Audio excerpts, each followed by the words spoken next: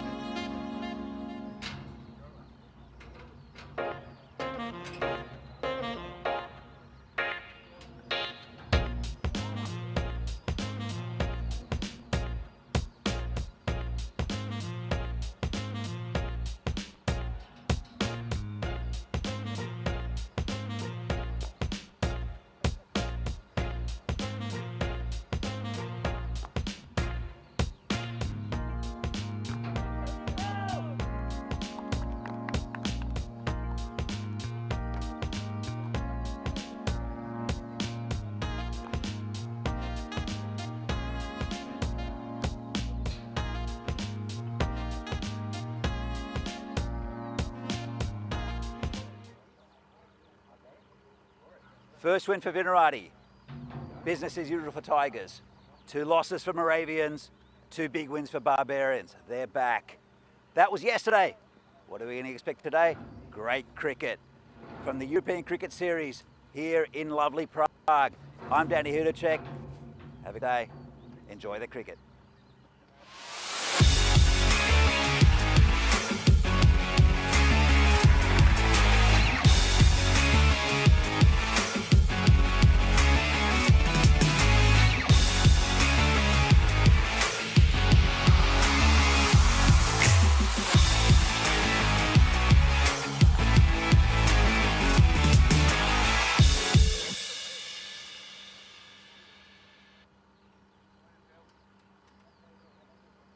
Good morning and welcome to the European Cricket Series, Czech Republic, lovely Prague.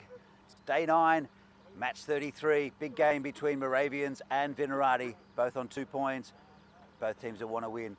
Going to go to the coin toss with Charles Croucher right now. Okay, your call. Tails is the call, and it's tail. Okay. So the news from the toss. Moravians winning the toss. Sharma decided to put Vinarati in to bat. Bit of a change from yesterday where Vinarati chased down the total set by Moravians. Good chance for Moravians to get those 2 points they need. Vinarati also on 2 points with their first win yesterday. But they've been strengthened today with the addition of Joe Cope, the left armour, and also former national team captain Ed Knowles, who might take up the keeping role. For Moravians, business as usual. Their batsmen will look to score freely like they did earlier in the tournament, missed yesterday, but their bowling will have to improve a little bit against Vinarati, who looked very comfortable against them yesterday. That's the first game of the day.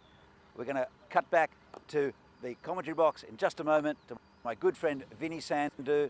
Have a great day. Czech looking pretty nice out there in the centre, and thanks for his insights towards this game, which is the first game of day 9. Yeah, it's great to have your company, Mr. Maximo here, Vinny Sandhu for the European Cricket Network, as we head into match 33. It's actually a rematch of match 32 last night. It was Vinarati that were able to chase successfully on that occasion. This time they will be batting first. You saw there the news from the toss is that Moravian skipper Sharma, he won the toss, selected to bowl first. He looked a bit confused at the toss because he doesn't often win them apparently. After a bit of hesitation, he decides that he wants to bowl. Look, I don't mind that at all because sometimes they've had a bit of trouble pacing their innings when they batted first on just getting consistent production throughout the 10 overs. Charlie Trotter and Vinesh Yarekatil coming in for them, as well as Joby Samuel. Now, Joby Samuel was a key player for them back in the 2020 ECN Czech Super Series, so I think it's good that he is back in there. Key players to watch, though, Dirat Thakur for me and Sharma. I think they are the two players that have done the most for Moravians so far. As far as the batting has gone, Vinarati, though, some big ins for them as well, with Edward Knowles coming in for the first time. He's a very experienced campaigner, and he's listed to open the batting. Also, Alex Siracina comes back for them, so big news there is, I suppose, no Shub Chowdhury. He's not expected until later in the day for Vinarati. But yeah, these two teams, they both share the same record, 1-3. Vinarati slightly better run rate at the moment, but Moravians feel like if they're to qualify, they'll feel that this is a game that they need to win. Although both these teams still have half of their group games to go, so it should be a pretty interesting one. And quite a few times in this series, we've seen teams getting revenge on other teams. They might have beaten them once in the series, but in the return match, the result has been different. I just want to offer a warm welcome to all of our viewers that are watching on FanCode in the Indian subcontinent today, as well as those of you that are watching on our YouTube channel, ECN European Cricket Network. Great to have your company. Please put some comments and questions in the live chat for us, because it does make it interesting for us as the day goes on. We do appreciate your input. It's one of the unique and special things about watching cricket on the European Cricket Network, that you can interact with us live. And yeah, settling for a great day of cricket. Good news with the weather conditions. We're expecting a maximum temperature of 25. Currently, it's about 17 degrees, but very, very pleasant to start today. Very different to yesterday, where the rain was a constant threat, and light rain fell for most of the morning session. So I think that these two teams will appreciate that it's quite nice conditions and not too cold either. Just getting ready for the start. And right there in the middle, it is Ed Knowles who will be facing up the first ball of the day. Shabit Bhatia, the keeper, who's at the non-strikers end. Vinorati, he struggled on their first day of action on Saturday, not securing a win. Going down in a bit of a shock loss at the time to the Tigers first up. And they finally did register some points yesterday. They'll hope that they're on the up and up. And Vinorati, very proud club, of course, in these parts. They are a team that made the final in the last 2 European Cricket Series here in the Czech Republic. On both those occasions, they lost out to PCC. I hope that they can mount a challenge, and it all started last night for them with their opening win over Moravian. Same opponents first up this morning, match 33, day 9, getting underway, and it's Prem Yadav to bowl the first ball. Knowles pushes, runs, doesn't get a response from Bhatia. Probably a good call from Bhatia to send him back. It's a very good player, very experienced player. Again, excuse me for being a little bit jumpy though, first up, as he does have the responsibility of opening the batting. Short cover, short mid wicket in for Moravians. Oh, it's a good shot by Knowles. He doesn't wait around too long. And we sent back to the business end, and he does the business. He picks this up a little bit too straight from Yadav. 1 bounce, 4 runs, and a warning shot from Knowles at the top of the order. Vinorati will be hoping that there's a turning point for their competition and that they're on the up and up. Good batting. Yadav just getting a little bit too straight on that occasion. Moravians, a bit of a surprise packet, I think, for a lot of people. They did win their first game. Let's see if they have a bit of gas in the tank, because Tigers similarly had a good start to their campaign, but seem to kind of falter around this point in the tournament. Now Moravians into match number 5 of their Group B campaign. Knowles gets a bit carried away with his own hype, tries to go in the same direction. This is a ploy that we have seen time and time again. It's 6 fielders on the offside and only 3 on the leg, kind of encouraging the batter to go across the line. This time he's a bit more careful and just pushes to the leg side. We'll get 1. It certainly does seem a bit of a tactic to see the field there. Just 3 fielders on the leg side.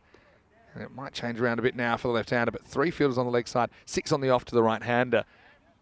And the tactic there is to get the ball outside the off stump and force the batter to hit across it, which is a risky shot. I want to say good morning to Brandra Kumar. I hope you had a good night. Nice to see you back in the chat. Hello to Keanu as well, who's watching from Australia. Always great to see you here, Keanu. You're a valuable member of the family. Also, I want to say hello to Nad K once again at the first comment in the chat. I said he's on a hot streak, and then he told me that on day 8 he missed out, so never mind. Nad, it's great that you're here and enjoying European cricket. That's what it's all about. Here's Bhatia for the first time, left-hander. Next side, big appeal. Umpire doesn't think it's hit anything. If anything, it may have hit the trousers. Yeah, I'll show it, Bhatia. I think it's pretty inconclusive to me. Fair enough call from the umpire. Bhatia just flirts with this one outside the off stump. It's not handled cleanly by the keeper. And I think this will be a bye. Yep, bye called. So Yadav, despite the boundary, avoiding a bit of punishment. As we've got 1 more ball in this over. Yeah, the right-hander's back on strike now. Knowles is a big fish to get. If I was a gamble with him top of the order, despite the fact he hasn't played in the series yet, they feel he's the man that can get their batting going from the get-go.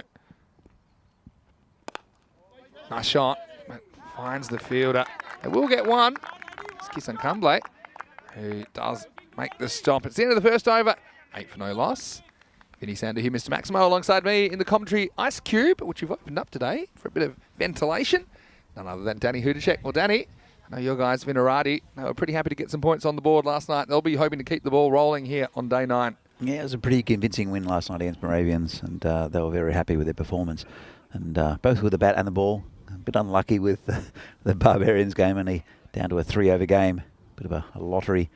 But But I think they'll come up with a win here against Moravians, even though they are very good. And they've strengthened a bit Moravians with Joby Samuel coming in, but also Ed Knowles at the top of the order here for Venerati. He's a fantastic batsman. Hopefully he can get going. Yeah, hit a nice shot over the onside towards the square leg boundary for 4 to get his account underway. So yeah, that's true. So here is a man. Well, he's got a lot of potential. Niraj Mishra with the ball. First one is an uppercut, and this is going to go to the boundary as well. So Knowles got something a little bit short, a little bit wide. Just went up and over the infield. And the second boundary of the day, they've both been off that bat of Knowles. yeah, I think he's been very good so far in this this tournament, Niraj Mishra. But it'll probably suit Ed Knowles' batting. He's very strong on the offside. You saw that nice drive to the covers a bit earlier. He's very, very strong in that area. Comes Mishra again and tries to cut it. No run, well bowled. But yeah, Keanu Nolan, good morning to you. You had a message. You feel sorry for Venerati, and they're not performing. Well, if they win these 2 games, they'll be on 6 points with 3 other teams. So don't feel sorry for them yet. They're still well within this the running in this Group B. This one's going to be called a wide. Yeah, they don't want your pity. They just want the points. I think, they're very capable. They've got a big squad of players as well. Also depends on availabilities and things like that. The first thing they have to do is qualify. Remember that I don't think anyone really wants to, everyone wants to qualify it, no doubt. But if you finish 3rd or 4th, you're going to run into PCC or Bohemians in the quarterfinals. It won't be an easy matchup. With Venerati, I mean, you see Ed Knowles coming in, former national team captain. You saw Shub Chowdhury come in yesterday. There's rumour that Kyle Gillam will come in tomorrow. If you get those guys on the field, along with Fred Heidenreich and Voita Hasa, Sid Goud and Venki, you've got a very, very solid team. Comes Mishra again. This one's pushed into the gully, no run. So I think what Venerati need, they've got to get into winning ways, a bit like PCC do, where they can, even if they're not playing well, they'll eke out a victory. Yeah. And that's not what Venerati have been doing, probably in the last, well, definitely this season, in the leagues, probably in the last couple of seasons. They have to learn how to win again. And it's a big thing to say, but that's their situation at the moment. Yeah, winning's a habit. That's something that we used to talk about. Winning's a culture as well. And yeah, you tend to kind of be able to eke out those ugly wins, I suppose, is how I'd call it. PCC is so good at that. Although we did see them lose 2 matches in the group campaign, still topping the table in Group A. Keanu has some faith. Despite this start, he still thinks Venerati have the potential to go ahead and win the whole thing. Of course, the team we did see make the finals last 2 times. This one is whipped away, and it's another boundary to Knowles. Mishra gets a bit short that time, and he had avoided any further punishment since the first ball of the over. But the second is bookended with boundaries. Venerati are up and away here in match number 33. After 2 overs, it's 17 without loss. Yeah, pretty good start. And with these 2, if they can get them to maybe the halfway mark without losing a wicket, there's a lot of firepower to come, especially with Fred Heidenreich and Sid Goud, who's due for runs. So let's have a look at the table. At the moment, the Tigers up ahead, Spartans behind them. We missed out on yesterday, and the Barbarians. Tigers with 4 wins. Venerati, if they win 2, they'll be up there with the big boys. Yeah, the 2 bottom teams you see there, you also notice that they have 2 matches in hand. So yeah, whoever wins this is within striking distance of the others. Whoever doesn't win this will feel like they're under a bit of pressure. And Barcher's got to hustle. I think he gets there. And yeah, it's an interesting one, isn't it? As far as this matchup, because you would have said earlier in the season, or earlier in the tournament, when you saw it on paper, you'd fancy Venerati do it pretty comfortably. But Moravians have shown a fair bit of fight, haven't they? And I think that Joby Samuel coming in is a good in for them. Yeah, Om Sharma, of course, and Dheeraj Thakur have kind of been carrying the batting for the most part. But yeah, very interesting Group B. We keep talking about the fact anyone can beat anyone. Yeah, it's a very, very even group, isn't it, Vinny? And Moravians, this one's hit over the top. That's a nice shot, and it's just bounced inside the boundary for 4. I think, well, it's been signal 6, but I think from our angle it looked like a 4. Let's have another look at it. Yeah, it's just inside the boundary, I think. There you see. I'm not sure, actually. That's definitely 4. There you go. I'm sure that's 4. Partly because I saw it, because we had a good angle on it. Yeah, but there you go. That's it there. And it's on the way up when it bounces again. So it's a lovely shot there over the top. Comes the bowler again, and oh, it's a better ball. Tucked him up. It's a good contest. Confirmed 4 runs given for that one. So great camera work from our crew at Spring Productions. Had a good night's sleep, I'm told. Elvira, Andres, and Kirils, because they were a bit of hard graft in the conditions yesterday. So big thanks to them. Oh, probably the wrong shot to play there from Ed Knowles. Got a bit of bounce there. It's got a bit carried away sometimes going across the line. Just probably 2 times or maybe 3 times so far in this innings where you see that's just not a great shot for a guy that you've just seen smack one over cover with perfect batting shape. Well, there's no one back straight either. You need a bit of luck though. I mean, that's the kind of ball that you can easily bowl you if it's a bit fuller. But he has survived. Let's even make the most of it. Tuck that one around the corner. There's a man there, just a single. And not a bad power play here from Vinarati. But you're not getting much to the strike. Ed Knowles, 18 or 14. It's been okay. But, there's a lot of firepower left in this Vinarati side, as we know. I think Knowles has had most of the strike in the power play, which is I think what you want. When you get the big man back to the top of the order, you want him to be facing a lot of deliveries, and he has here. Last ball of the third, though, will be Yadav to bowl his last ball of match 33. It's inside edge onto his pad from Bacha. He was out LBW to Yadav yesterday. Yadav is it's a much better spell from him, I think. 13 from his 2 overs. But not a bad effort from Yadav. Yeah, so just kind of holding things at bay. 8, 9 and 6 off the 3 power play overs. That's 23 off 3, probably on as even for me. Okay, Moravians didn't take a wicket, but they didn't really let VCC get away either. Looks like we'll have a change of bowling, and Om Sharma will bowl in the 4th. I mean, Moravians, I don't think it's necessarily a bad thing that they're chasing, because in the corresponding match last night, they were only able to put 58 on the board.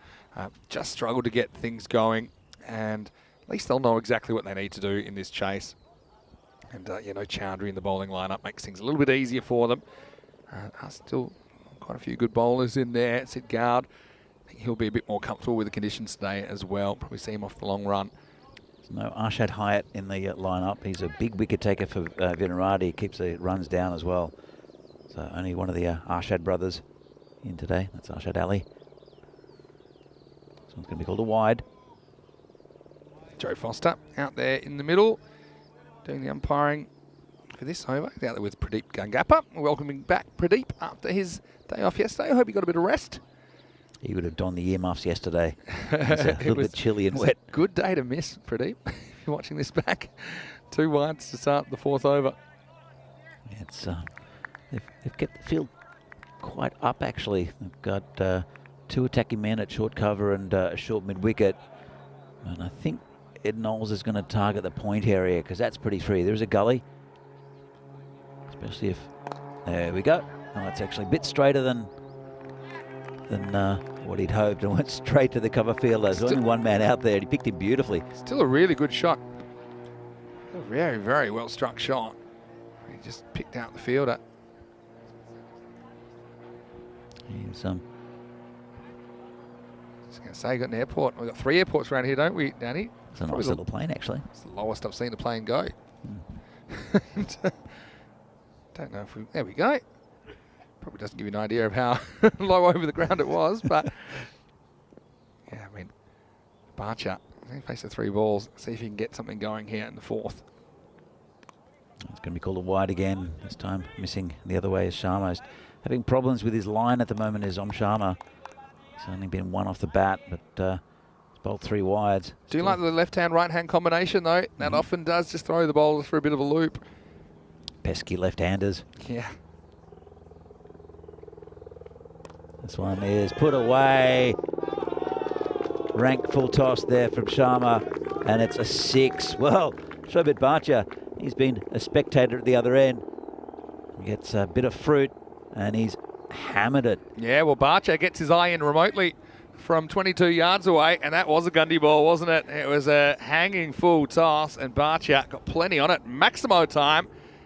And danger signs at the moment for Moravians. Sharma can't locate. And Barcher getting in on the action. He timed that beautifully. He didn't try to overhit it, and he still got 6 out of it. So it's a very, very nice shot. Probably knew he was going to get 4 no matter what. So the fact he doesn't try to hit too hard, ends up going all the way.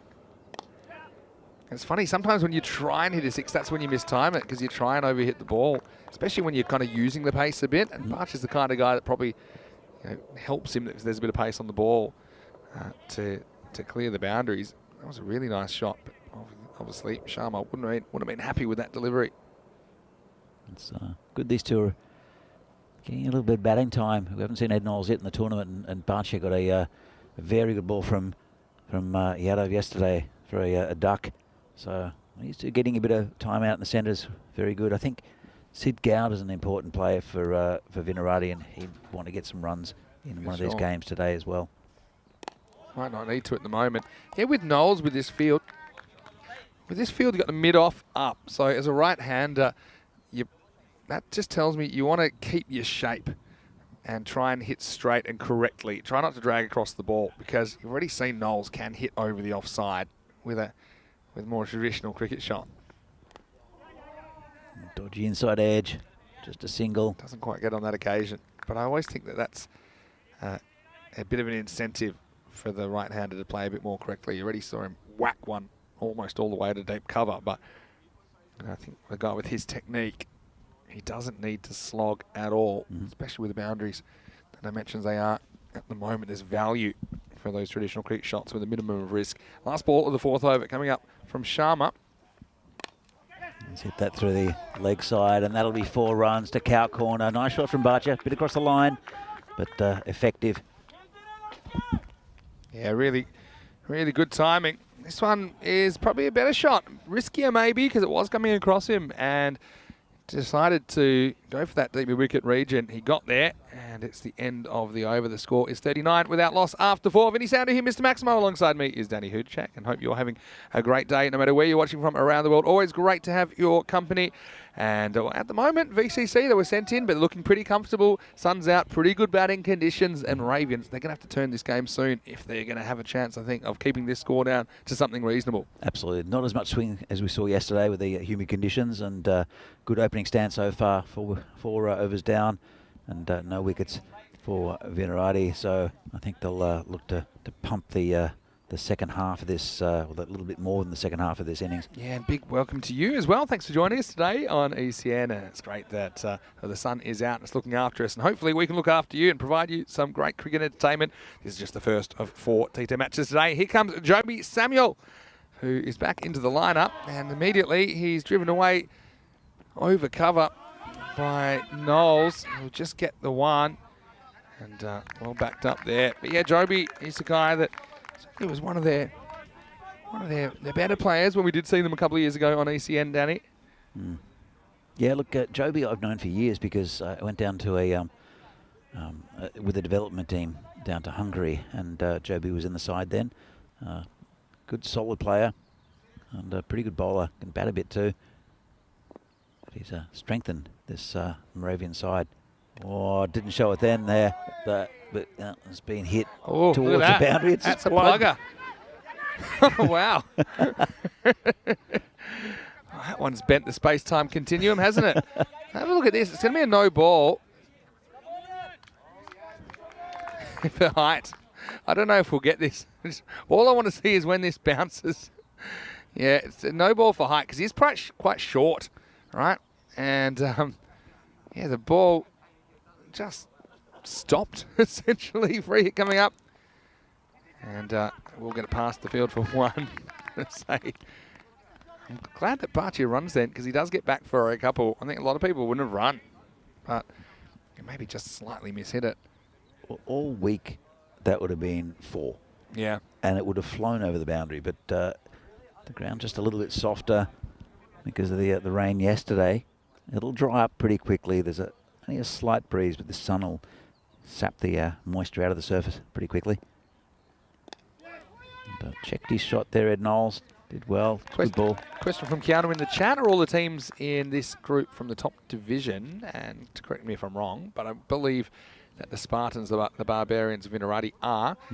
Moravians from Division 2 and Tigers from Division 3. That hasn't stopped them setting records in Group B. Similarly, Moravian probably playing a little bit, I suppose, on paper out of their depth. But I think what we've seen is that this format of the game, anything's possible, and we have seen quite a few surprises. Yeah, absolutely. Look, there's the divisions, especially with Tigers, they're not quite a Division 3 team. And that's going to be close, and he's given him. And he's LBW again, is Shobit Bacha. And wasn't a bad little innings there, 15 off 9. And that's the first wicket down. Good bowling. Might have hit him outside the line of leg for me, but might be on leg stump. And, we had the benefit of the replay though. Yeah, I mean, that's the only question, is we'll try and see if it hits him in line with the stumps. And yes, maybe it does, yeah. I mean, it hits him low, so it's actually really hard because his pad's angled.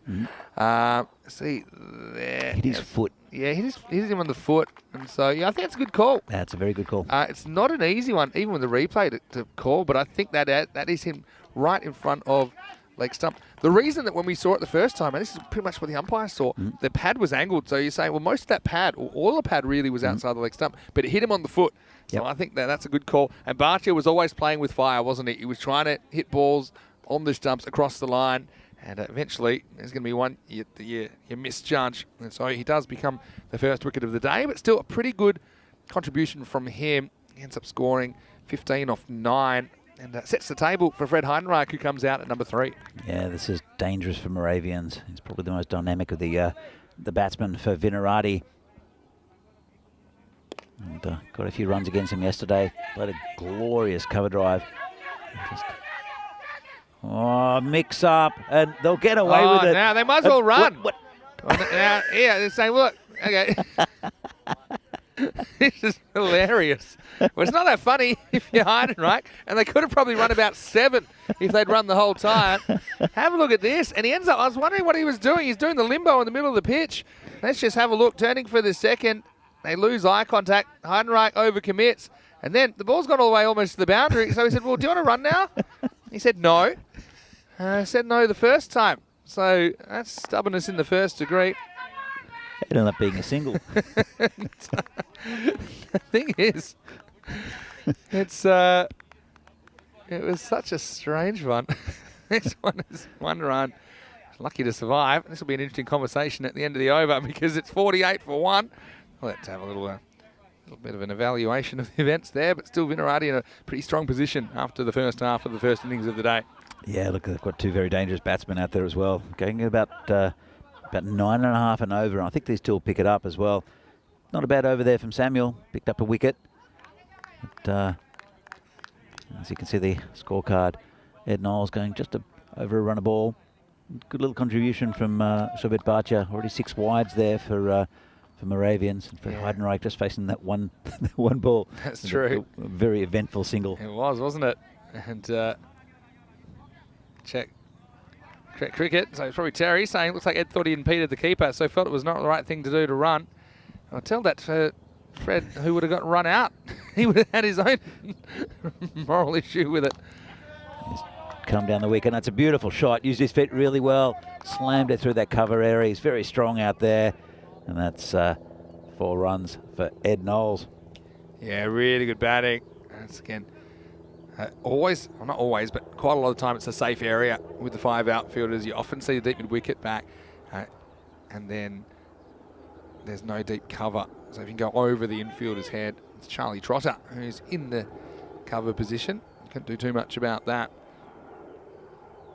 This is Om Sharma coming back for his second over. It's been a bit expensive for Sharma. And he's attacking him here, Ed Knowles, and that's another 4. Lovely shot. That's a replay of the first ball. Yeah, exactly the same shot. It's exactly the same safe area that we talked about. And they might think about putting the deep cover back. I mean, I'd have to see who they take out. But at the moment, I don't have too many answers. They do have only four outfielders, it looks like, at the moment, Moravians. See, they're trying to attack the Vinrati batsmen, but Yeah. these are very attacking batsmen, But so I'm then not sure if that's the right thing to do. If you were going to have 4 outfielders, only 4, I was going to say, well, then I'd have the third. They've got the third man up. I'd say, well, put the third man back. I don't think he's really as effective in the circle. I mean, normally the only reason you bring the third man up is to have an outfielder somewhere else. You watch him take a catch here, Vinny. Yeah, I'll watch him chase it to the boundary.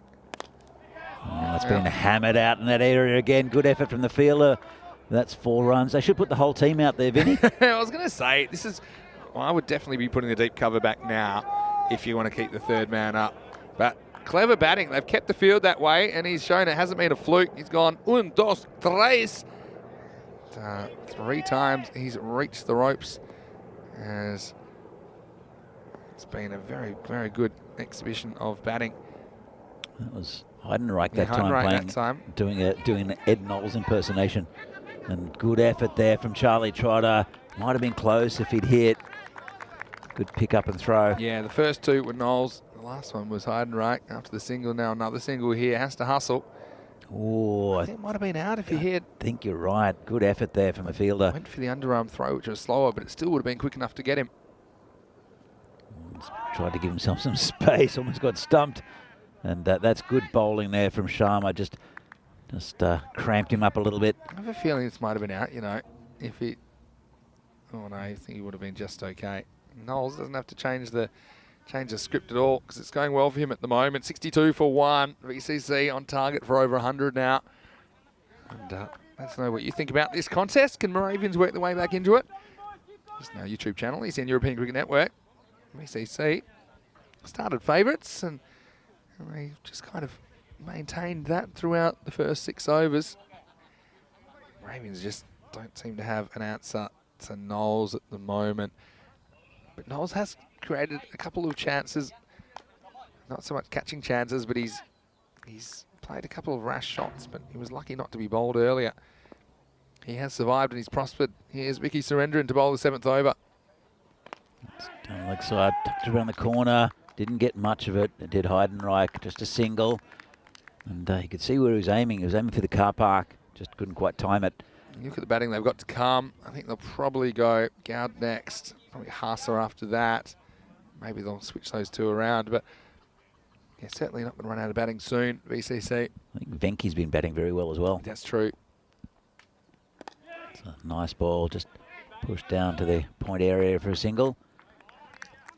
And Surendran, good start for him. Yeah, these 2 got off to a bit of a rocky start in their partnership. But they have been good, haven't they? And already they have put on 18 in pretty quick time. Both of them can hit big as well and very, very fast runs, especially Heidenreich, but Ed Knowles no slouch either. Comes Surendran bowling to Heidenreich, who pulls that one and no chance for the fielder. That'll be 4 runs. Lovely shot, just waited on it, leant back and smashed it past square leg for 4. Yeah, good batting as he was able to pick up the length pretty quickly. And both these 2 putting down the foot now. And they look to get that 100+ total. I think they'll feel that's a winning total. The other thing here is if you can get a really big total, maybe we can start working on that net run rate, which took a bit of a beating because of the losses earlier in the tournament. But they could put that right here. Here's Surendran with a comeback ball. A good ball. Big swing and a miss. This is an important game for both of these teams. I think Vinrati have got enough about them to be able to win a few more games in this this side of the draw. Moravians, I think, need to win this game and need to win a couple of others against maybe the inconsistent Barbarians. In fact, I'm going to find it tough. I think Moravians is in the air. No ball called. And would have been dropped anyway. Oh, well, this must have been for a front foot. It was called by the bowler's end umpire. Let's have a look. Ricky. And it's called. Again, the umpire's got a way better look at that than we do. And so it will be a free hit coming up. I'm not quite sure what that was called, but You're right, the umpire does have a better look at it than what last. Again, they might look close to us, but the umpire's a lot closer. And you've got to have something behind the line when that foot lands. So, as it is, we will have a free hit, and it will be Knowles who dons the immunity cloak. He glances to the leg side, which tells me that's where he's going to try and hit it. And he gets the ball outside of stump, and he might have run himself out almost off the free hit. Sometimes we've seen that, Danny, where batters, they get so carried away because it's a free hit that they take on a ridiculous run and get run out. Gets away with this, just a single, and Surendran avoids any further punishment for the infraction. It's been a pretty good over here from Surendran, apart from that one short one that Heidenreich got away. So he's just going down leg. Bit of an appeal for no apparent reason there from the Moravians, and they move on again. The Venerati side, 71 for 1. It's, I think they'll have to accelerate in the next few overs. This is the schedule for the next couple of months. Yeah, I'm looking forward to this. Be in Hungary next week. We're not too far away from there, actually. Only 5 days away from a start in Hungary. That's a 1-week tournament, as is Austria on the 20th of June. And Italy, we have 5 weeks there, which culminates in the Super Series, which will determine which Italian club will get the honour of representing them at the European Cricket League in 2023. Then we're in Germany through August. Firstly in Dresden for a couple of weeks in the east. We'll be in Krefeld in the west just after that. Then I believe we're going to Belgium. That is the last ECS before we head into the ECC in September. Start of a new over. And it is Knowles facing up. And let's just see if Moravians can pull this back. I mean, there is a window back in for them. If they can maybe take a couple of wickets, keep it to, say, 7 and over. Something like 90. And they haven't batted them out of the game so far. We know that players like Takura and Sharma on their day as well are very capable. And so, VCC, they're cruising at the moment, but they're a long way from the finish line. Yeah, look, I agree. They're still a chance, Moravians, but they'll have to get a couple of wickets. This one's just down to backward square for a single. And they're trying up the runs a little bit. Samuel's been pretty good, actually, for them. But they want to pump up that score to about 110 from here. And they're capable. Well, they're on target for 99, so if you take that as 100, they could go up above or below that, depending on how this last 3 overs goes. At the moment, Joby Samuel's just tied up about as a couple of times. It's probably a hittable delivery, especially with no fine leg, but ends up just getting it in the leg. Dot ball. Got away with that. I think the bowler comes in again. And that one's hit across to that man who does a great bit of foot fielding. And they limits it to 2. Well, yeah. Yes. Narekatul is out there. One of the things, though, when you're kicking it on the full, I'd probably say it might be an idea to try and catch it.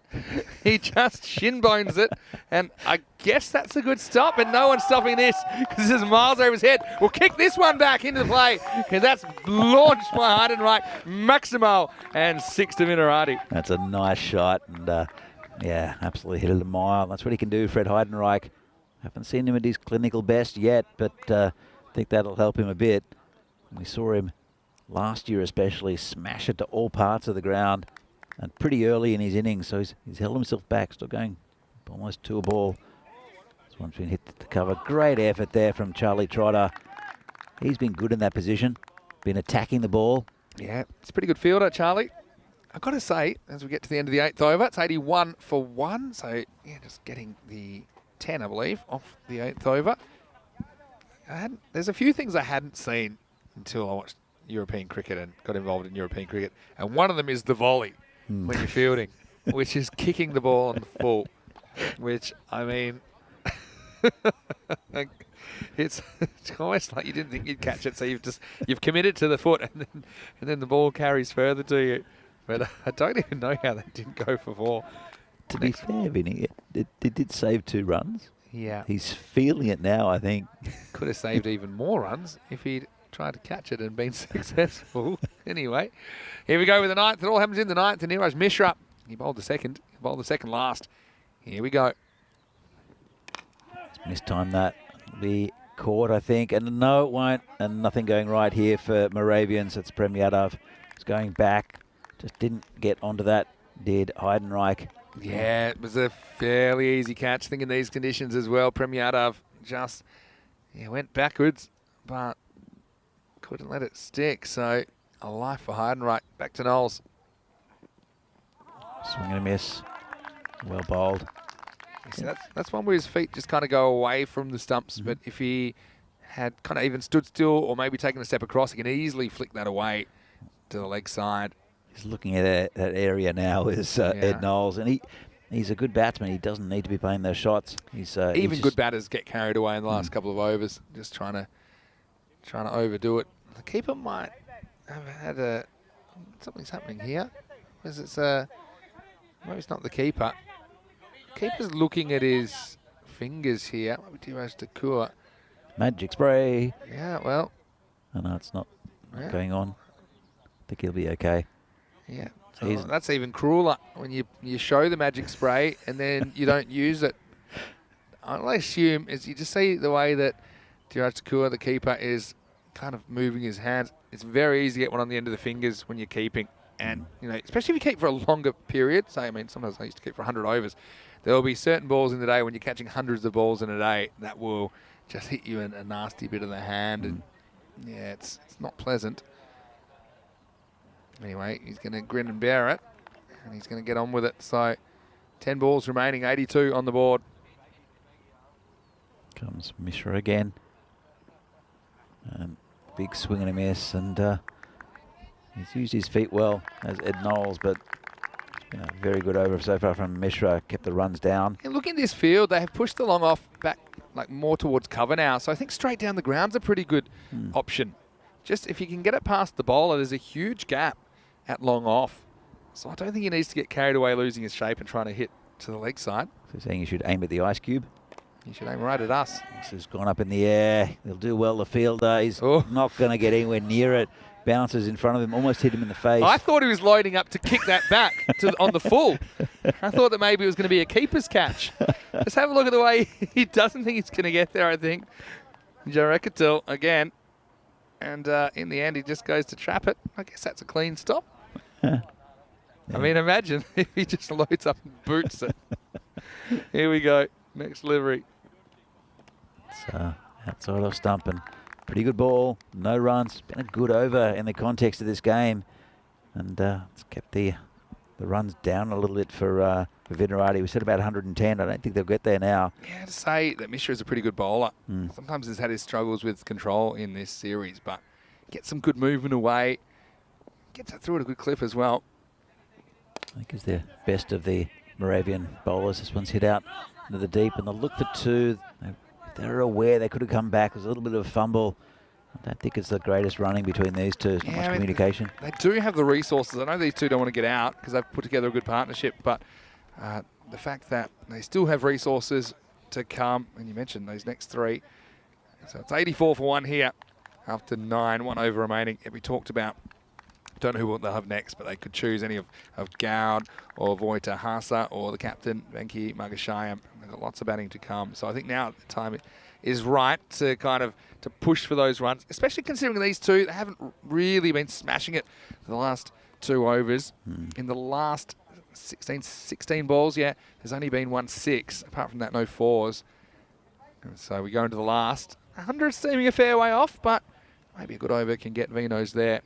One thing's for sure, they haven't batted Moravians out of the game. And Moravians, by chasing, they'll know exactly what they need to do. They'll exactly know how many risks they need to take. So especially someone like Takua, that will probably sit top of the order.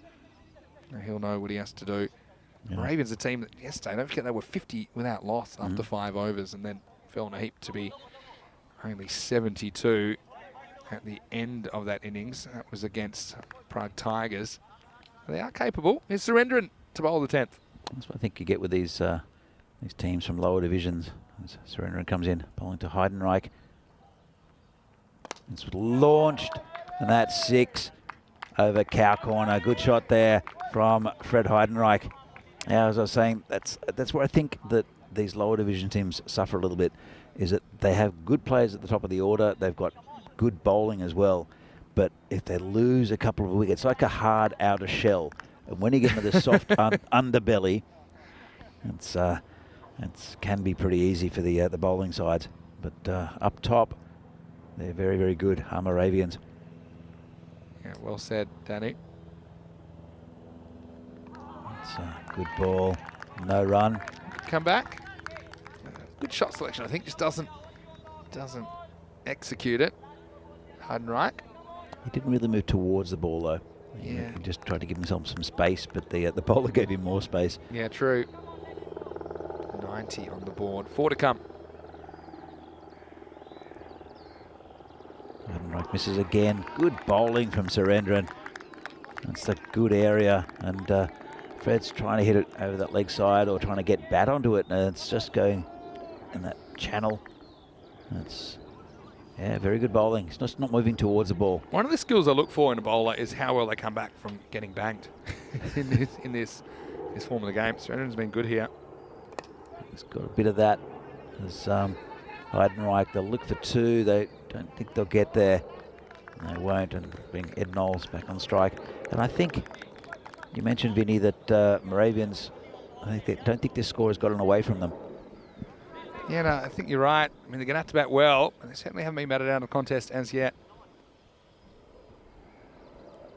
He comes in again. It's been a good over so far. Knowles just drags it down. Run. They'll look for 2. They should go for it, but they won't. Actually, it was a good throw. Never 2 on in there, actually. So Surendran in the final over kept the runs down. They're going to end up under 100. I don't know if Moravians will get there, but they've at least got a sniff. Yeah, Well, their batting. They'll know what they need to do, essentially, won't they? Also depends how well Vinarati bowl, how many extras they give away. All right, last ball of the first innings. This is high in the air, and the keeper calling it, and he should take it, and he doesn't.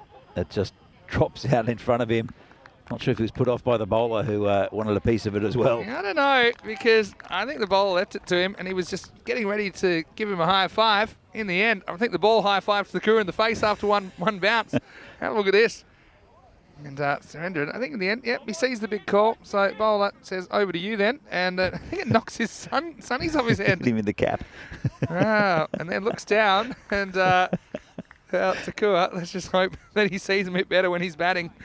And I know he had a bit of an issue with his fingers, but it will be 1 extra bonus run to the Vinarati team in the end, so it doesn't hurt them that much. They're going to finish with 93 on the board for their 10 overs. Just losing 1 wicket along the way. Pretty key partnership there of 79 between those two. You see on your screen there, Ed Knowles finishing with 38 not out, Heidenreich with 31 not out.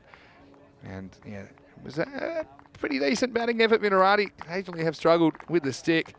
And I think they'll fancy themselves to defend this, but Moravians, we know in this form of the game, anything can happen. Don't forget, Vinarati posted 100 on Saturday morning and ended up not being able to defend that against the Prague Tigers. So it was day 9, and we were ready to see a rematch of last night's match.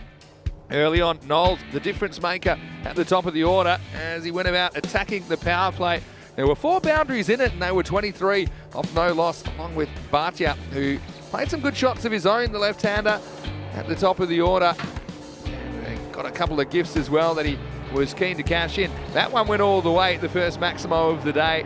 And Shobit, he played his support role to perfection, ends up getting hit in the foot. I think this is a really good decision in the end. Hits him on the back foot in line with leg stump. And then the partnership that almost wasn't, because Heidenreich, he could have been run out by a long way. And there's a lot of standing around. Ultimately, they would survive and they would prosper as well. Interesting tactics from Urekatel, who tried to boot that one instead of catching it. It would be the last we saw of him out on that deep square leg boundary. And then at the end, Takua, well, he got it on the way up instead of the way down. And that was one to finish the innings. Vinarati finishing 93 for 1. Ed Knowles, 38 off 33 on his return to ECS cricket. 6 boundaries in there for the veteran.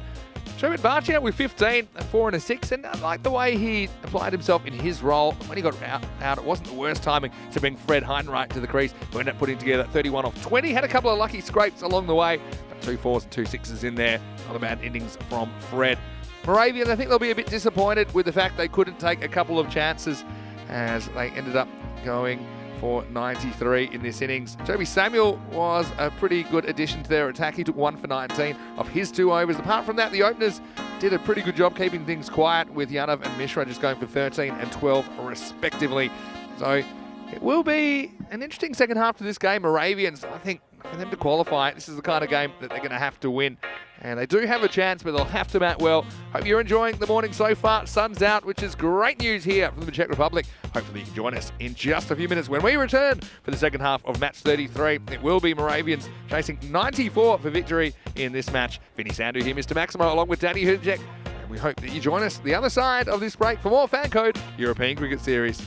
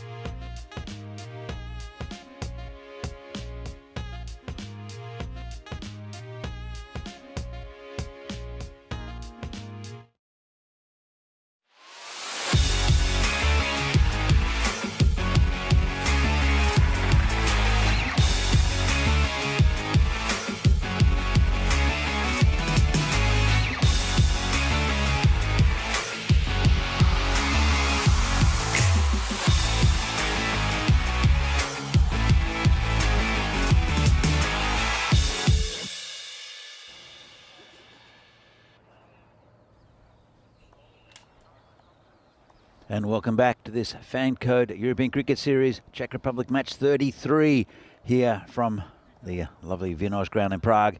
Game between Moravians and Vinohrady. Not a bad effort with a bat from Vinohrady, only losing that 1 wicket. He could have pumped the score up a little bit, but some good Moravian bowling towards the end of the innings kept them down to a respectable score of 93. 94 to win for Moravians. They'll have to bat well, and they've sent in Prem Yadav at the top of the innings. Interesting move. He's probably there as a bit of a pinch hitter, actually. No, got that wrong. My sources were incorrect. It is the big man, Diras Thakur. We'll be facing Joe Cope, and Surandan is the other batsman. So, Joe Cope made his debut on the ECS on Saturday. He's a new addition to the Vinohrady side. Left armour. I think he got it a bit wayward on Saturday. He really needs to, I think, take a few more paces to get a bit of rhythm into his run-up. Here he comes in. And that's down leg side and called a wide. Bit of an appeal. Those appeals have been a bit cheeky, I think, throughout this tournament. Every time there's a wide, the team going up for a bit of an appeal just to try to fool the umpires. Bit of gamesmanship. Don't like it myself. Here comes Cope again. And it's a better ball right on line, a bit full. Get out towards the boundary. There's a man out there. It's a skipper, Venki. Pick it up. And Cope just a little bit full. Right on line though then. He wants to find that gap between bat and pad for the right-hander. That'll bring Vignesh Surendran on strike. So they need a good opening partnership. Do Moravians. Very capable of getting this score. It's well within them.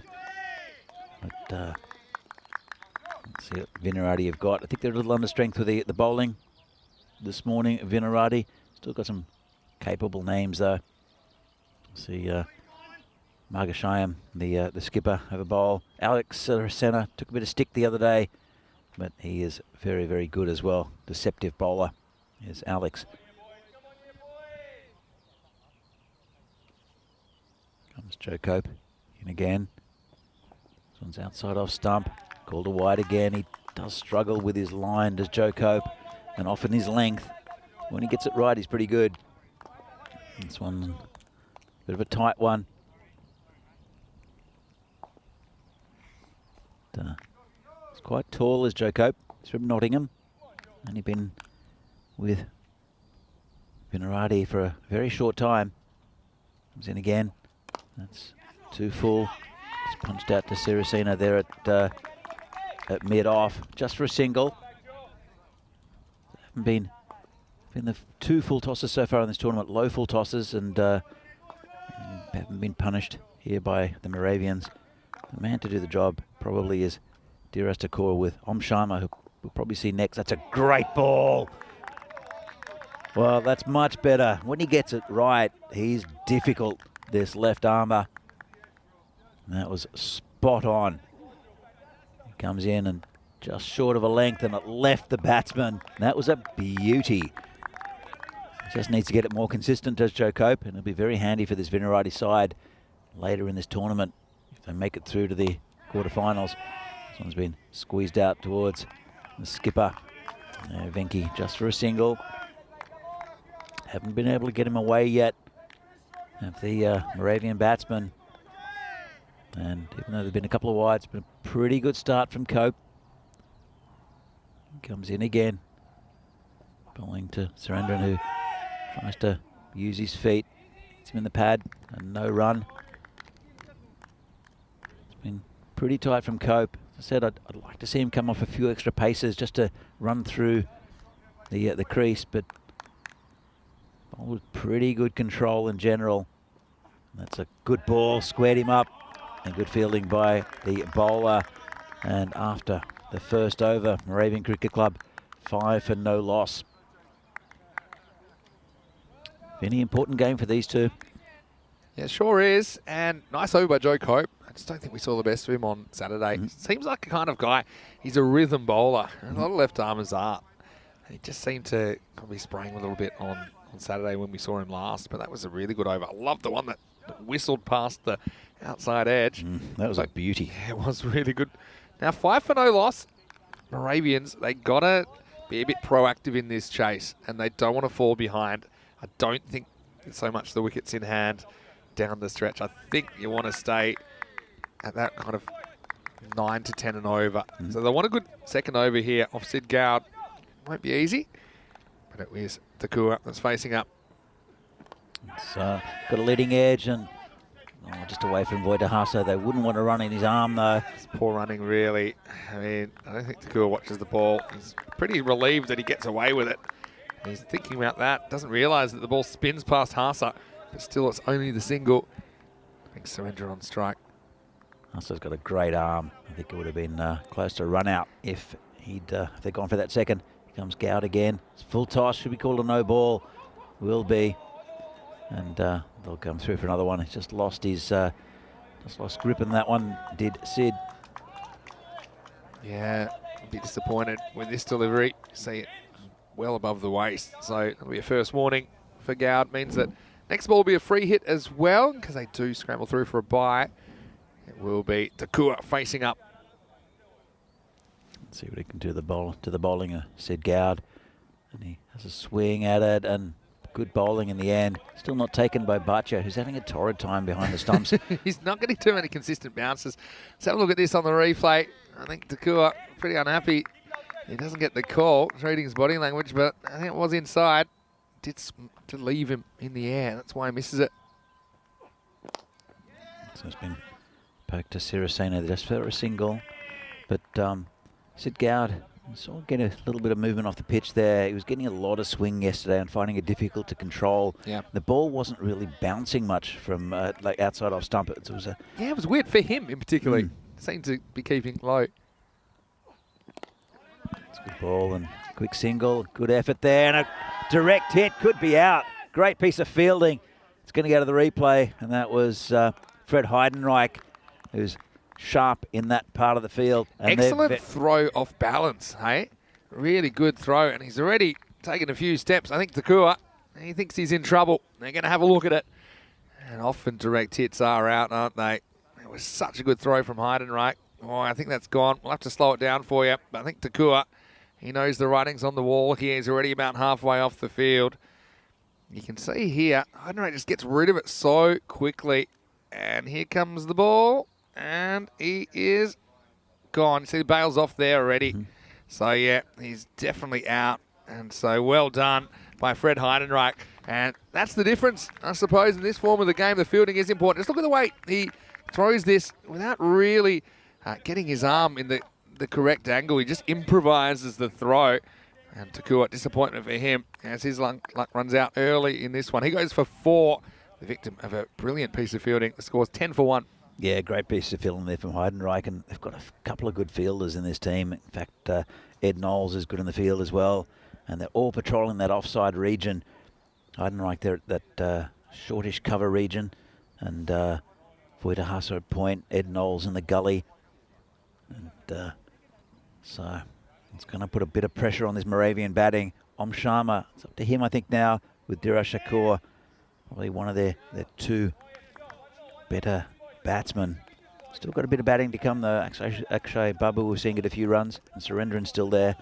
Joby Samuel was their leading run scorer back in the ECN Czech Super Series in 2020 as well. What I probably should say is he scored 18 runs in that series. Here's Gowd. It's in the air, straight to the man there, Ed Knowles at point, and that's 2 in 2. Good bowling, and Moravians in all sorts of trouble now. They've got Takua and now Sharma. Oh, hangs the bat out to try, doesn't he, Sharma? He just tries to be careful, but he doesn't really do anything here. He doesn't really go through with his shot. He doesn't keep it down either. So the captain's going to have to go for a goal at Moravians. I won't say the wheels are off, but I certainly hear a bit of a rattle coming from the axles as they lose their captain at 9 for 2. Ed Knowles doesn't drop many. In Malta a few years ago, I think he took 5 catches in an innings, which in a T20 international actually is an equal record. So I have to check up on the record. Wikipedia is a good source of of records and of all knowledge in general. But he did take 5 catches in a T20I International. He's not going to drop that one. It went straight to him. And actually, Babu has been pretty good for the Moravians in this tournament, but they're in a lot of trouble. 2 wickets down for 9 in the second over. 1 ball to come. It's been a pretty good one from Sid Gowd, apart from that no ball. Yeah, for sure. So, Babu faces up for the first time. It's a full toss. And, to go well there, the fieldsman. I won't get it. That's 4 runs. Bit loose there from Gowd. And that's a welcome boundary there for Moravians. Yeah, they'll need a bit more of that, won't they? So, a bit of drama in the over, but it finishes with a boundary. 13 for 2. Moravian Cricket Club. Let's have a look at the table. And you can see Moravians, they don't really want to lose this one because that means they lose touch with Vinarati. With 3 games left, it means that they're going to have to get wins somewhere else. This is the last time these 2 teams will play. One thing I would say, though, is that anyone can beat anyone.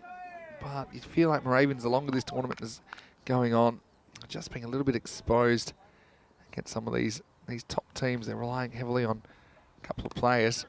So Surendran has a job to do now. He's still there and gets us through for a single. Yeah, just going through the T20 innings records. And you're exactly right. He's an equal record holder.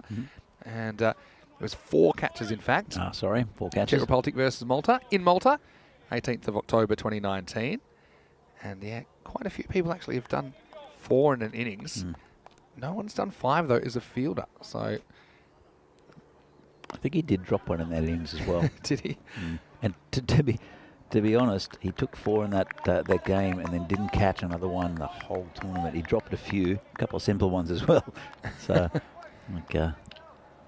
but then, yeah, we've actually seen 5 catches in an innings as a fielder in a T10. I was there, Vinny. Madupa Fernando, I know that you were there. He was brilliant, and I think he might have actually dropped a tough one as well in there as well. But they just kept on hitting it to him. He's long on, and he just kept pouncing him, didn't he? So maybe we'll see 6 one day. It would be pretty rare. We also saw 5 dismissals earlier in this tournament by Sahil Grover. 4 catches and stumping, and I think that's also the most by a wicket-keeper. This one's dragged it from outside off stump. That man at short mid-wicket, and it's a no run. Sid Gowd there. And it's Joe Cope will continue the into this bowling lineup, and it's been pretty good so far. Halfway through his second over, only 7 off the spell so far. Tucked around a backward square leg just for a single. There have been some wicket keepers, I'm just looking at this now, that have taken 5 dismissals in an innings, including Dhoni that took 5 catches in one in T20 versus England in 2018. Yeah, it was pretty rare. His form of the game. Here's Cope. So it's guided down to the man at third man, and it's gone back in to the keeper. I think they're pretty wise here. The Vinarati, well, the Vinarati skipper Venki, he's got a man deep fine leg and third man. Run saving positions. I think that's a smart power play fielding position, or smart fielding positions until the batters are shown they can hit over the top somewhere else. We're out of the power play now anyway, 17 for 2. Look, they're only 6 runs short of where Vinarati were after their power play, but it just seems a long way away, doesn't it, with those 2 wickets. Vinarati went wicketless in their first 3 overs, and yeah, just like Moravians, they need a partnership from somewhere. Of course, in the first innings, it was the partnership between Knowles and Heidenreich that really got them through those middle overs and got things pumping. Who can do that for Moravians? That's the question. It's a very good spell from Joe Cope, who was very wayward on Saturday, just relaxing into this innings, and 9 off his 2 is very good. Good start here from Heidenreich. Just chips it over that short cover. Does the batsman. Just a single, but false shot there. Heidenreich will get a good shape out as well. Again, he was a bit loose yesterday, was Heidenreich. Yeah, they persisted with him, though, and I think it's because they wanted to get more bowling in him, because they thought that he'd be one of their key bowlers today. So that first one was pretty well located. It's got to be close, and he's gone. He's got a wicket. Well, that one, he played across the line and stepped back, and that's a wicket for Fred Heidenreich. And Moravians in a lot of trouble. Surendran goes for 3. 18 for 3 now. This looked dead to me live. And yeah, I stand by my decision. I think Joe Foster likes to take his time. Didn't take too much with that one because it just didn't bounce as much as the batter thought. I think it's crashing into off stump. Heidenreich straightening it down the line, and a 3rd wicket goes down for Moravian. They're 18 for 3. Yeah, all sorts of trouble now, Moravians, and we'll, as I mentioned, their soft underbelly. It's going to start now, I think. This is Vinish, the new batsman coming in. Haven't really seen him in this tournament yet. Hey, so we're going to look at him, see if he can do something. He's in the number 5 position. And got to say, Heidenreich just getting that little bit of movement.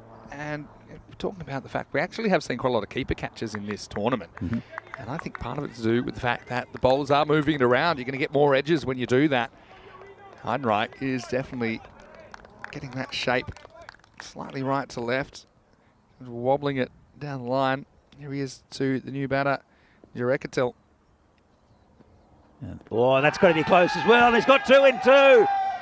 Well, Fred Heidenreich on a hat-trick, just bowling a nice line and length, just a little bit of outswing, turning the batsman around, and that's another one that's absolutely plumb. Heidenreich, he's as I mentioned, he's up for a hat-trick, and that was better than the first one, I think. Well, the first one was hitting off, and that was hitting middle, I think. And this is what happens. You always take a risk when you cross-bat a ball on the stumps, and this is what Heidenreich has done this over. He's been straightening the ball down the line. He's on a hat-trick. It's 18 for 4.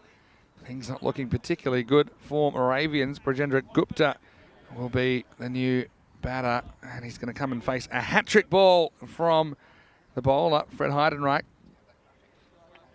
Yeah, I think if Heidenreich gets it on about the same spot, it's going to be difficult for the batsman. I'm sure this the new batsman does not want to miss this one. He won't. It might be a good ball as well. We already had one, Naveen Gunasekharan, and that was only a couple of days ago. That was hat-trick number 11 for the year on ECN. Will we get hat-trick number 12 right here? Will Fred Heidenreich add his name to that leaderboard in the Hall of Fame for 2022? Here we go with hat-trick delivery.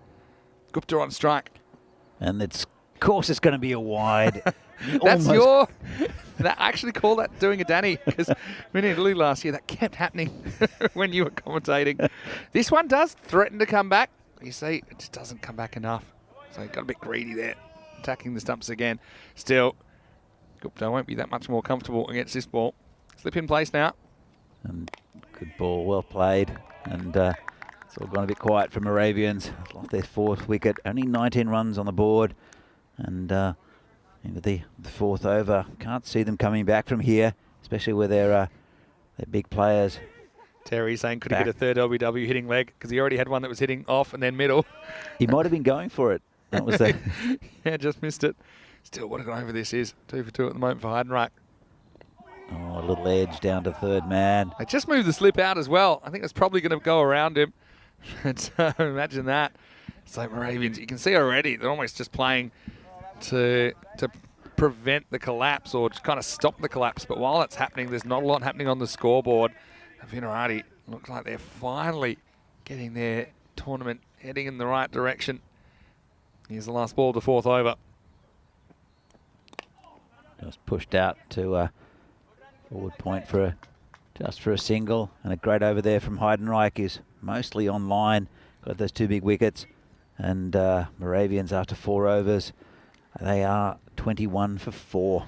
Yeah, so it's going to be a tough road for Moravians already. I've just seen that run rate has crept over the tour ball, so that's going to be tough. But look, you know, we've seen turnarounds. They need a partnership from somewhere. I would say that the bowling from Vinarati and the fielding in particular has been great. You look at Heidenreich with his direct hit run out. I mean, they've held their catches. Ed Knowles obviously brings a lot to the table with their fielding as well. So, yeah, Vinarati, they had an awful start really to the tournament. But a lot of people are thinking in the chat, and I'm not going to disagree with them, they could be contenders here, and they're the kind of team at their best that can beat anyone. Absolutely. Look, what I like about the Vinarati bowling attack is they have wicket takers. You saw Fred Heidenreich take 2 here, but Arshad Hyatt is always taking wickets. He's always right in the money. Then Joe Cope, if he can bowl like he did this morning, and Shubs to come back, and maybe even Kyle Gillam tomorrow. Yeah, for sure. So it looks like we do have the captain coming in, Venki Magashayam, in the 5th over. So thanks again for your company. Keep the comments and questions coming in the live chat, Eastern European Cricket Network. Beautiful sunny day, and we'd love to share our experiences with you. And thanks for being a part of our story. As we start the 5th over, Venki's cut away. It's a long chase for Hasa. He puts everything into it. I think he makes a pretty good stop here. And I think they get 2 there. I think he's cut it off. He's a good fielder out there, Voito, and he's quick, got a good arm. Normally got a good pair of hands, so put one down, and that's fine, I think.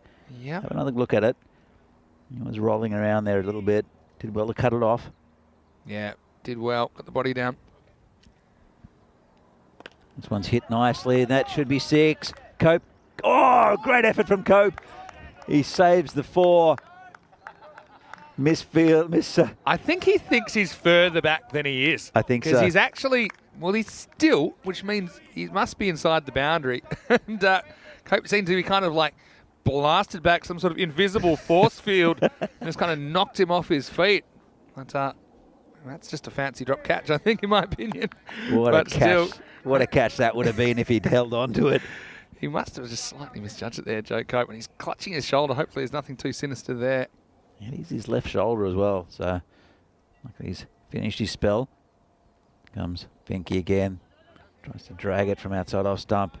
There's that man, Joe Cope. He'll pick up the ball, bowl it into Bhatia.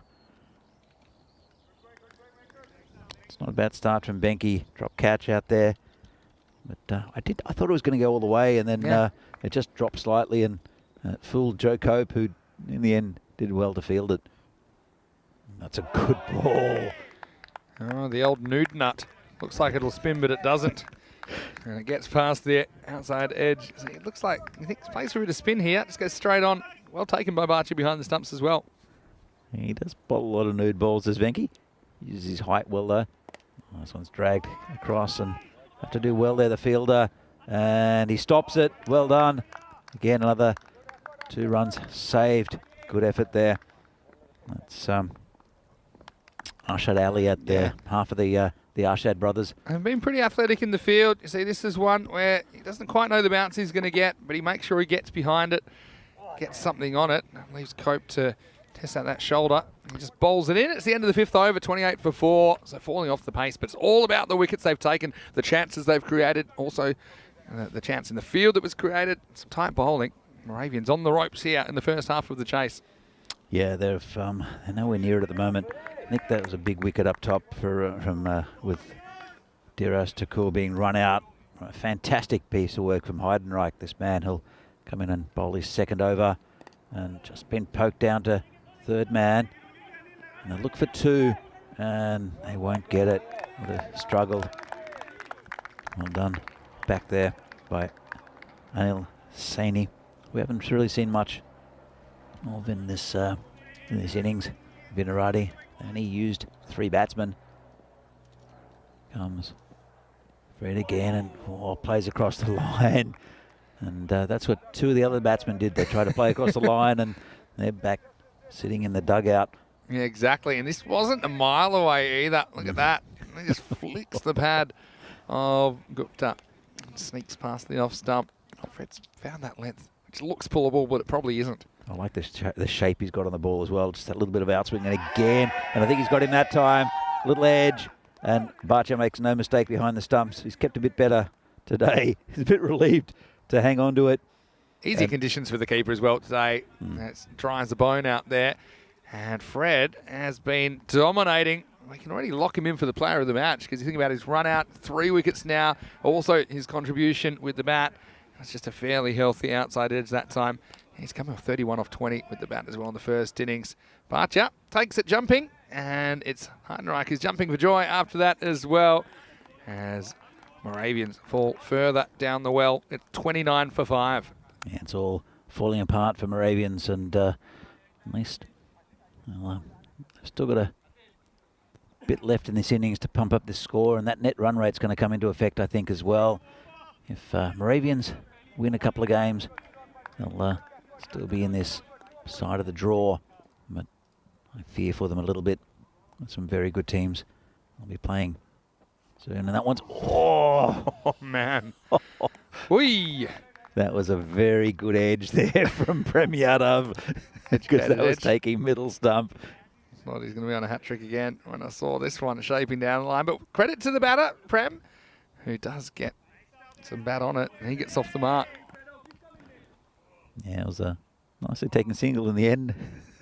Here comes Heidenreich again. It's right up there, and it's been a good spell. Been really tight. It's taken 3 for 6. Only 1 ball left in his spell, and he's just been in that right area. We saw yesterday, you know, he didn't probably get the results he wanted with the ball, but they did make a conscious effort to bowl him as much as they could. I think they thought if they can get him up and going, he's a key cog of their bowling unit. So dragged from outside off stump, and have to go hard there. Arshad Ali to cut it off, and he won't.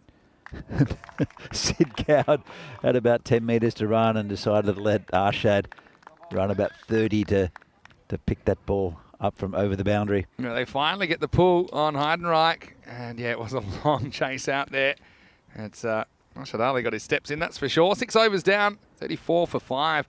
Heidenreich finishing 3 for 10, and he has wrecked this top order, especially when you factor in the fact that he got that run out, direct hit run out from side on, throwing off balance. You see that halfway point, and after the first bit of the first over, they'd improved, but since then, they've been skittled. There's 1%. Still a chance, according to the win predictor, though. 1%. 1%. Well, I'm trying to work out exactly what that 1% looks like. 15 and over. I mean, 1 or 2 magical overs. I suppose anything can happen. Hard to see it happening, though. Marcus Shayam is going to continue in the 7th. So hit in the air. It's away from the fielder. Sirisena coming around. Should cut it off, and he does well. Throws it to his partner out there. Heidenreich is always in the game. Yeah, I mean, 1%. It's definitely not 0%. There is a chance, but it's unlikely, as that win graph will tell you. But you know, you need a couple of magicals from somewhere. Need someone to get going, and you're not going to be able to do it like that either. I think approach was right on the first ball from Yadav, who just tried to play that length ball and hit it out of the ground straight. I think that's kind of what you got to do at this stage if you're Moravian. Babu could get a few runs here just to pump up the score a bit. He's a good batsman, is Babu. Goes for that one. It's in the air. Going back is Venky's tall, but not tall enough. And a lovely shot there from Babu. As I mentioned, he can bat a bit. Can Akshay Babu. There you go. All you need is that. And suddenly there's 7 times the chance to win the game. They're up 7% now. They'll need a few more of those shots. Wow, keep going. Yeah, I mean, it's not going to be easy. You basically need 3 boundaries and over, I feel, from here on in. And we haven't had that many of them in the chase at all. Just 2 4s and a 6. It's been dragged across, and not too well Joe Cope to get there, and he does. Good chase, only a single. Yeah, and that hurts as well. When all the boundaries so far in the innings have been off the bat of Babu. He's played a pretty good hand here. But you just feel it's a bridge too far. 15 and over required. Need another boundary. What can Yadav produce? It's in the air. Coming around is Sid Gowd. It's gone through him, and that's 4 runs. Gowd not having the best tournament. And, well... Yeah, this is 4, I think. Runs. Yeah, he kind of is still on the move there, Sid, as he tries to catch that one to his right.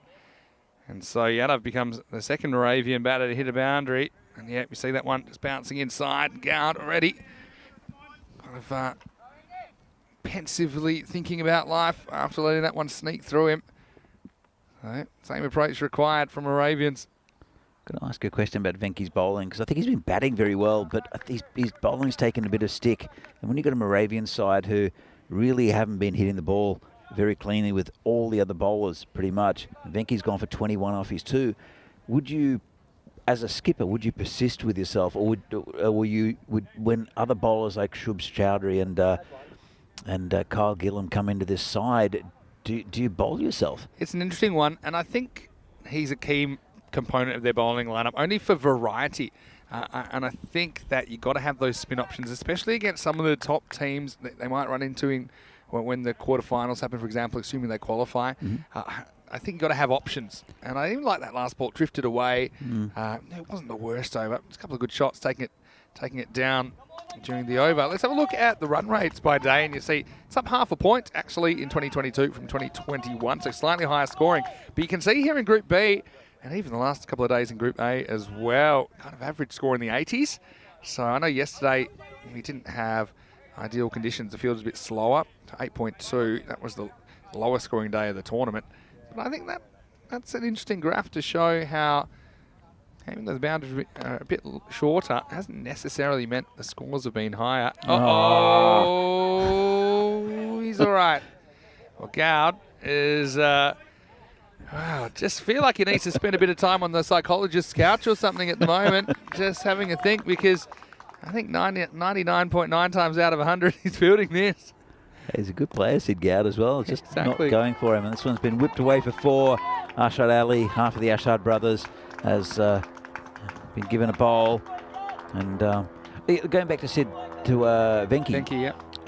When he said that he's different in the lineup and it gives him a good option, the way it's different is that Moravians scored half their runs off him. Yeah, no, that's true. And so, yeah, it might not work out, but I think it's important to have variety in your attack. Yeah. So as far as this game, I mean, his first over, he only went for 7, didn't get hit to a boundary. So he only got hit for 2 boundaries in 12 deliveries. And it wasn't the worst performance. Oh, good ball there. Hit the pad and out to the keeper. I do think, though, the Vinirati have got a lot of variety. You look at, you've got the left armour in Joe Cope and also possibly Kyle Gillam. Yeah. You've got Shub Chowdhury, who bowls quick in-swingers. You've got Arshad Hyatt, who bowls Yorkers and gets wickets. So I don't know if Venki needs to take on that bowling responsibility. And I think he'll actually be better off, in this tournament at least, concentrating on his batting. Yeah, well, that's true. I mean, yeah, we haven't seen batting as high as maybe he could. I just think that he needs to get some bowling under his belt, because I think when the crossover happens, you can't rely on pace alone. And all those guys you said, yeah, they are kind of different, but they're kind of similar pace. Some more medium and some towards the fast medium, I suppose. But I think genuine spin option is going to be important if they're going to go deep in this tournament, which I'm sure they plan to do. You look at Bohemians, they've probably got the strongest bowling lineup in the tournament, and there are no spin options there. Yeah, true. Not counting Imran ul Haq. Here's the last 2 more, I should say. Good pick up and throw, and very close there. Yeah, I think this would have been out. Yeah, but take your point about Bohemians. But again, the problem is, when it doesn't go right for you, you need to have that kind of change of pace.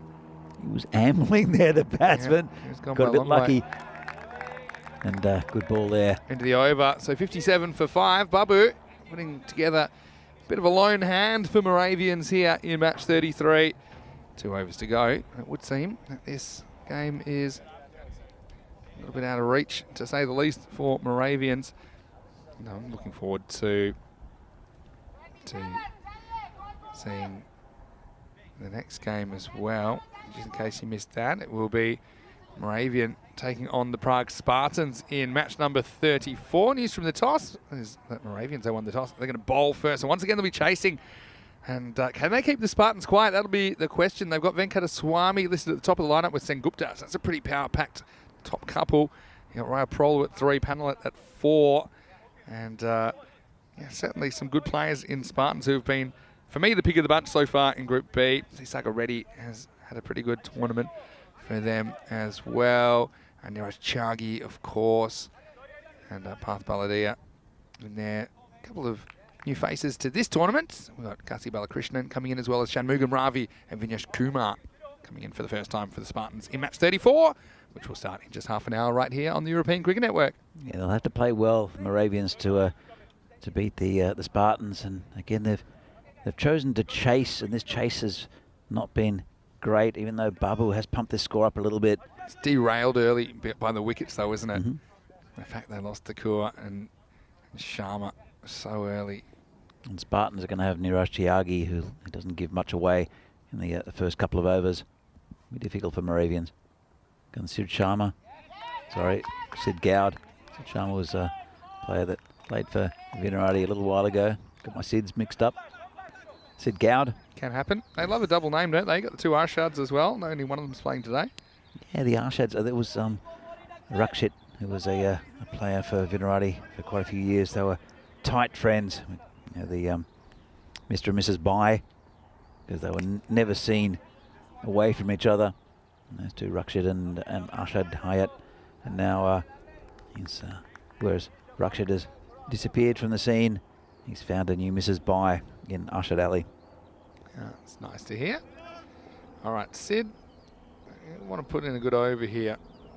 Maybe grabbing a second wicket. Oh, he's done that. Played all around into the batsman, Yadav, and that's a good ball from Sid Gowd, right on the money. Good timing, Vinny. Yeah, and so that's what he wants, that's what he gets. I think it's pretty good delivery. I have a feeling this leaves the batter a bit as well. Just a little bit to beat the outside edge. And unfortunately, you can see the batter Prem Yadav turns around and surveys the damage. It's beyond repair, as is this innings, as the 6 wicket falls. 59 for 3. Breaks a bit of a mini partnership of 30 in 18 balls. So they have tried their hardest, but again, the innings was kind of already in huge trouble when they came together at 29 for 5. As it is, we do have Kisan Kamble, who's coming out at number 8. Let's see if he can move the score along a little bit with an over and a half remaining. Yeah, comfortable victory here, I think, for Vinarati. And they'll like this one out of the way. Concentrate on the game afterwards. And, match 3 today. As Sid Gowd comes in again. It'll be a big game against the Tigers later on in the day, who are a very good side. And Vinarati, if they win that, they'll pump their points up to 6, and their net run rate will be pretty good as well. Yeah, they met in the first game of Group B, don't forget. Vinarati posted 100 and the Tigers hunted it down. Gowd again, and well kept out, but no run. Yeah, I'm looking forward to that game. And but Moravians will be up against the Spartans in the next game. The Spartans will be refreshed after a day off yesterday, and Moravians have to play very well to get past the Spartans. Sid Gowd is got 2 for 9 at the moment. He's bowled pretty well, and I think it's been a lot tighter bowling performance from Vinarati compared to Saturday. And well, he's got another one again. Just bowling a good line and length and falling apart a little bit here. The Moravians bringing new batsman out. That'll be Charlie Trotter. Very good in the field was Charlie Trotter. Let's see what he offers with a bat. Yeah, well, he won't be facing first up. It's the end of Gowd's spell. You see the feet outside, legs stump, not really covering the line. Kumblake kind of wafts at it, and unfortunately, he's going to have to go for a 3-ball duck. And so with 1 over remaining, Moravians are 59 for 7. Again, it's been that kind of a score that kind of too often for them. They haven't been able to get out of that kind of 55 to 70 range, which probably isn't going to win you too many cricket matches at this level. And yeah, I mean, disappointment again at the top of their order. They're the batters they needed, I think, to stick around if they were going to mount a successful chase. Right now, looks like we're going to get Anil Saini, who's going to bowl. It'll be Babu, who's kind of been sticky taping this innings together, hasn't he? When you consider he's got 33 out of the 59 runs, or 33 out of the 53 that are off the bat. Here he is facing Saini. Not a bad start. A little bit of pace on Saini. I haven't seen him bowl yet. I know that I was speaking to Voida Harsha earlier, saying that he's in the nets, he bowls very well, and then the only time he's ever seen him actually bowl in a game, he sprayed them a bit. It's good, it's good start, good shape as well. Very good. Another good ball, and that's probably the perfect line and length for what we saw last week. That just inside that line. Yep. Haven't seen it as much in this week. I think the bowlers have been more at the stumps or just outside, and that's it's a very, very different week to what we saw in the Group A fixtures. It's good bowling again. Looks handy. Yeah, no, it's been good the way he's moved the ball. I mean, the first two, it's that kind of a line that you feel like you're kind of going out to the ball, but because of the swing, it just leaves you, and that's why you miss it. The third time, it gets a bit straighter. It's nicely played out by Babu. But now we're going to look at Charlie Trotter. Let's see if he can put together a bit of a highlight. It's a nice shot. Just wide of the man at cover. Just be a single. Nice looking shot by Charlie. Whether he gets another ball, not so sure. Just 2 to come in this one. It'll be a comprehensive win for Vinarati. I said, they batted well, but I don't think they batted Moravians out of the game. They had to put together a good first half of the bowling innings to seal this, and that's exactly what they've done. It's been grabbed across from the leg stump, and that's 4 runs. Good shot from Babu.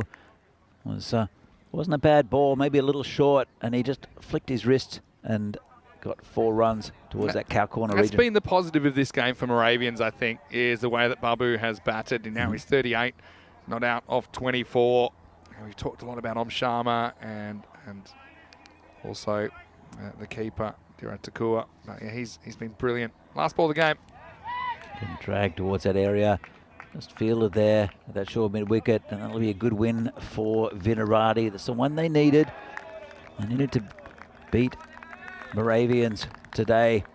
They would have found it difficult to get into that top 4 if they'd lost to Moravians, who are probably well, I'd say the easiest team in this part of the draw, on paper at least, and then now showing it with the first game today. Yeah.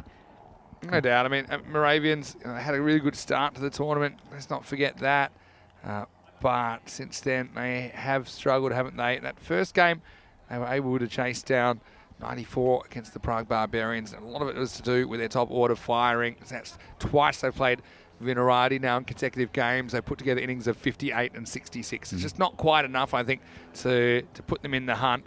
And even yesterday, they put on 72 against the Prague Tigers. So the batting not quite clicking. I think that with those 20 more runs on the board, if they can get them, I think they're a much different team. I think they've got some testing bowling options. I think, obviously, for me, one of the biggest differences in that game as well was the fielding.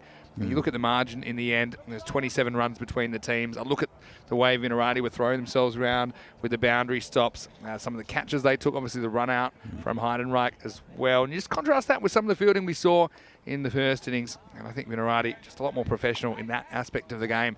But yeah, congratulations to VCC. They get consecutive wins. And well, know that we will see Vinarati later in the day. Don't forget they'll be taking the Prague Tigers, and they'll want some revenge, Vinarati, in that one. Before that, we've got Moravian versus Prague Spartans in match 34. We're about 20 minutes away from bringing you back into that one. The news from the toss is Moravian. They'll be chasing again. Spartans, a chance for them to get some runs on the board. So join us for that game. It'll be match 34 on the calendar. All right, then, let's get ready for some highlights. And Moravian, unfortunately for them, a lot of the highlights, they won't want to watch back and Cope, where he looked pretty dangerous with that new ball. Just seemed to have a bit more rhythm about him, but this was a bit of brilliance from Heidenreich that started things off. Absolutely, and as a batting team, when you get someone who does that with in the field, direct hit, runs out your probably your most consistent batsman of the tournament so far, it just puts an element of doubt. And then that was our first ball from the batsman Sharma. Yeah. And then Heidenreich with a couple of wickets. It was just good, solid cricket from Vinarati, and really didn't give Moravians a sniff. And didn't bowl too many bad balls. I think that was the key. You look at these ones from Heidenreich. He said, surely that's out. Joe Foster agreed. He found himself on a hat-trick. But these are the kind of efforts I was talking about. They weren't necessarily easy stops. This one, well, I suppose you put it down as a stop.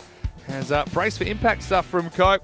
And then a third wicket for Heidenreich to go with his run out. And I think when you put it together with his 31 not out with the bat, he is my player of the match in this one. Just the odd volley, and that was Cowd, who found himself in the Hall of Mirrors. He did come back with a couple of wickets of his own. Good confidence builder for Sid. Love to see him get a bit more of a chance with the bat. He wasn't required in that game. They only needed the 3 banners, Vinarati. And in the end, Moravians, they just fell behind as a result of those early wickets. They could never get their innings back on track. Just 28 in the first half of the innings, and although they rebounded with 38 in the second half, they could only put together 66, and it was Akshay Babu who dominated the scoreline for them. 39 of 25 balls, 4 fours and a Maximo in there. That was the positive for Moravians in that innings. And the negative, of course, was that they weren't able to get anywhere near the total, going down by 27 runs. Prem Yadav, nice little contribution from him of 10 towards the end as well. 3 for 9, Gowd. Well, in the end, you could say it was between him and Heidenreich for best of the bowlers, but I think the fact that Heidenreich did it at the stage where the game was still on the line was pretty important, and he really got some movement with the Kookaburra. Also had a run out to that. A lot of bowlers bowled well, though. Got to say, Joe Cope, excellent for me. Well, he didn't take a wicket. He only went for 9 runs. Apart from that, we saw Anil Sahni bowl a pretty decent over in the last. So we're going to take a quick break. 93 to 66 is the final in match 33. Moravians, they'll be back on the rack again against the Spartans, who had the day off. Well, they stayed dry, and now they're ready to fly. They'll be back when we return in about 20 minutes. For more cricket on ECN, you're watching the FanCode European Cricket Series.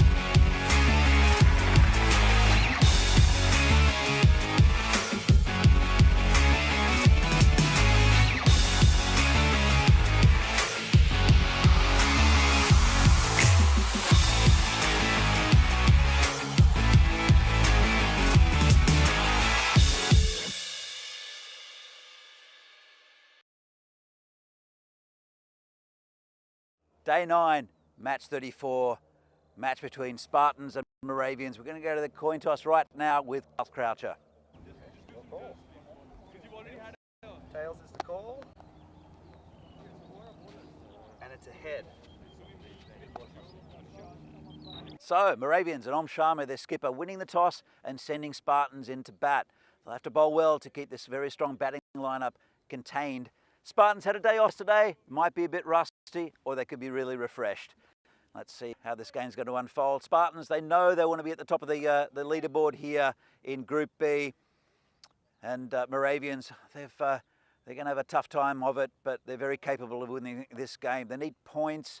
They just played a game against Vinerati that we just saw, and Moravians want to stay in this tournament and to try to get into that 4th spot. See how this game unfolds. We're going to cut to the commentary box of Vinny Sandhu with the first ball of this game. Yeah, thank you very much to the Colonel out there in the middle as he brings you the news from the toss in match 34.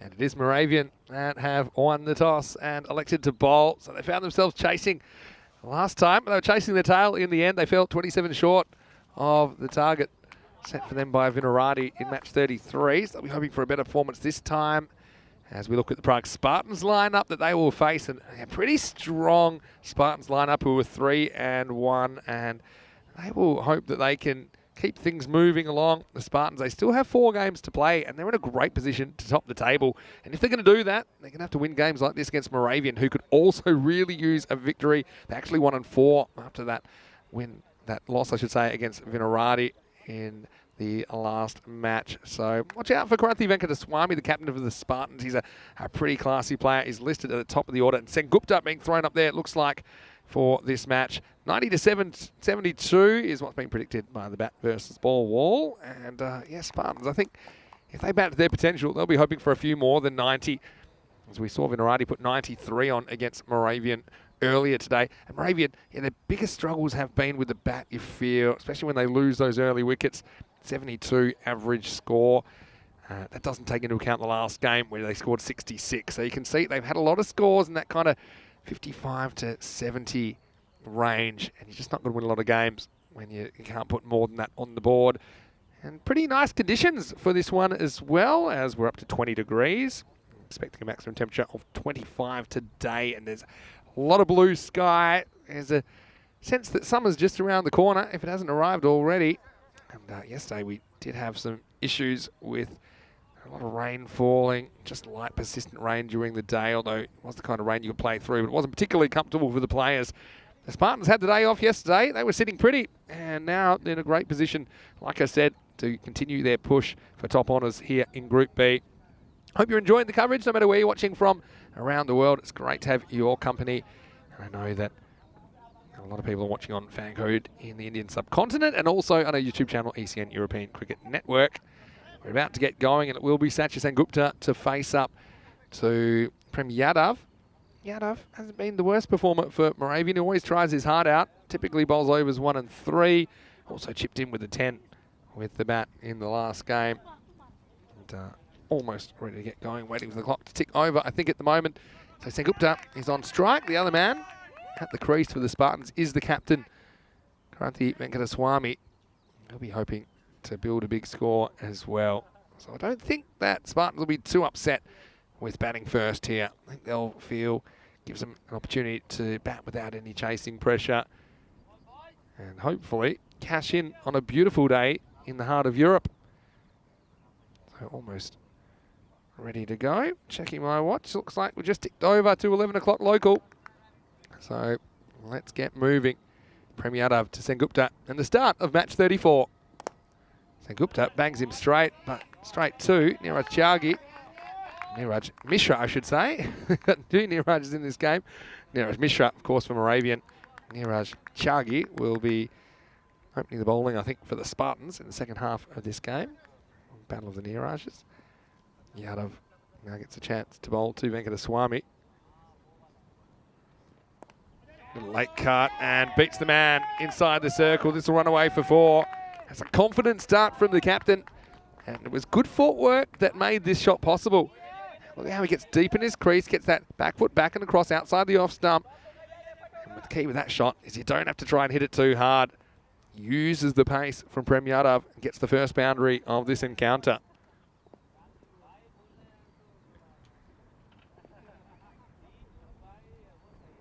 Oh, edged and away from the keeper. And this is the other side of the third man. This will be another boundary.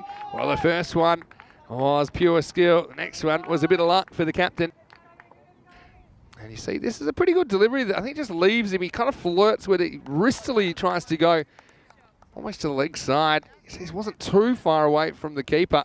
It was just out of his reach. And Babu, who has the gloves in this game, couldn't do anything about that. And so that will be another boundary. Yeah, so just notice that wicket-keeper change because Dirat Takua is in the 11, but he doesn't have the gloves. We know that he was struggling with a finger injury. It looked like it after he copped one in the first innings of the day. Well bowled by Yadav, pushes Venkataswamy back. So yeah, that's a change for Moravians. Babu, see what he's like with the gloves. Yadav, he's not too fancy, but he's pretty consistent with the ball. He'll attack one side of the wicket. Just comes in off a couple of paces. Nice ball of his over. A little bit short, and this time it's pulled away. This should race to the boundary, and it does. So 3 boundaries for Venkataswamy in the first over. That time just picking up on the length. It was a little bit short, and it seemed back towards him. It allowed him to open up that leg side shot. Bit of sideways action from Kranthi as he pulls that away behind square. Boundary to finish the first, and the score at the end of the first over is 13 for no loss. Vinny Sandhu here, Mr. Maximo for the European Cricket Network. And joining me once again in the commentary box, the man I affectionately called the Colonel, doing a great job on camera today, is Danny Hudacek. Well, Danny, I mean, Moravians, you got to feel like it'd be an upset, but it's an upset they need to kind of stay in the running in this group. No, they definitely need to win from somewhere to Moravians after a... they weren't quite at the races against Finnerati, and that's a game they thought they might have been able to win. Finnerati have been a bit patchy with their form, but they're starting to build something, whereas this is a very good side in Spartans, and we haven't seen many runs from Venkataswamy yet in this tournament, but when he gets going, he's almost the impossible batsman to play to bowl to, sorry. He's very strong on both sides of the wickets, can hit sixes, can find gaps. This man also, Satyajit Sengupta, is a very, very good batsman. Interesting choice up top for Spartans. Yeah, it's a pretty attacking choice. I think I like that. Just look at their lineup today. And we've got a couple of players we haven't seen so far in the competition. We've got Balakrishnan coming in for the first time. I think I've listed Jinu Panelet at 4. And that's a sign that she's missing a couple from the top order, but I do like Sengupta up there. This one doesn't really bounce. It'll be called wide from Mishra. Yeah, Jinu Panelet, I think, has batted really well in this tournament. So he's been really good for Spartans. And this one was weird. It just died and cut off the seam. So don't often see that on this pitch. Pitch does a bit, doesn't it? No Naveen Gunasekaran in the lineup either. Seen him opening on occasions. It's called wide. I think this is a bit of a harsh one, if I'm honest.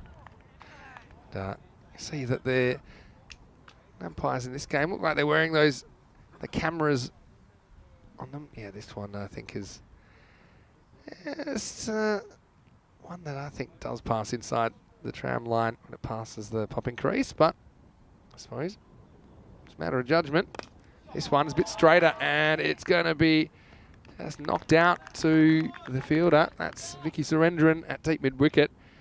I don't know if we can get a shot of the umpires, but they're wearing these kind of neck contraptions that have, it's basically mobile foam, but it's not connected, obviously. It's being used as a camera to capture some of the action from out there in the middle. It's the harmonicas, isn't it, Vinny? Nice shot, that. It does look like it. As we see this one, it's going to be touch and go.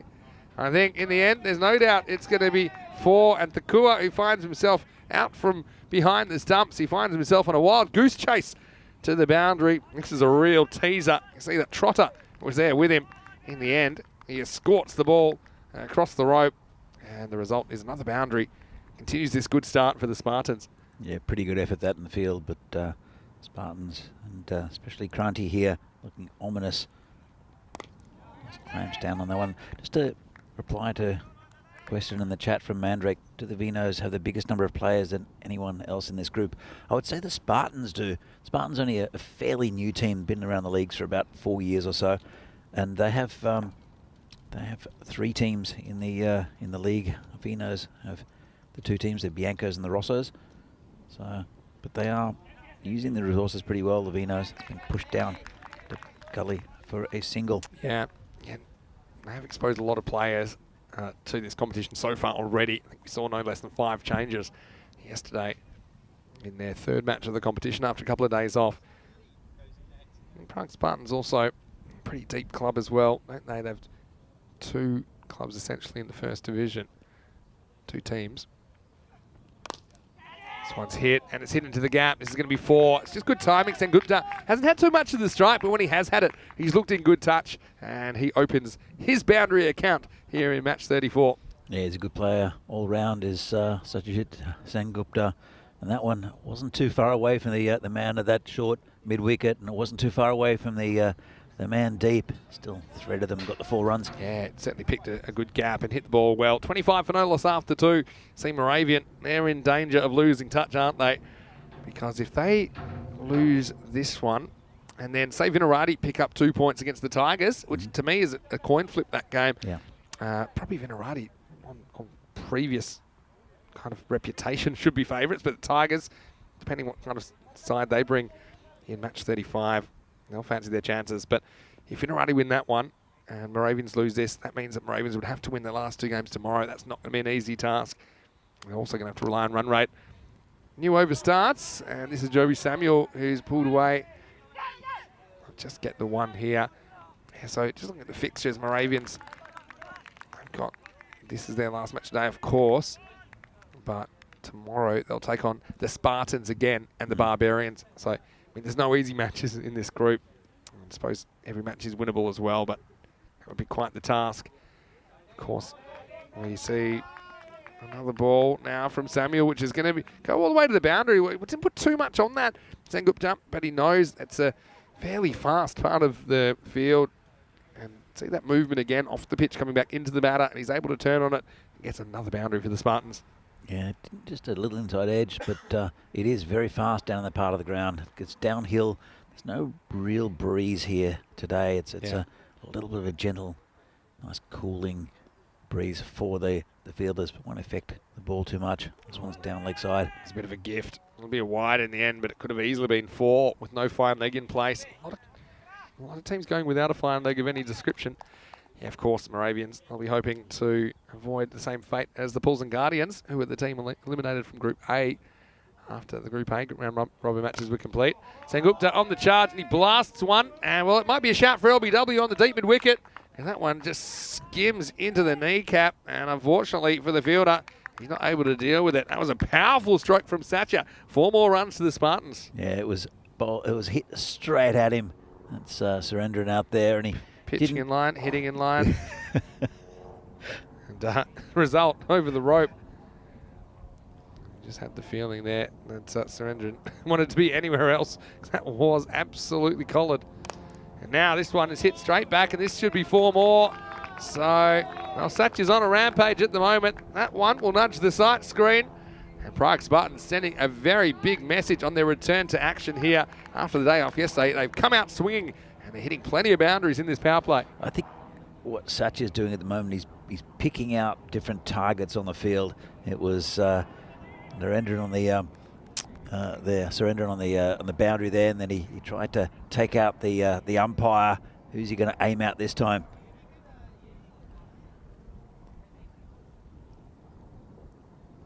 And doesn't quite get hold of that. Keeper have a shot at the stumps, and good fielding there. Well backed up.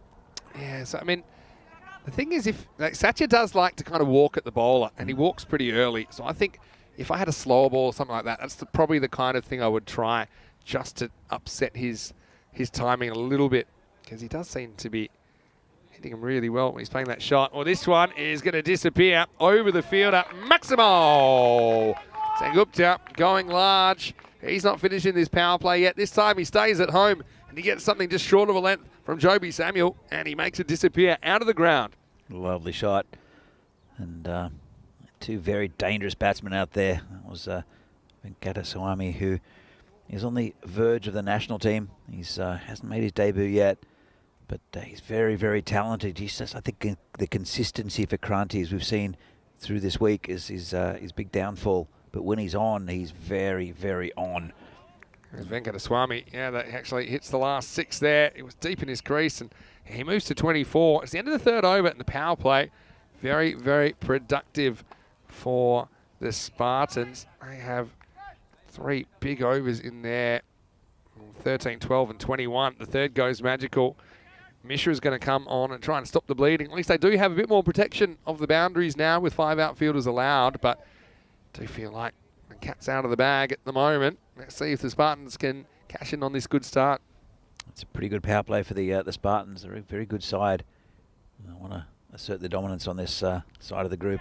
Yeah, this could be gone. Yeah, and he's walked. And so Sengupta gets a good one from Niraj Mishra, who has bowled pretty well in this series when he's got it right. Again, he was on the walk, but this is the movement, and it's the movement that's created wickets, especially in the first half of innings.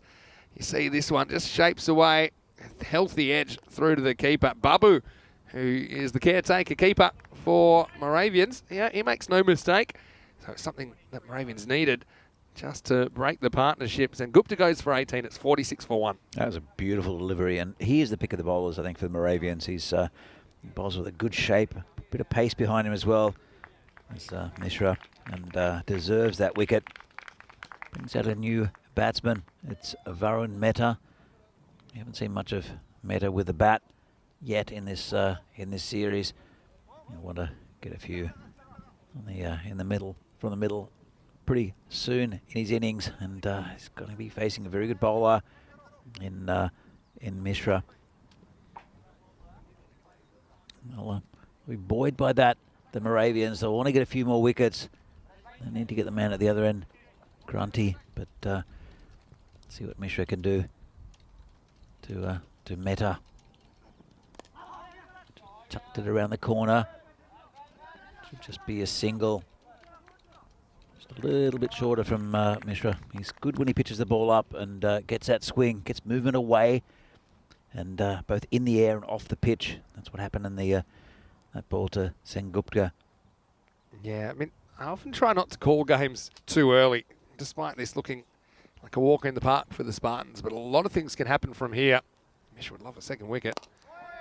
Yeah, bowls a pretty good one to Venkateswamy. Just pats it back. Yeah, so I mean, from here, if you get 2-3 more wickets, grab some chances, perhaps, you know, you can keep it down to something like 80 or 90. Still plenty of cricket to play. And then bat well. I mean, Moravians, they've shown us they've got players that can stick around and prosper in this T10 format.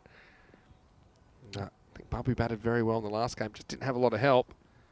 This one, just sneaks down the leg side. Do you think it's a big LBW candidate if he was able to straighten this one? And Swami, just fortunately for him, I think this ball holds its line. Just have a look here with the pads right in front of the stumps. But watching that one go down the leg side safely. Here's the next delivery.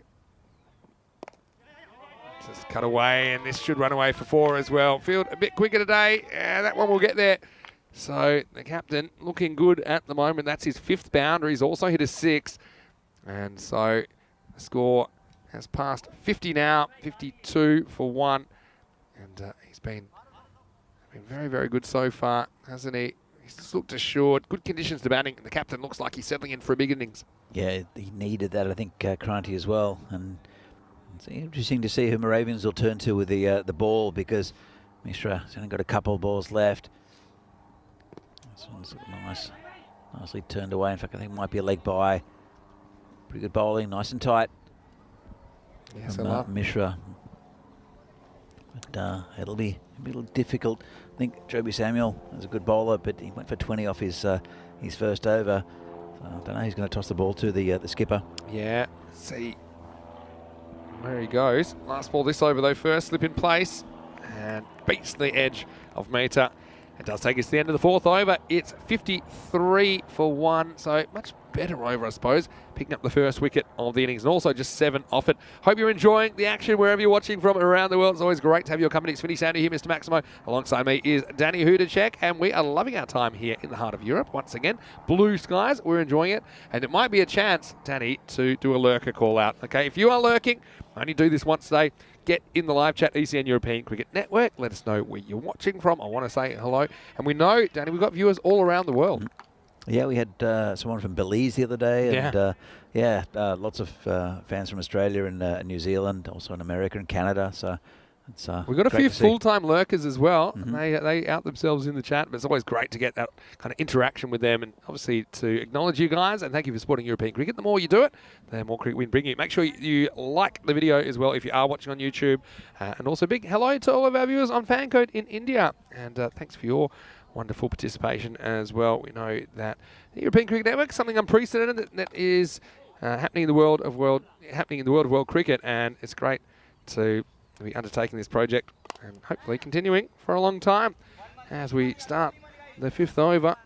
And I think they are going to go for Sharma here, who has just been a bit patchy with his form, I suppose. He's a very capable player, though. Let's see how he goes here in the 5th. Full toss to Mehta. Just knocked down the ground. If they run hard here, they might get more, and they will. They'll get a couple. That's good running by the batters. And despite the throw eventually coming in, it was too late, and they do get 2. Of course, we might get the captain versus captain battlers here once we see Venkateswamy back on strike. Yeah, it's Sharma, who's got a few headaches here, I think. Tried to roll his wrist over that first one. That one's down leg side. Yeah, patchy, and Babu can't deal with this either, so it will be a wide +1, so 2 wides to the total. And Vivek is asking, would like to see some action from the umpire neck cam. I believe they have downloaded some of that footage onto YouTube. I think this will be a wide. Yeah, so... and come back to that in a second. There's his Sharma. Cut away. That's Trotter out there patrolling the boundary. Yeah, make sure that's only 1. Yeah, so it's a new kind of innovation. I think it's also pitched at grassroots sports or non-televised sports, but we're trying it out here in the European Cricket Series where umpires can press a button and essentially it'll record the last 20 seconds of footage. Big swing this time from Mehta. He can't connect. And then eventually you get a ready-made highlights package. So, yeah, I was looking at some of the footage the other day. And it was something a bit different. It was very good caught and bowled. Yeah. Taken, and I know that Bagel was the one. This one's been hit down to that third man area. Chases on, but he won't reach it, and that's 4 runs. Yeah, I haven't seen the replay of that yet, but I can imagine it was pretty spectacular. It was umpire Pete Vincent as well who captured that. He did, and he remembered to press the button. Pete is actually pretty good with the technology, Pete, got to say. Handling himself. Hello to Pete. I think he might have the day off today. He deserves it. He does a lot for Czech cricket, does Pete Vincent. Hello to you, Pete, if you're watching. Down the ground, this will just be 1. Should finish the over as well. So Sharma, bit of a mixed bag from him. Goes for 11 in the end, halfway through this knock.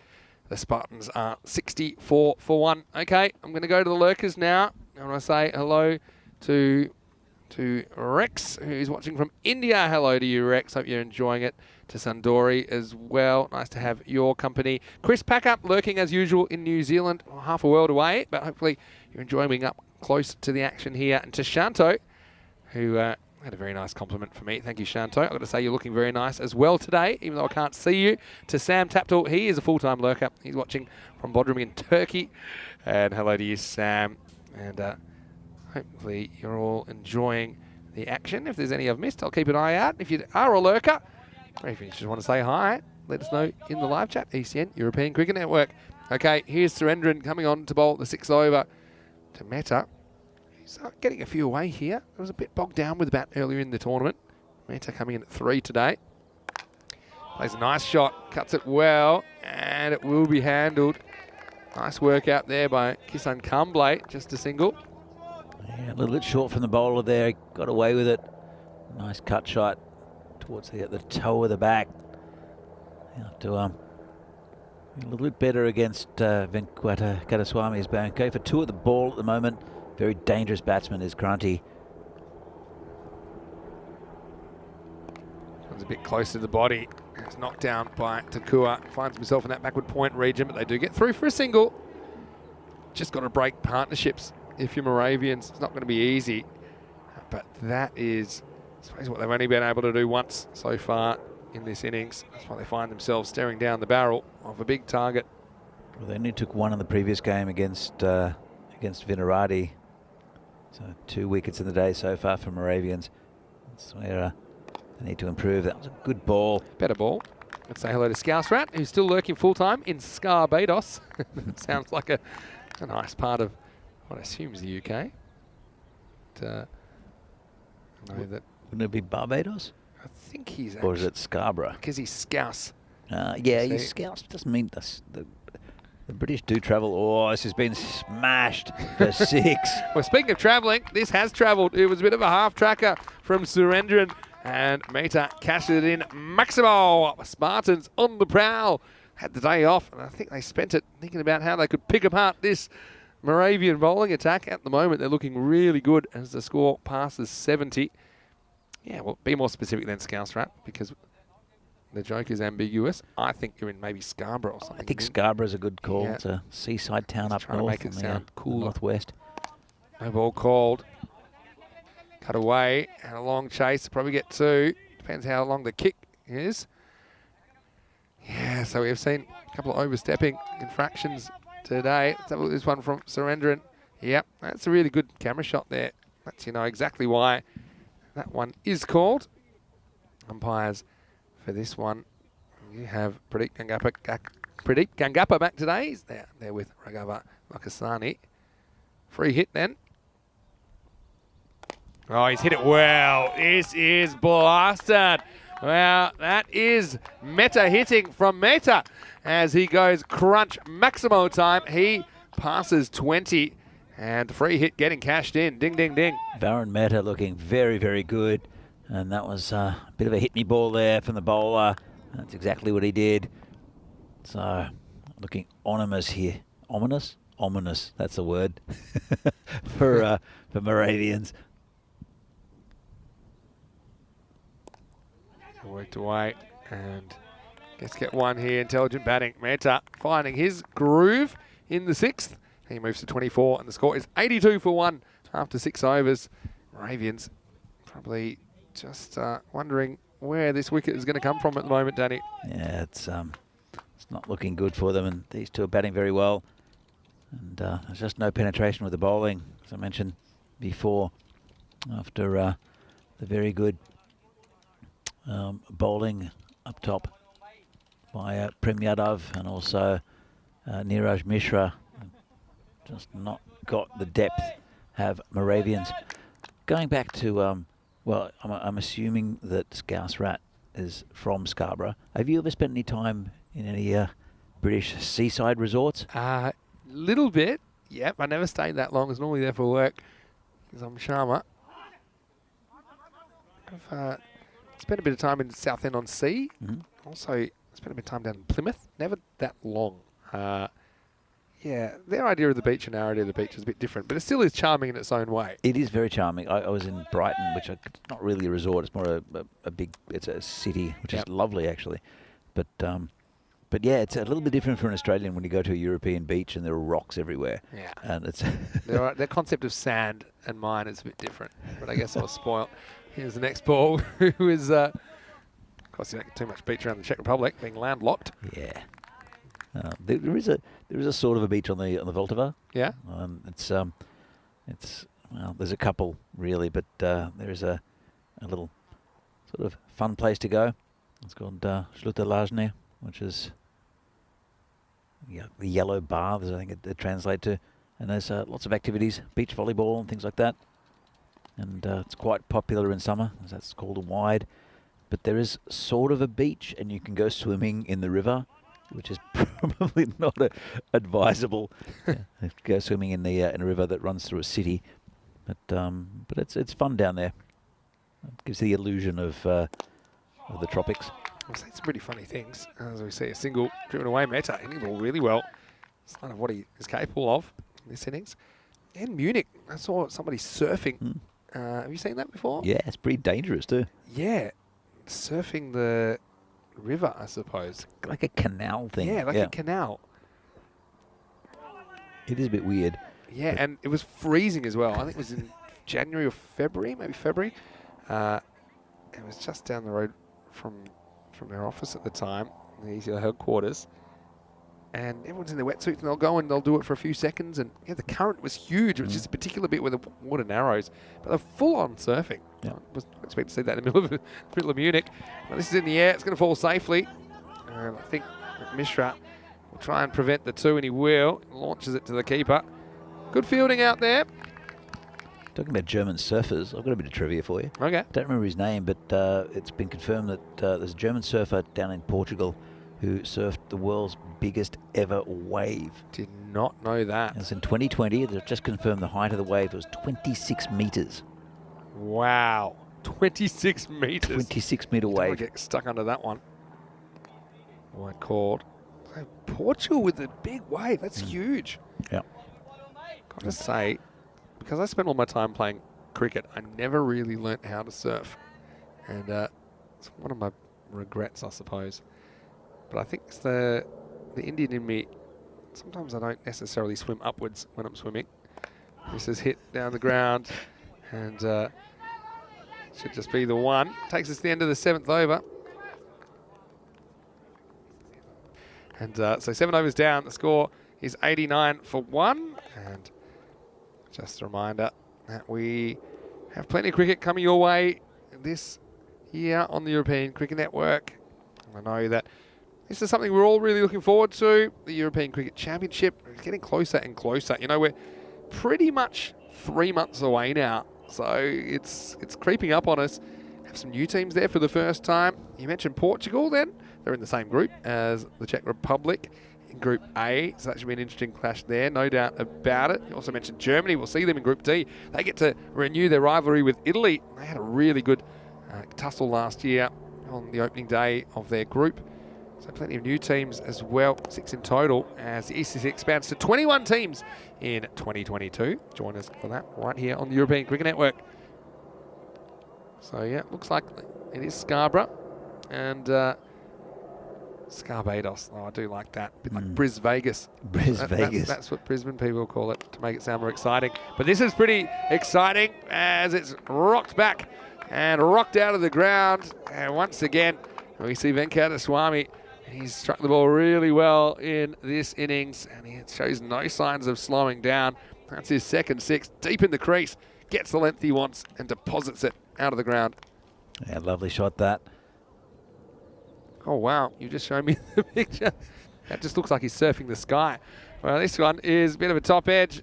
It's well cut off down that third man region. Just keeps it to 1. It's I want to say hello to Mandrake as well in the chat. And Vivek just giving me a nice little tip about Blackpool Rock being very famous. Hits the pad. Has a pretty good think about it, but says no.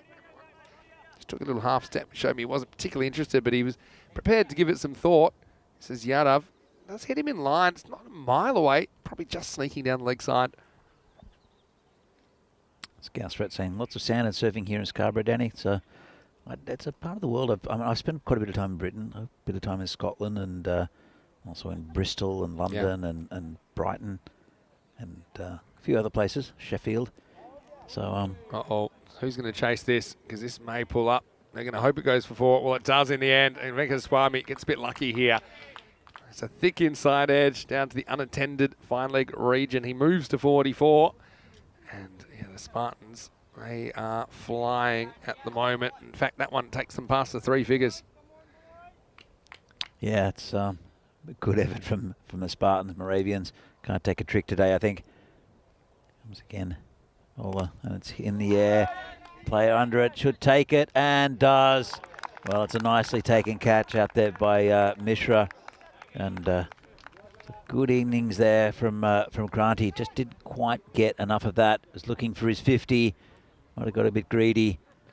He gives the fielder a bit of a low 5 there, but a good effort, and I think it'll really boost his tournament. Grunty not really going with too far with a bat. It's a good catch. Yeah, stumped it up and took with good technique, Niraj Mishra. So, Venkateswamy gets within range of the half century. He falls just short, 44 off 23, but still an excellent innings from the captain, and he leaves his team in good shape, 102 for 2. 8 overs down, so just a couple of overs remaining now, and so we'll see if they can keep the ball rolling. Yeah, I've got to say that Scarborough, I think of Scarborough, of course, as a famous beach in Australia, probably one of our, in Western Australia anyway, the kind of real tourist destinations is Scarborough Beach. Not too far from where I grew up. There's also Scarborough Fair. Scarborough Fair, of course. Yeah, the song, and based on the fair, I guess. Yeah, I've got lots of people in the chat asking whether I've been in different places in Britain. I've never been to Bradford, but I worked for a British company for a few years and had a friend from Bradford, also a friend from Scarborough. So, a lovely shot there. Turn around the corner, and that's 4 runs. Well, you finish. Jarekatu was playing AFL. He'd be leading the lead in kicks, I think, because he's tried another one this time. A bit of a fresh air shot, and the result is another boundary.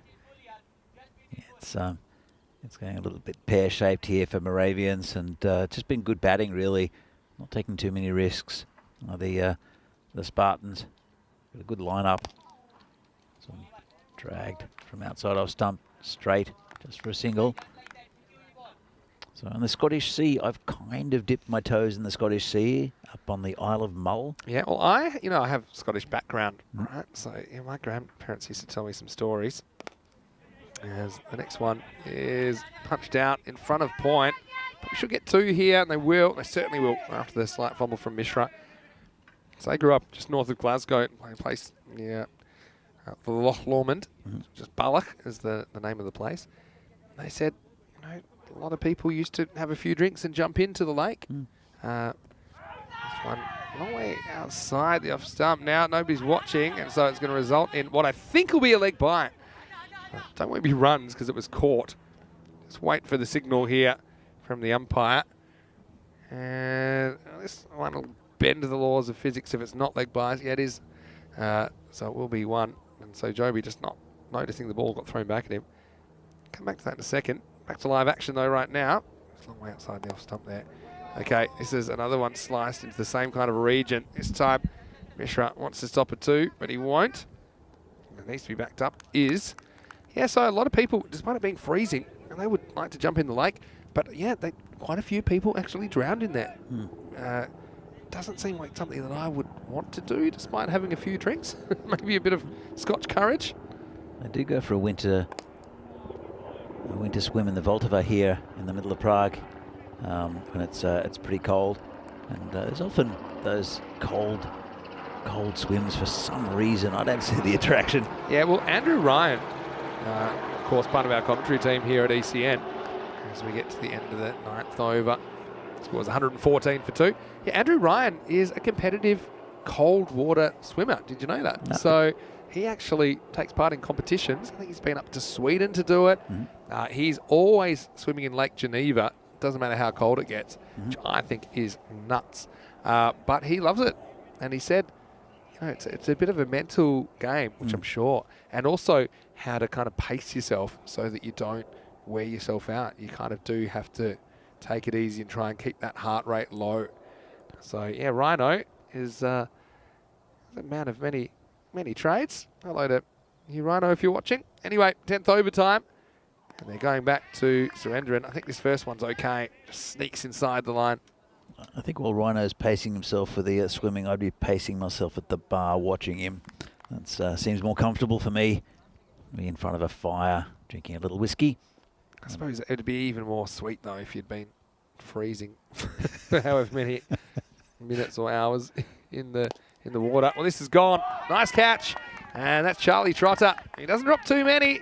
Surendran just puts us on length and metre after a pretty good contribution of 36. He falls in the last over. Trotter takes it over his head, and Prague Spartans lose a third wicket in the last over. It's 114 for 3. Yeah, nice catch that. And he's good in that area. He cut off quite a few runs and almost effected a run out in the last game against Venerati. Had a good day, I think, has Trotter.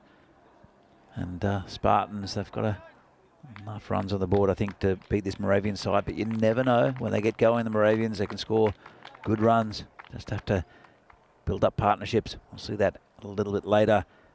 A couple of balls left. Yeah, still 4 to come. Yep, and we've got Kasi Balakrishnan at the crease for the first time in the series, facing Surendran.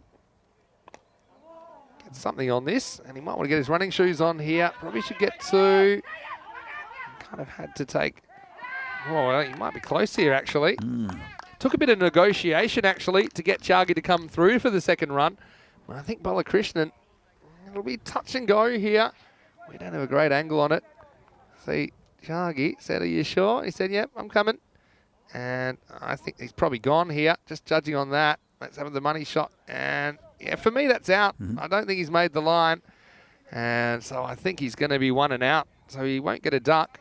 He probably feels like he might be in, but now I think he's got the message now that he's got to go. So a nice bit of fielding there. The fielder had to go a long way, and I think that's Prajendra Gupta, who ran all the way from the offside to gather that ball and find a good throw to the keeper. Gets Balakrishnan going for a second. So 115 for 4. Gives us a bit of an opportunity, Danny, to respond to some of the chats. A few people asking about the T20s in Germany. They are coming and coming pretty quickly. So we'll see them tomorrow, believe it or not.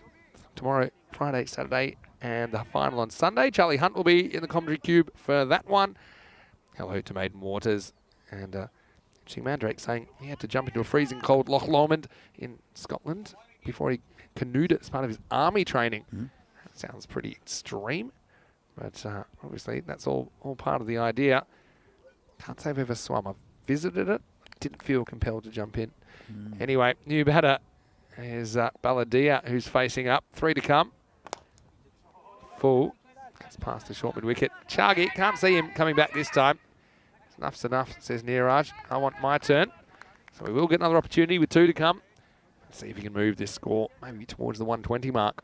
I was speaking to a Scotsman last night, and he from Speyside, and he did say that in Scotland they have 9 months of bad weather and 3 months of winter.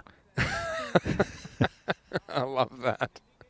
That's the kind of stuff I love from you. Neeraj gets bowled, and he walks straight past this one. It was a kind of budget effort, Sengupta, as he wandered down the pitch. And Neeraj, yeah, you can't really blame him for that approach as well. Well bowled by Surendran, though, who gets it straight. That's always a good place to be at this stage of the innings. And Neeraj almost yorks himself, doesn't he? Comes so far down the wicket. So he'll be another wicket to fall late on in this innings. With 1 ball remaining, 116 for 5. We've seen 3 wickets fall in this last over. Only 2 runs. It's been a pretty good finish from Surendran. It has been really good. And just to stifle the runs a little bit, give them a bit of a sniff, Moravians. It's going to be, they have to bat well to get to this total 12 and over. But they have just clipped the wings of these Spartans a little bit. And be a new batsman coming out to the crease. It will be Junu Panalet. He's been batting well this series. I think Spartans, because of their good start, have given a few of their low order batsmen a bit of a chance to perform here.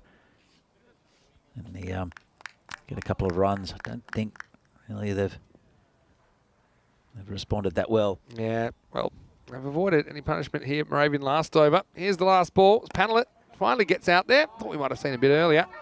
He'll be a chance to be run out here, or maybe his partner will. And I think this will be a run out to finish. So again, 1 and run out. Balladia is the man that sacrifices his wicket, but you can't blame him. Just searching for every possible run. It's unselfish stuff as well. I think at this level, the players, they know it hurts their stats, but they don't care. They know it might get another run for their team.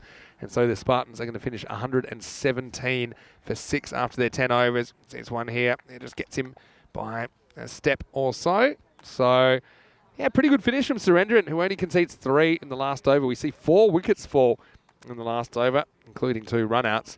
And the Spartans, after being sent in, I think they responded pretty well. Moravians will be chasing once again. They'll need to score their highest score of the series if they're to hunt down the Spartans. It would be a turn up for the books, but they do have a couple of players who I think are ready to pounce. The Kua missed out this morning, as did Sharma. We saw Babu coming to the fore as well with 38 not out earlier today. So they do need their bats to fire if they're going to have any chance. Moravians win and feel like they need to stay in the hunt, considering Vinerati have been on the move so far on day 9. But it was the Spartans after day off. They were asked to bat first. And we saw Kranti Venkataswamy, the skipper, along with Satyajit Sengupta out there, raining boundaries early on. In fact, we saw 9 boundaries, 8 fours and a 6 in the power play. Eventually, Sengupta nicked off, starting the 4th over. Neeraj Mishra bowled pretty well. Held things pretty quiet for a while, but with Mehta coming to the crease, he showed that he can pack a punch as well. I don't think we saw the best of him when he was opening up earlier in the tournament. Eventually, late on, Mishra responding again with a nice bit of fielding, a nice bit of sportsmanship as well between the two teams.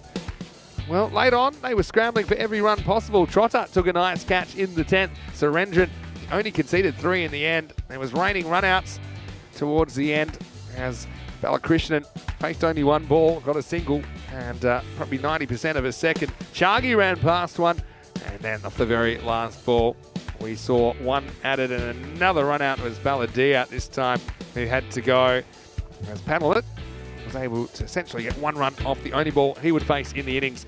And the Prague Spartans, they finished 117 for 6. Very healthy total, I think, based on what we've seen so far in this series. Top 3 doing the job for the most part, as they scored 98 of the 117 runs. And then later on, we saw a bit of a flurry of wickets, just trying to scramble for every possible run. Venkataswamy with 44, top scoring off 23 balls. Good captain's knock from him. Batted most of the way through the innings. 6 fours and 2 sixes for him. Also, Mehta, I think it was all about his return to form. 36 off 23 with 2 fours and 2 maximos. He certainly made sure that the bowlers didn't get away with too much. And Sengupta got things off to a bright start with 18 of just 9, which included 4 boundaries. With the bowling, well, a couple of bowlers I thought impressed, and one of them was Neeraj Mishra, who, when he gets it right, he's a real handful, can move the ball around. 1 for 18 he was able to take in the end.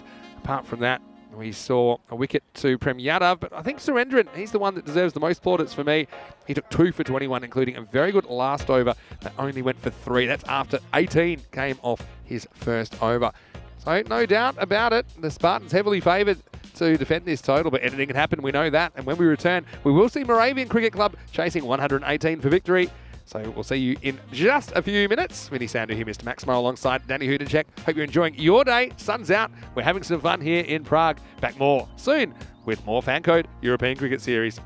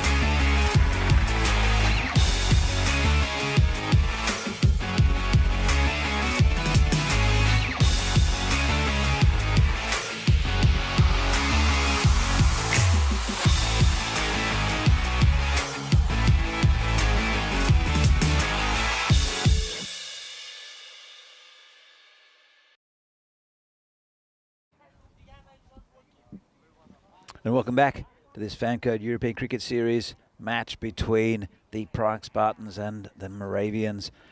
They'll have to bat very well, Moravians, to get anywhere near this total set by the Spartans, especially as this man, Niraj Tigi, will be opening the bowling. He'll probably bowl 2 up top for the Spartans, who are a very, very good team. As well as you can see the pies being delivered. I think Vinny's going to get excited by those as well. But going back to this game, Spartans are a very good side. They'll get up to 8 points and be topping the group with the Tigers, who we'll see next up against Vinarati. In this game, Moravians, they're struggling to stay in this tournament. They want to sneak into that 4th spot. Got a chance still with a few games left, but they would love a win here. It's going to be very, very difficult for them. It's a very good Spartan side. And it'll be Taigi opening the bowling as usual. Bowling to Thakur. Leaves it outside off stump. A little bit wide, but all good with that. And Thakur, he missed out. It was a very good run out by Fred Heidenreich in the last game that ended his innings prematurely. Surendran, he stayed around for a little while. And you'll have to bat deep, these two, and also Om Sharma, who had a first bowler in the last game, for them to get anywhere near this total. This one's hit in the air, just wide of the player there at point. Getting a little dangerously is Thakur, but he's off the mark. I need 118 to win to the Moravians. Taigi, pretty tidy start. Bit of a false shot from Thakur. Have to attack him. The dangerous bowler is Taigi. Oh, there you go, good ball.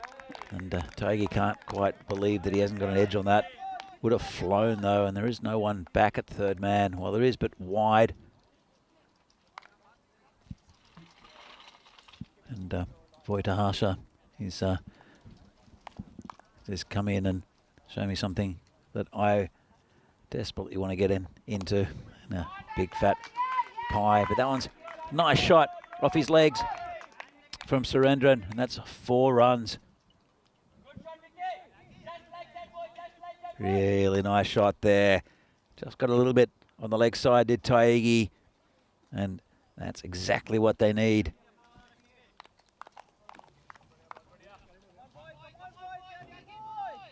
So, Moravians, interesting battle this. It's a beautiful day for cricket. No real breeze. Just nice little... Oh, he's got him, I think. And not out, says the umpire. Yeah, just it's a nice little cooling breeze around, but nothing that'll affect the bowling at all. And some good cricket on show already today. Taigi, he's normally bowls very tightly up top. Just that one loose delivery. This one's outside off stump and ended a pretty tidy over there. A very experienced bowler in Taigi. 5 for no loss. The Moravians, they're well behind the run rate. They're going to have to go at about 12.5 and over. And it's just not going to be enough if they keep on going at 5s.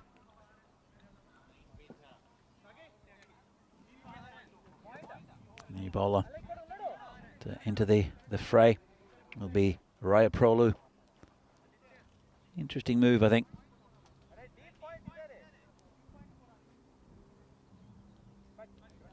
So I would have imagined that Sen Gupta would have been next up, but holding him back. It's wise. He's a very good bowler, is Sen Gupta. Also Saga ready in the lineup. We'll see him a bit later on, no doubt. That's a good ball first up, and a bit of bat maybe. I think it saved him right up in that block hole. Good start there from Raya Prolu. And in fact, there was absolutely no pad. Good start though. Again, Looks like the Yorker specialist here, Rayaprolu, at least this morning. Very, very nice. Good start from him, making the task a lot more difficult for the Moravians. Just beat him outside off stump that time, just varying it up a bit.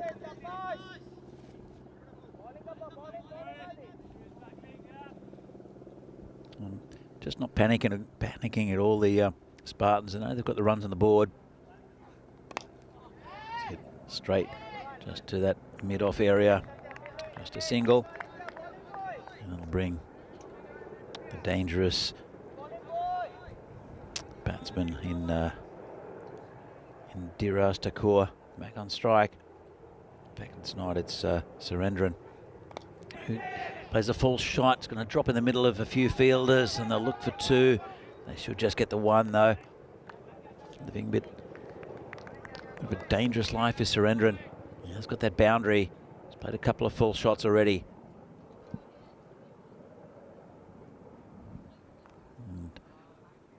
Spartansville, very well drilled outfit. Not going to drop too many catches out there. Conditions perfect for them as well. This one's been hit onto his pads by the batsman. Have to hurry. A little bit of lazy running. Got there in the end. Just the one run. That's a very good over from Rayaprolu. Only 3 from it. And Moravians 8 after 2. They need to get a move on because there is a depth of bowling here for the Spartans. Not going to get any easier for them. Hanging in there though. Their tournament hanging by a thread, I think, Moravians. Still got a couple of games after this to play. As you can see the table, Moravians, they're on 2 points at the moment. If they don't get a win here, they're going to find it difficult to break into that top 4. Vinarati with a win this morning against Moravians on 4 points. Spartans and Barbarians on 6. And the Tigers, the top of the table, on 8. That could all change very quickly, though. Taigi, nice one down leg side, flicks a bit of the pad, no run. Taigi's doesn't give much away. Does this bowler? Comes in again, outside off stump again, and straight to that man at short cover. Cops it on the finger.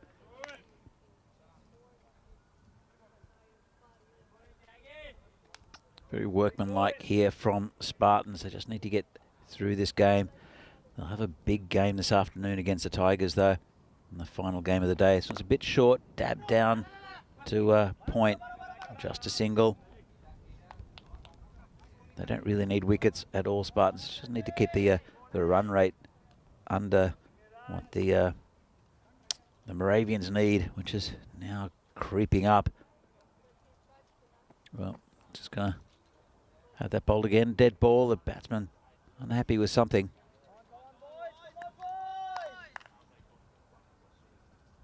Taigi, very typical opening spell from him. Hasn't picked up a wicket yet. But not much going on with the Moravian batting. They just haven't been able to get any significant contact onto the ball apart from that 4 from Surendran. One's poked out to point again. Just a single. Again, they need to take no risks at all here, the Spartans. They don't need wickets. They just need to keep this nice and tight with the bowling.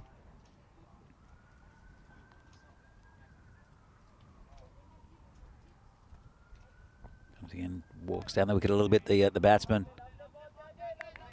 Taranjeet's in the chat. I don't see that intent to chase 118. I know that if you were out there, Taranjeet, you'd show a lot of intent. Fantastic batsman for Romania. Here's Taranjeet Singh. We saw him here on Saturday. Want to say hello. It's a wide by Taigi. Very nice man as well. He's here with his family. And Taigi just getting that one slightly wrong. But it's been a good effort so far from the Spartans, but they haven't taken any risks, have the Moravians. Maybe they're looking for the field to spread a little bit after the power play. That's a nice shot. Clipped off his toes. That'll reach the boundary, and that's 4 runs. And Thakur finally gets going. Just a little bit straight there from Taigi. And just on his legs, and he waited for that one. He's right in his hitting arc. Nice shot there from Takor. So at the end of the power play, it's definitely Spartans having the best of that. They're going at 5 and over. Moravians haven't lost a wicket. Only 15 from the 3 overs. And let's have a look. The win probability already 93% for the Spartans. And Moravians hanging in by a thread in this tournament. So, yeah, of course, Taranjeet, legend of Romania and Cluj cricket.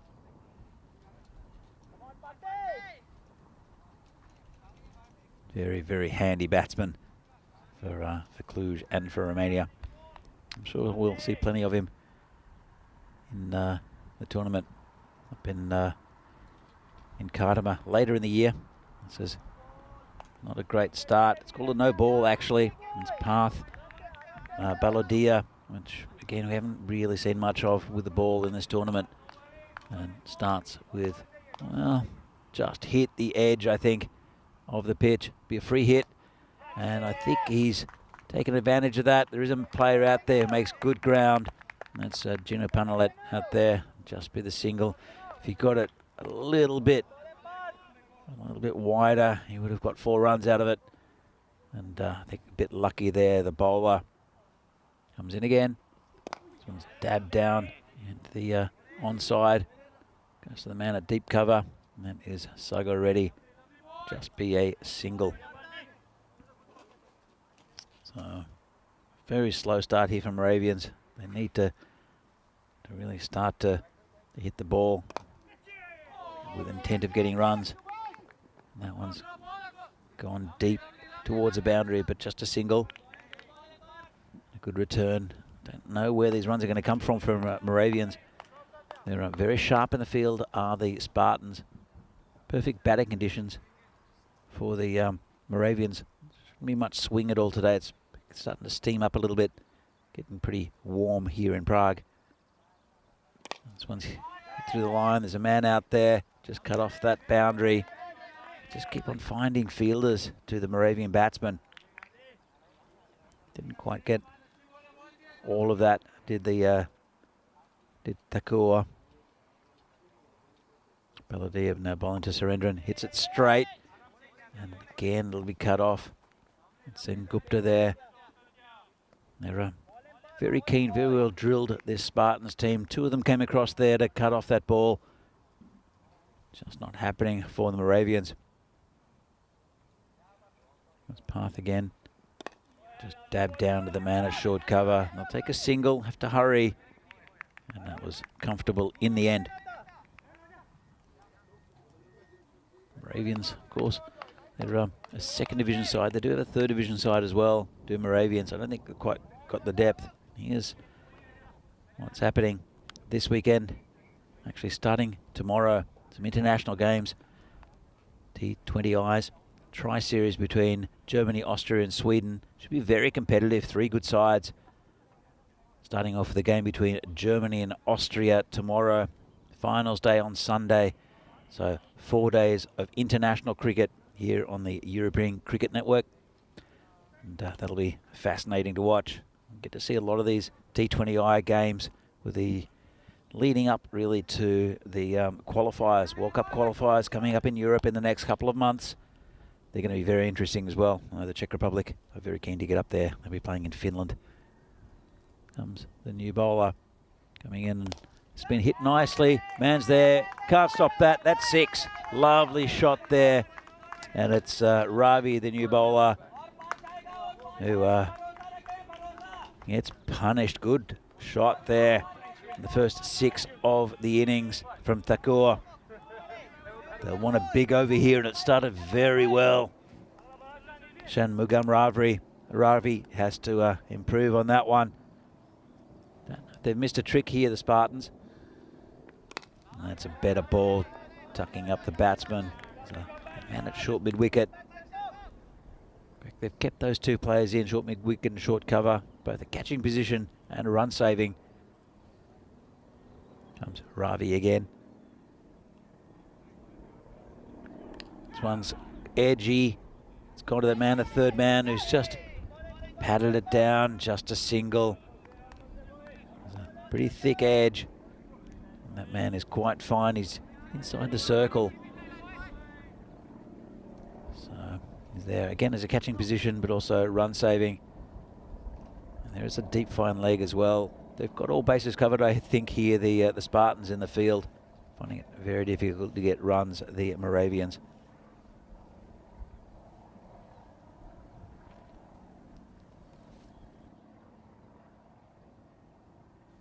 Comes Ravi again. Just a dodgy inside edge that time. There is a man down there. Just be a single.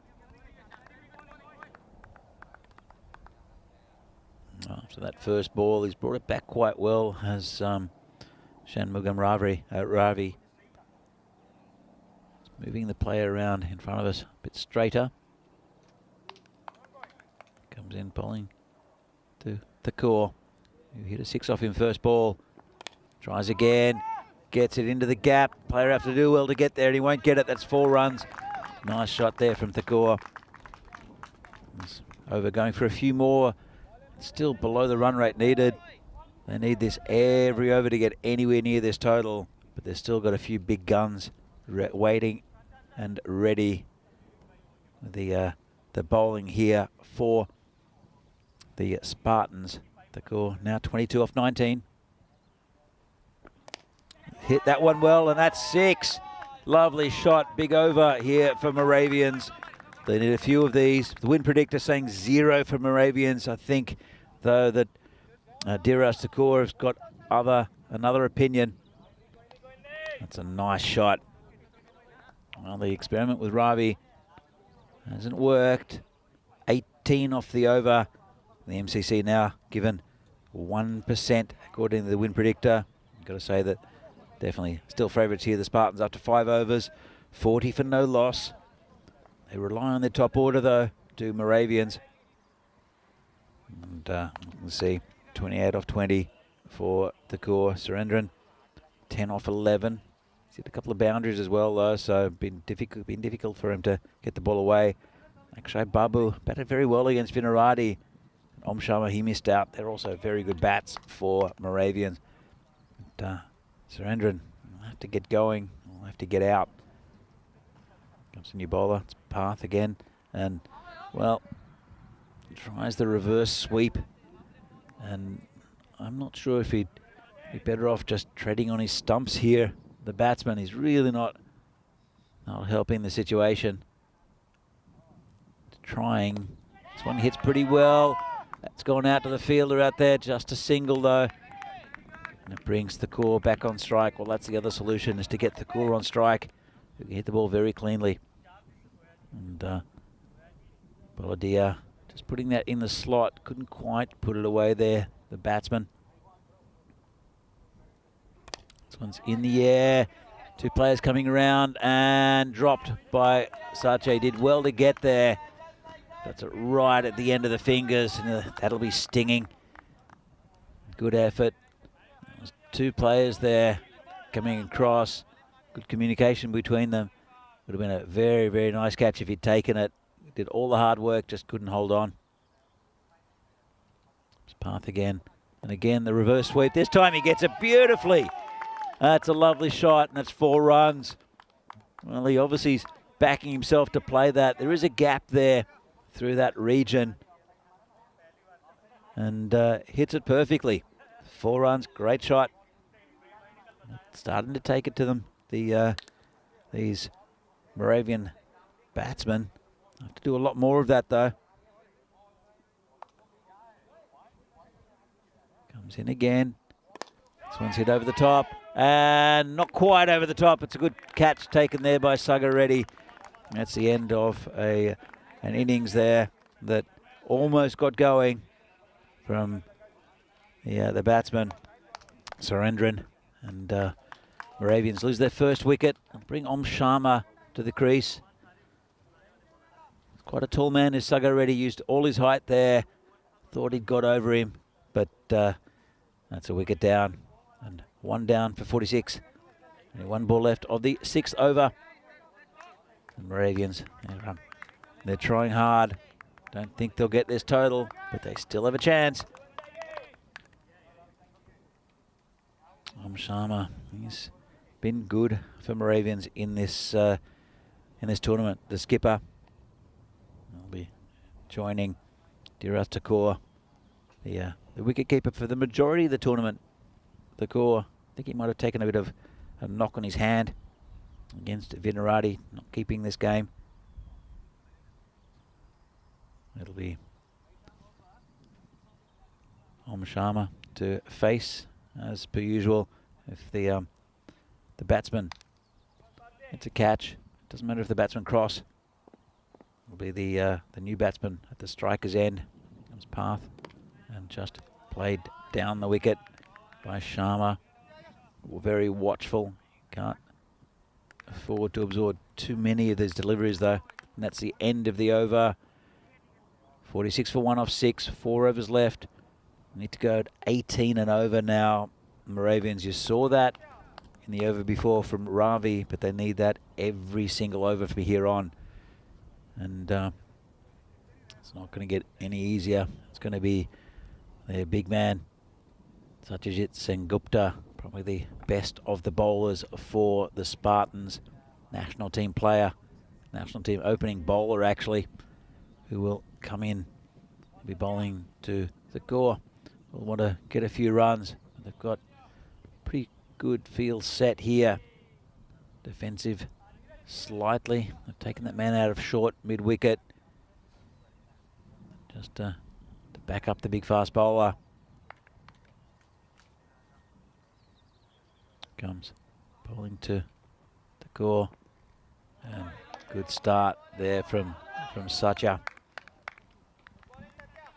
They'll need a little bit of luck here, I think, the Moravians, to get anywhere near this total. They're batting okay, just you can tell they don't quite have the same caliber of players as what the Spartans do.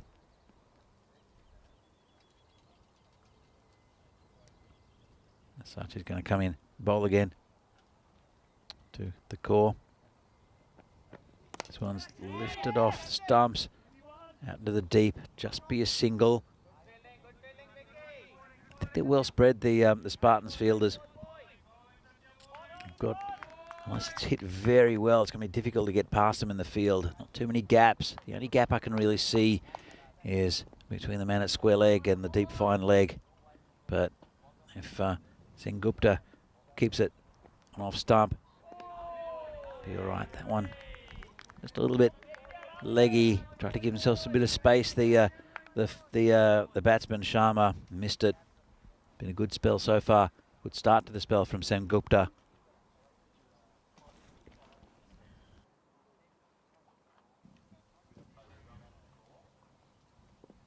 And Sharma, they want to get back on ball.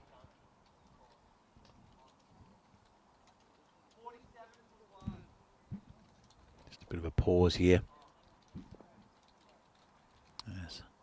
Sengupta comes into bowl again. Tom Sharma, the skipper, and swings and misses again. Well, I give them a little bit of an easy target with Ravi the previous over. So Baladia, not quite the same caliber as Sengupta. They still have Saga ready to come to the Spartans. It'll be interesting to see what the skipper Kranti does with his bowling lineup, whether he really puts his foot on the throat of the Moravians to stop them getting runs, or if he throws the ball to some of his lesser known. Wow, it's a fantastic catch. And we'll have another look at that. I think there might be a bit of a discussion between the umpires. Just going to see if it's carried. I think it did. They're very happy about this. He went down very quickly to his right, did the keeper, and that was very good work. I think he's got him. So another look maybe. There we go. And Varun Mehta, I think he's got under that. That's out. What a catch. That's a lovely catch from Varun Mehta. He's wrong-footed. Let's just have another look. And it's came down and he's got it and is under it. And it's like a snow cone. It's right at the end of that webbing, and a very, very nice catch there. That came to him very quickly. He was wrong-footed, but came down beautifully on his right-hand side. Look at this. He's going to his left, changed direction, and a fantastic take. And that's another wicket down for Moravians. That's one of the best catches we've seen so far in this tournament. Haven't seen too many spectacular catches. Imran's, I think, early with taking the beast, which changed the games. They changed the game for Bohemians against PCC. But apart from that, we've seen some good catches, but probably not to that level. Just a reaction catch. And the chat, Helix, and Czech cricket also, Mandrake and Maiden Waters all congratulating the keeper for a great catch. So, Sengupta coming in again, just dab down the pitch, and excellent work there from Spring Productions, our production team, to show that replay. Doing a great job this week, as they do all the time here on the ECN. So, this is the match coming up between Prague Tigers and Vinarati. Vinarati won the toss, elected to bowl first. I think it's a pretty good idea. They'll want to get their the top order of Imran Butt and Sagar Hussain pretty quickly. The Vinarati boys. The general manager hasn't really been at the races so far for the Tigers. He'll want to get some runs. Al Mahmood's there as well, and Russell Mia. No Sojib Mia today, it seems. As bowling continues. Just hit down the ground just for a single.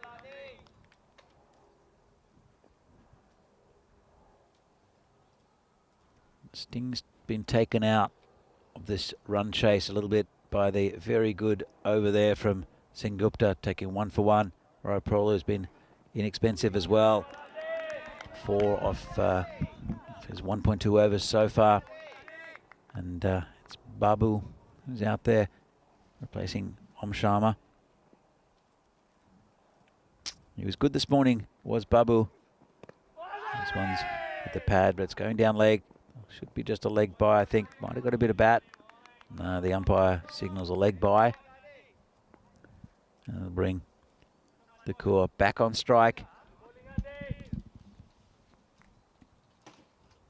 Reddy hasn't been used yet in this innings. Might have a go though.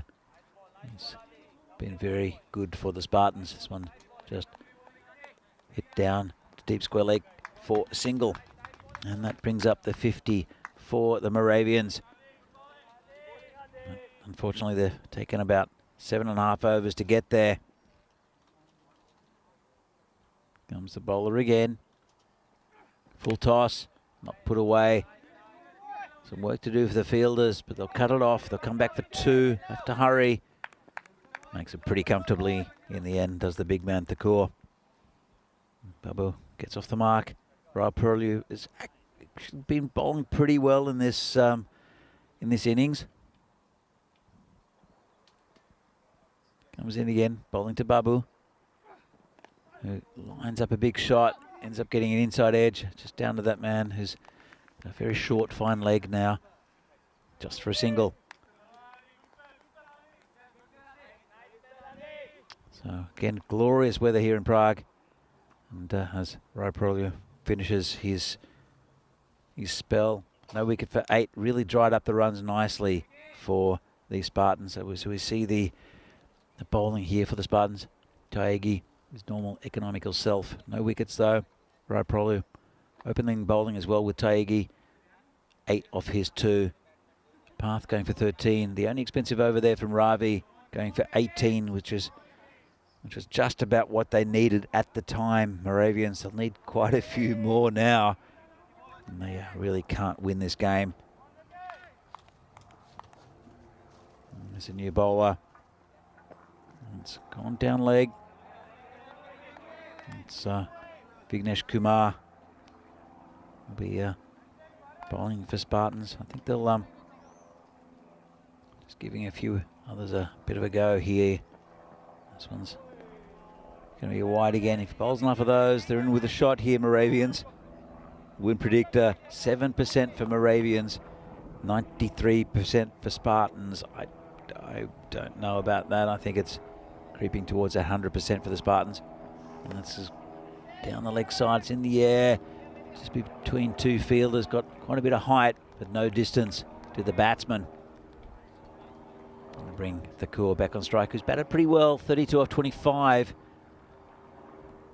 But they don't have that dynamic batsman, I don't think, the Moravians, to really push this Spartans team. And they're going to struggle for the rest of the tournament, I think, to get a win. They've got good shots. Both Barbarians and Vinarati have been a bit inconsistent so far in this Group B. Got a shot against those two. Tigers have been very good, though.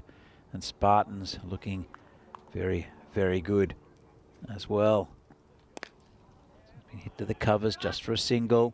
All going pretty slowly for Moravians. And no chance for an overthrow. Just well backed up. And mathematically getting away from them, Moravians, as well as the fact that they still need 60 and they haven't reached off 1.5 overs, and they haven't done that in the overs before that. And a catch there for Satya. He's put that one down as well. Not having the best day with his hands is Satyajit Sengupta. Bowled a good spell. Well, in fact, he's got an over left. And I'm sure that the Vignesh Kumar will have a chat to him after the game, wrecking his figures a little bit by dropping that catch. Comes the bowler again, down leg side. Chased it a bit, the batsman. Should be a leg by, shy at the stumps. And they'll look for the overthrow, and they should get it pretty comfortably. Not really needed there from Varun Mehta. They just need to hold the ball and see out this game to the Spartans, which will bring them up to 8 points. So it's a pretty big win, I think, unless the Moravians can really score a few off the last over and a bit. It's been hit to cover, just a single. But a good day at the office so far from the Spartans. Moravians, though, looks like they're going to go down for their second loss of the day after losing to Vinarati in the first game. And that was the game they really needed to win. Vinarati only had 2 points, were winless until the game they played against Moravians last night. Now they've picked up 2 wins. The Vinarati boys both against Moravians. I think it's going to be a difficult way out for them, being outgunned a bit here by the Spartans. It'll be Sengupta to bowl the final over. We haven't seen Sagar Reddy. Probably see him this afternoon against the Tigers. That'll be a good game as well. 2 good games coming up. Comes Sengupta. It's hit straight down the ground. Nice shot. Have to do a lot of work, the fielder, and that's 4 runs. Well, that's a better shot. Shows a lot of intent there. And that's Kumar. There's runs in that area because there's a long on and a long off. But that was hit nicely and straight. Still got a hand to it, did the fielder. Comes Sengupta again. And this one beats him outside off stump. Tried for that cut shot, not quite on.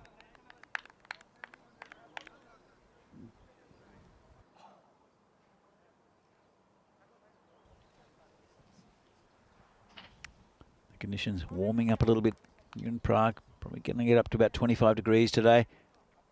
Very pleasant for cricket. Very normal Australian conditions. 25 or above. This one's in the air. Player coming around. There's 2 of them, but that should be nicely taken. And that's the end of Babu. And another wicket there for Sengupta. He's taking his second.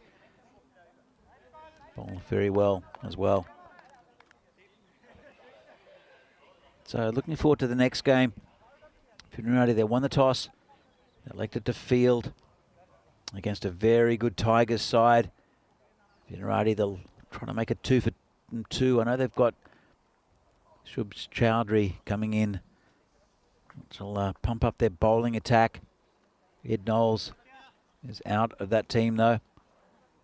No Arshad Hyatt either, who is a vital cog in that Vinarati lineup, especially with his bowling. Be a good tussle. If they can get a couple of big wickets early, I think Vinarati have got a very good chance of beating any total that the Tigers put on. But if Sagor can get going, then the Tigers can mount a very, very good total.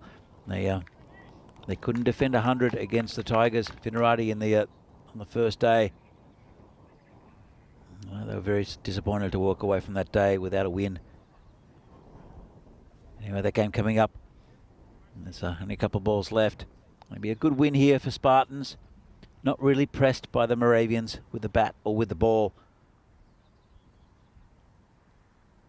Singh Gupta comes in again and just pulls up the dead ball. Good bowling figures for Singh Gupta, 2 for 6. Just been a bit too much firepower for the batsmen of Moravians to handle, but the course done pretty well. 34 of 27. That one just dug in a little bit, got a bit of bounce there. Good ball. 1 ball left. And they need 51 runs. The Moravians won't get there, obviously. Go home to Brno. The Moravians not having the best day today. See him again tomorrow. Got a couple more games. Sucha comes in, and this one's the toe end of the bat. Will go down to third man. Just be a single. I think he's got his field placements just right. Has Venkataswamy, the skipper for Spartans. Very difficult to get runs for Moravians, and that's the end of the game. Fizzed out a little bit towards the end. Good effort for Moravians to get a few runs against a very good Spartans side, who'll feel that they've really, it's there for up to the Spartans now, I think, to try to grab that top spot. And of course, on Friday we're going to see the quarterfinals, and it'll be a knockout from there. But the top team in this division will play the 4th place team in the first part of this tournament in Group A. This is what's coming up after this little break. Prague Tigers against Vinarati, and batting first will be the Tigers. Imran Butt and Sagar Hussain, their main men. They'll want to get off to a good start. And then the general manager, who's also a good batsman, has just not got going in this tournament. And there's deep skipper Al Mahmood, Russell Mir. But the big news for Vinarati is the addition of Shubs Chowdhury into this lineup, making him very difficult to beat. Also Joe Cope in there. So here's the highlights of the game. Nice shot there off his toes, off Tyagi. Got it slightly wrong. Didn't get too many wrong though, did Tyagi. That was a good shot. There was one promising over for Moravians against Shanmugam Ravi. They hit 18. The rest really just not clicking. A couple of catches went down there, and it was Sacha. He was very good with the ball. He put them down. Saga ready. No problem with that one though. That was a fantastic catch there from Varun Mehta, the keeper. As we see it again. Just wrong-footed. Got down and took a lovely catch. And that's Sacha putting down another one. He's better than that. Holds himself to very high standards. And that was a little boundary towards the end. So, good victory for the Spartans. See another one go up. And that was an easy catch there. The Spartans, they're well on track to be in the top 2 in this division. And they'll be playing a very competitive game against the Tigers. You can see the scorecard. The core 35 of 29. Surendran 15 off 15, and Babu 10 off 12. Nice and disciplined with the ball, only 3 wides there from the Spartans. 68 for 3 in the end. A little bit better than what the they did against Vinerati earlier this morning, but just not enough, not quite at the races. Playing 2 first division teams today with the Moravians and the bowlers. Typical spell from Taigi, 12 from them. Raipolu very good, only 8 from his 2 overs. In Gupta, 2 wickets, and only for 7 runs, probably the pick of the bowlers. And Ravi, as I said, a little bit expensive. Apart from that, business as usual for the Spartans. So we're going to take a little bit of a break. We're going to come back with a very good game. Match 35 here from the Vinorj Cricket Ground in Prague. Scott Page Field between Vinerati and Prague Tigers. Going to be a great game. Hope you can join us. See you then. Bye.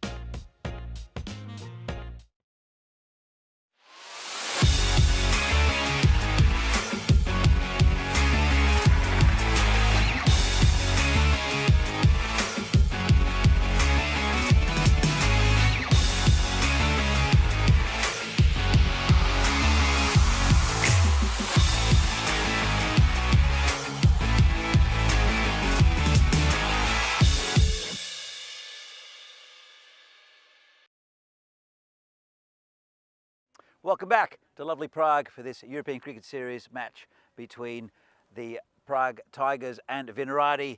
The news from the toss, Vinarati have won the toss and they've elected to bowl. I'm going to try to get a few of these big names from the Tigers early and give them a good chance of getting their second victory of the day, which has really got them back into the fold for the getting into the top 2 or 3 in this group. The Tigers, they're at the top of the group on 8 points. They want to consolidate that and love a victory against Vinarati, who are looking pretty ominous at the moment. So we're going to see that game coming up, and the man who'll bring that to you is Mr. Vinny Sandhu. He'll be in the commentary box. See you in a minute. Thank you very much, Danny Hudacek. And he does bring us toss news. Vinarati, they've been the chaseologists of late, and they seem to be just clicking and just in time, you'd say, because they were in some jeopardy with their tournament. Just on the rocks a little bit on the first day or two.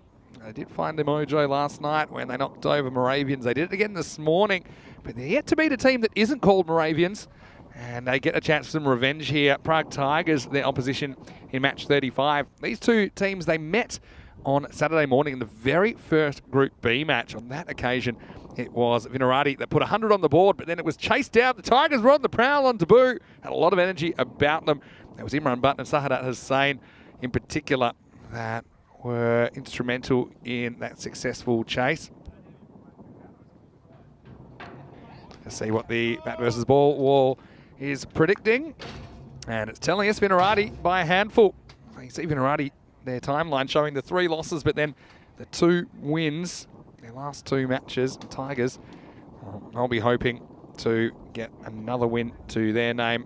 Of course, Tigers, brand new team to the competition. They certainly have impressed us. One thing that we keep going back to is their depth, I suppose. And we'll have a slightly different look to their opening combination here, because it looks like it will be Russell Mia that's going out there to open up with Sahadat Sagor Hussain. And I do think that's a slightly different look. Imran Butt has been a bit hit and miss, and he is in the lineup, but they haven't used him to open. So perhaps they just want to let Russell Mia have a bit of a license. Maybe it makes their batting lineup a little bit longer with the insurance of Imran Butt that's able to come in a little bit further down in the order. So I did promise in the live chat that I'd have a special guest commentator, and he has just joined me here. Danny Hudacek doing a great job in front of the camera today. But this is a man, he actually stepped in for me last year in the Czech Republic, and he's always cleaning up the chat. I want to give a very big ECN commentary ice cube welcome to none other than our very own Phil G. Welcome, Phil. Thank you very much, Vinny. And good afternoon, everybody. Welcome to Prague. Welcome to Game 3 for today. Wonderful to be back into the commentary position with you too, mate. Been too long. Yeah, it has been. And looks like we're going to get Joe Cope bowling the first over for Vinarati, a team that you know a lot about, Phil. And Vinarati certainly looked good this morning. Joe Cope himself bowled pretty well this morning. What do you think about this matchup against the Tigers, who have been kind of the surprise packets of Group B so far? Yeah, I think this game's going to be a bit of a cracker because Vino's found a bit of form now. They started with 2 losses, but they've started to turn their tournament around. Tigers have been good right from the get-go, and I think this is going to be a bit of a measuring stick for both teams. There's a bit here for both teams to play for. Obviously, they need to cement themselves into the action to the end of the tournament, end of the week. And Vinos are up and about from a good win this morning. Let's see how they go against the Tigers. Yeah, here's the first ball of match 35, worked away by Sahadat Sagor Hussain for a single, and the first run as well. Terry, just welcoming you, as is James Stewart and Mandrake as well. I mean, I know that you do a lot of work, and it is kind of a labour of love, I'm sure, to a degree, but it's also a bit of work sometimes. With the live chat, I mean, it's a really special community, isn't it? It is. It's a group within a group, the community in the live chat. It's true. This one gets straight through Russell Mia, first ball. But yeah, it must be nice to be able to converse with them in a slightly different way at the moment. It is a lot of fun in the chat. I mean, and a big shout out to the guys there. I can see Mandrake and Helix, my old buddy there. I saw Liam Day early before, and Kitty Hundy was out there as well. We are a very tight-knit group. We love each other's company on the chat. We never met personally. I don't believe we have. Maybe as the world goes post-pandemic, maybe we'll get the opportunity one day. This has worked away to the leg side. It's 2 runs. Russell Meyer gets off the mark. Yeah, but it's quite an interesting community, isn't it? Because, I mean, obviously, people's schedules and lives, people drift in, people drift out. Some people can spend more time than others. Yep. But people do tune in from all corners of the world. And I think it's great that ECN cricket is something that brings them all together. Just wait for Cope here, who gets another crack at Meyer. And could be gone, and is gone. Gets a return catch. And Joe Cope, where he's man mountain. And he didn't quite have his best outing on Saturday, but since he's returned to the side today, he's been very impressive. This was just a little bit short to drive from Russell Meyer. Joe Cope takes a return catch and showing some good coordination from the big man. So the decision to bowl to bat Meyer at the top of the order, not really paying off. He goes for 2, and the score now 3 for 1. Nice return catch for the big man. Yeah, if you look at that, Meyer was cramped for room to play that shot with any real purpose. And yeah, Cope was in a good position. I mean, pretty much into just below the breadbasket. He had to make sure he caught that one, or it could have been singing falsetto. But he's taken it, and they're 1 down. Not a good start, and Vino's are up and about. That's true, and Imran Butt does get his opportunity to reunite with his normal opening partner. He's batting at 3, so coming in just halfway through this first over, and a couple to come, in fact. Yeah, so, I mean, obviously, you saw you and Danny last year, who were commentating one morning when I was off, and you saw one of the most interesting bits of cricket all year, which was the accidental backwards throw over the boundary. You must have been amazed at how wide that one spread. Instant classic, that one, Vinny. Instant classic. I knew we were onto something when that happened. I had to literally lean over to Danny and sort of push him to shut him up, because he was starting to go on as though the ball had gone back to the wicketkeeper, and no, it got caught in the hand and it flipped over the back of his shoulder. And there's a lot going on in the ice cube, so sometimes you do take your eyes off the plate, taking it for granted it'll go the way you think. Not always the case. Cope beats him outside the off stump, and look, these two at the crease have a lot of responsibility now for the Prague Tigers. And these two were a thorn in the side of Vino's on Saturday morning, when they put together a pretty good partnership to secure victory. They were, and you know, the Vinos will be hot here to get rid of one of these. They'll know that, and they'll remember that. So let's see how Cope can finish off his over. So far, a cracking over. Pretty good ball, but well played as well. The big man, he's making earthquakes now, and he's making waves in the first over. Prague Tigers lose a wicket, and Joe Cope only concedes 3 for 1 after the first over. Vinny Sandhu here, Mr. Maximo with you, and alongside me is none other than ECN aficionado Phil G. Now, what's going on? You told me you've dressed to the nines today. I know we like to get pretty fashionable in the ice cube. What do you got for me? I've got my Mr. Maximo T-shirt. All right, and I see there you that. go. It's a very unauthorised use of my image. I'm telling you what, I'm a little bit pale there. What sort of lens was used on that? That looks like it was taken when I was in Rome. Well, Phil, you're looking fantastic. And look, it's great to have you in the commentary ice cube once again. I know you'll do this half of the game with me. You're going to do half with Danny again in the second half of this match. But it's a fascinating match as well. I know you've been following this tournament pretty closely. Do you have any kind of favourites so far now? Have we seen all 10 teams? It's hard to go past the Kings. I mean, the Prague Cricket Club always put up a wonderful performance when the tournament comes. It's Chowdhury, who comes on immediately, gets cut away to the boundary with a minimum of fuss from Sagor as well. This one seeming and viciously, but the batter was equal to the task. Beautifully executed shot for 4. The Tigers have shown that when their big players fire, they can beat pretty much anybody. Chowdhury, an inclusion for this game for Vinarati. Yeah, it's true. I mean, PCC, they always seem to come up with the goods in the end. They've always won the ECS here, the 2 times we played it at least. And Vinarati, runners-up in those 2 ECS tournaments. They've been a bit off the pace so far. They seem to be mounting a bit of a challenge. Another inducker from Chowdhury.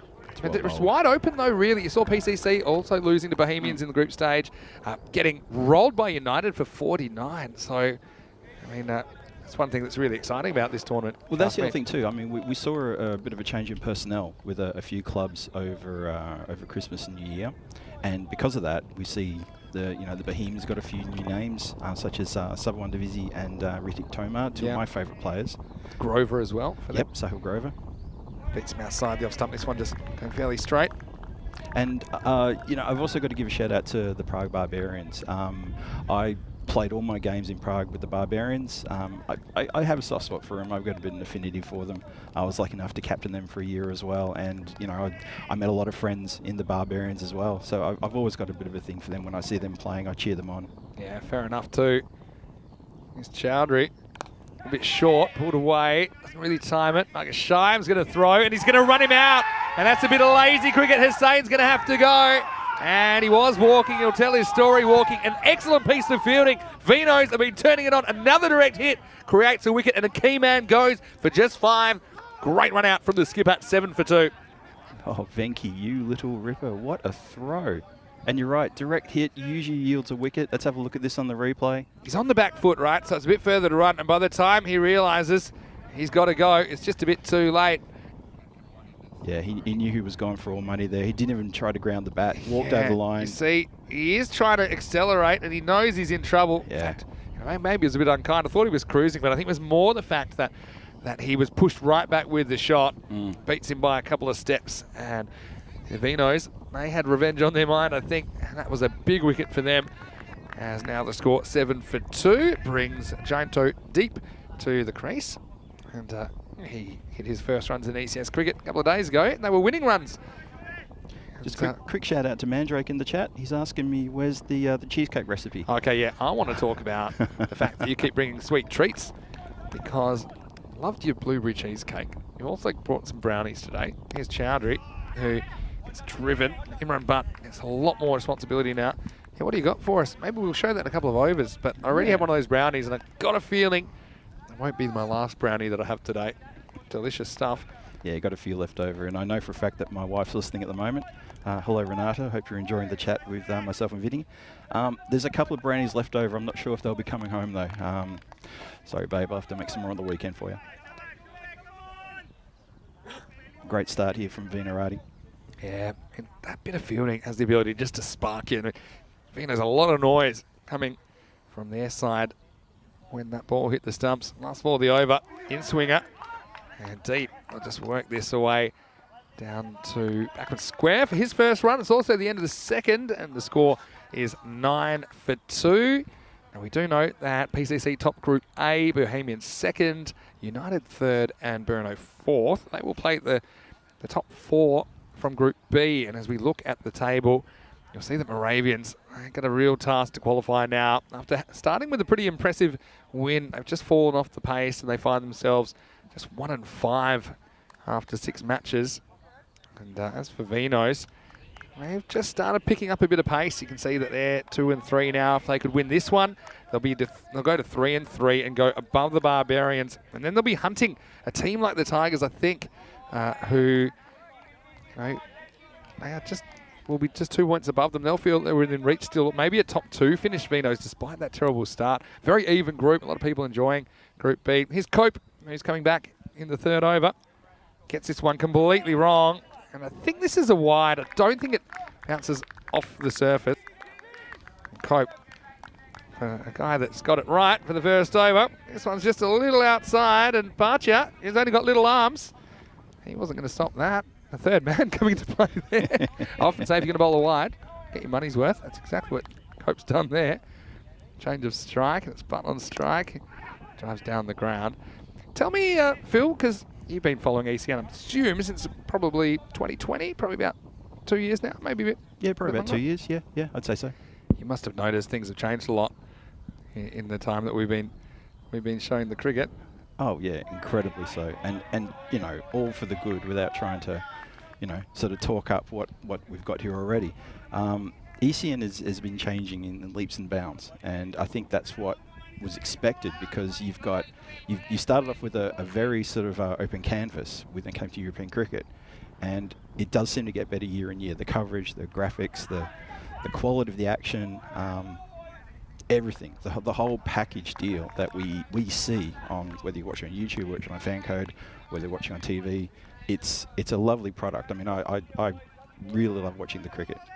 And I know a lot of people do, and you know, obviously I'm in the chat as often as I can, because that's where I sort of, you know, get my little kick. There's the next ball from Cope. Pretty good Yorker. He's playing well here, Cope, except for that one that was very, very wide. Yeah, it's very kind of you to say, but I think the federations need a lot of credit as well that have partnered with us. I think the players also, it's given them something extra, I suppose, to try and push their game. The fact they're on show to the world. A bad shot here, just works this one away a little bit short, and this will get to the boundary. So, Johnny Deep, as I called him the other day, he's been a pretty good inclusion for the Tigers. Just makes their batting a bit longer. And this one does work away nicely from Cope. Yeah, it was a very nice punch off the back foot there. That was actually, pardon me, that is able to work that one away. But yeah, I think there's improvements in all aspects. I think just the volume of cricket, the more cricket played, I think the more established the sport can become and quicker. Although it's a long-term kind of goal, I suppose. This is a wide. That's miles over his head. Yeah, I think to your point, Vinny, I agree. I think the federations have stepped up around Europe with their preparedness and with their events and tournaments, and the players now have got something else to aim for as well. Because every player of cricket, they want to see themselves on camera. I think it's only natural as we get to the end of the power play. So Cope, bit of a mixed bag, but I do think he's been on the improve today. He's got it right. He's been very, very dangerous. So it's the end of the third over. The score is 18 for 2 after the power play. For me, it's honours to VCC. Once again, a great run out from Venkatesh Magashayam to remove Sagor from the equation. And I want to say hello to everyone that's saying hello to Phil in the chat. And Stephen Roberts is saying hi. Hey, Robbo. I want to just touch on the question from Mandrake. And if you do have any questions for Phil G, please put in the chat. ECN European Cricket Network. He's asking, you don't sound Czech. Though to me, you kind of do. I've heard you try it out on occasion. Where are you from originally, Phil? I hail from a little town in Australia called Melbourne. People might have heard of that place. It's got a couple of good cricket grounds down there as well. Yeah. Yep. No, I come from Melbourne originally and found myself in Europe not through design, probably more through accident, and called this home now I've called Europe home now for the last 20 years. Yeah, 20 years. It's been 20 years. You were a baby when you came across? I could dive into my age again, but I don't think I want to do that. Well, I first came over in 2000, and then I permanently moved over in 2003, and sort of haven't looked back. Obviously, still in touch with my very good friends back in Australia. That's what the technology of today allows me to do. So it is a good. big one, isn't it? I mean, Yeah. It allows me to keep in touch with some people in Australia that are important to me as well. Here's Fred Heidenreich, bowled very well this morning. First one just angles in, doesn't quite get the shape to start off. This may be a leg play, and I think maybe just a bit of bat on that. So it'll be a run. Deep doing his job. Gets put back on the rack. So yeah, I've been part of the expat community here now in Prague for a number of years. I've been here since 2019, although this is my second tour of duty. I was here previously for 4 years. No, this one no swing, and it kind of gets away with this if it's just one, because this should have been a big filthy wide. Not taking your name in vain there, but it was pretty well stopped down there. And see there, that is Nrup Raval, who saves 3 runs for his team. Good fielding once again from Vinos. The bowling probably not great. Fred just not quite getting that shape that he got before. Let's see how it goes this time to deep. Well, it's better. Slightly better. Still probably not quite the movement that we saw earlier. Yeah. Yeah, so pardon me. It was Helix's question. Sorry, Helix. I gave Mandrake the credit for it. But yeah, from Melbourne. Melbourne's a beautiful place. Yeah. Played a bit in Melbourne, and I think every time I mention Melbourne and talk about my favourite breakfast in Australia, Archie's All Day in Gertrude Street, Fitzroy. Maybe one day they'll give me a free one. I know that place really well. Do you? Yeah, So down the leg side. Fitzroy Street and Brunswick Street was my old stomping ground. Yeah, I've stayed around there a fair bit. Say hello to any of our viewers from Melbourne. If you are watching from Melbourne, then say hello to us in the chat. And I kind of made a joke yesterday that you might have heard when you were mentioning you're from Melbourne in the chat. I said all Perth people probably secretly wish they were from Melbourne. Or there's always this thing about the coffee being better and cheaper and a few different things. Wait, a lot of nice places in Australia. Watch out, could be another run out. And this would have been Chowdhury. Absolutely horns it in. And it blasts through Haasler, who is backing up. This will be 2, but it was worth a pop because Deep almost runs himself out here.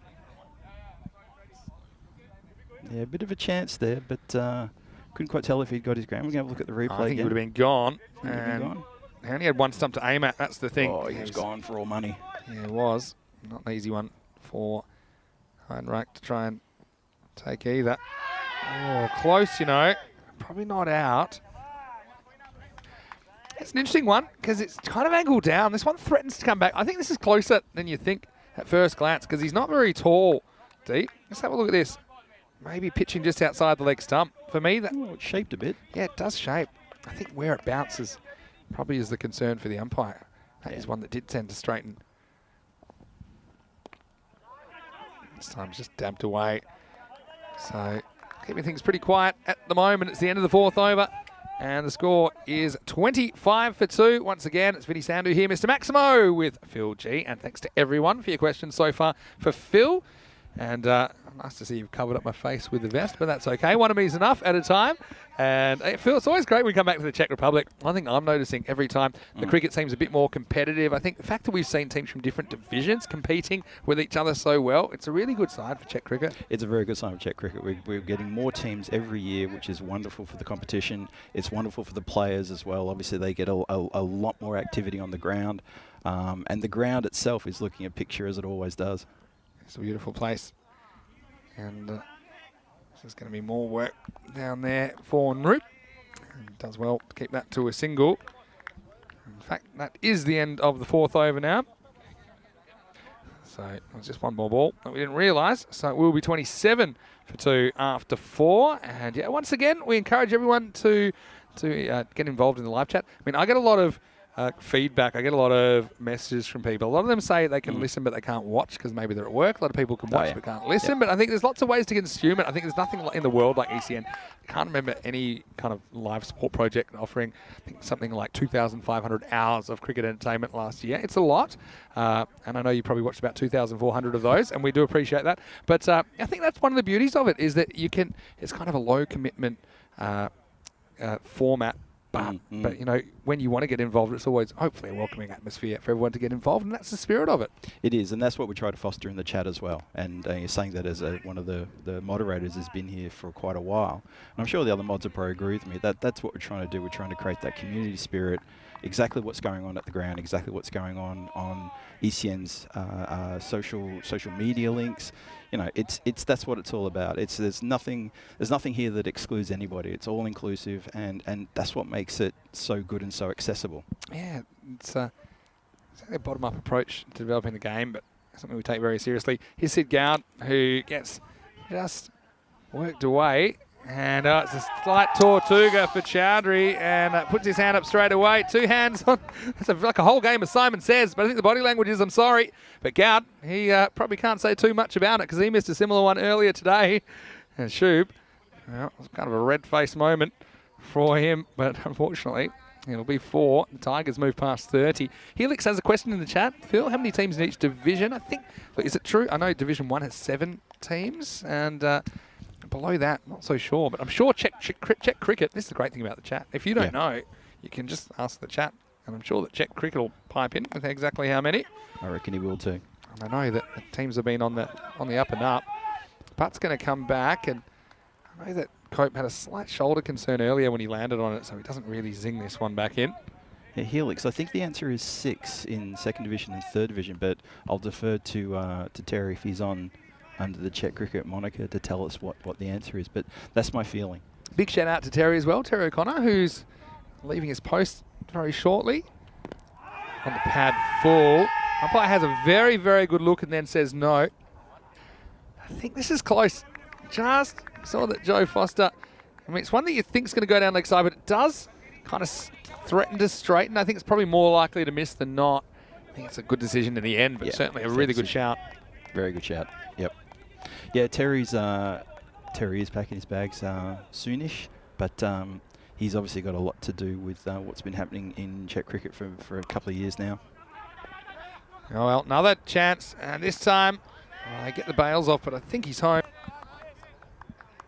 And once again, I felt that Marcus Scheim, with a direct hit, would have certainly had the run out. This time he couldn't find the target, but he does find Goud, who gets the bails off pretty quickly. This could be interesting, you know. He already ran out one of the openers, but it's ball watching for a long time.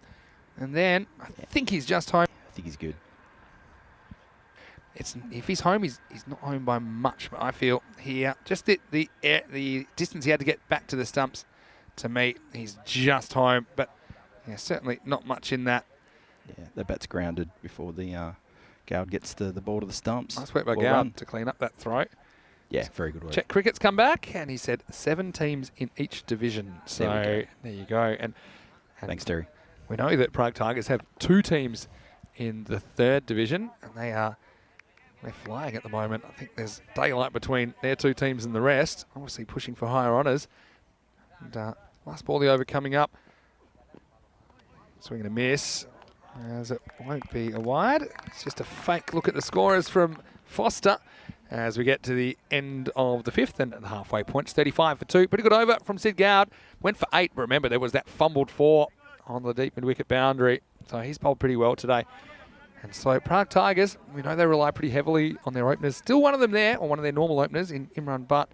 But they do need to get a wriggle on, don't they, if they're going to get a competitive score on the board against Avino's side that have looked much stronger with the bat, although no Ed Knowles in the lineup. Interesting who they go with at the top. Maybe they'll go with Sid Gowd. Also, got to say, Hayden Reich's been batting really well for the Vinos. Yeah, he's had a good couple of days batting, hasn't he? He's done well. But, yeah, no, I agree that the Tigers probably need to, well, not probably, they have to. They're going to have to put the foot down in the next 5 overs and do a lot better than 35 runs. He's got bowled pretty well earlier. Got the 10th over. He's coming on a bit earlier this time. Anil Saini got some good shape out. And yeah, it's a pretty decent start with movement-wise, but it's probably not the location that he wanted.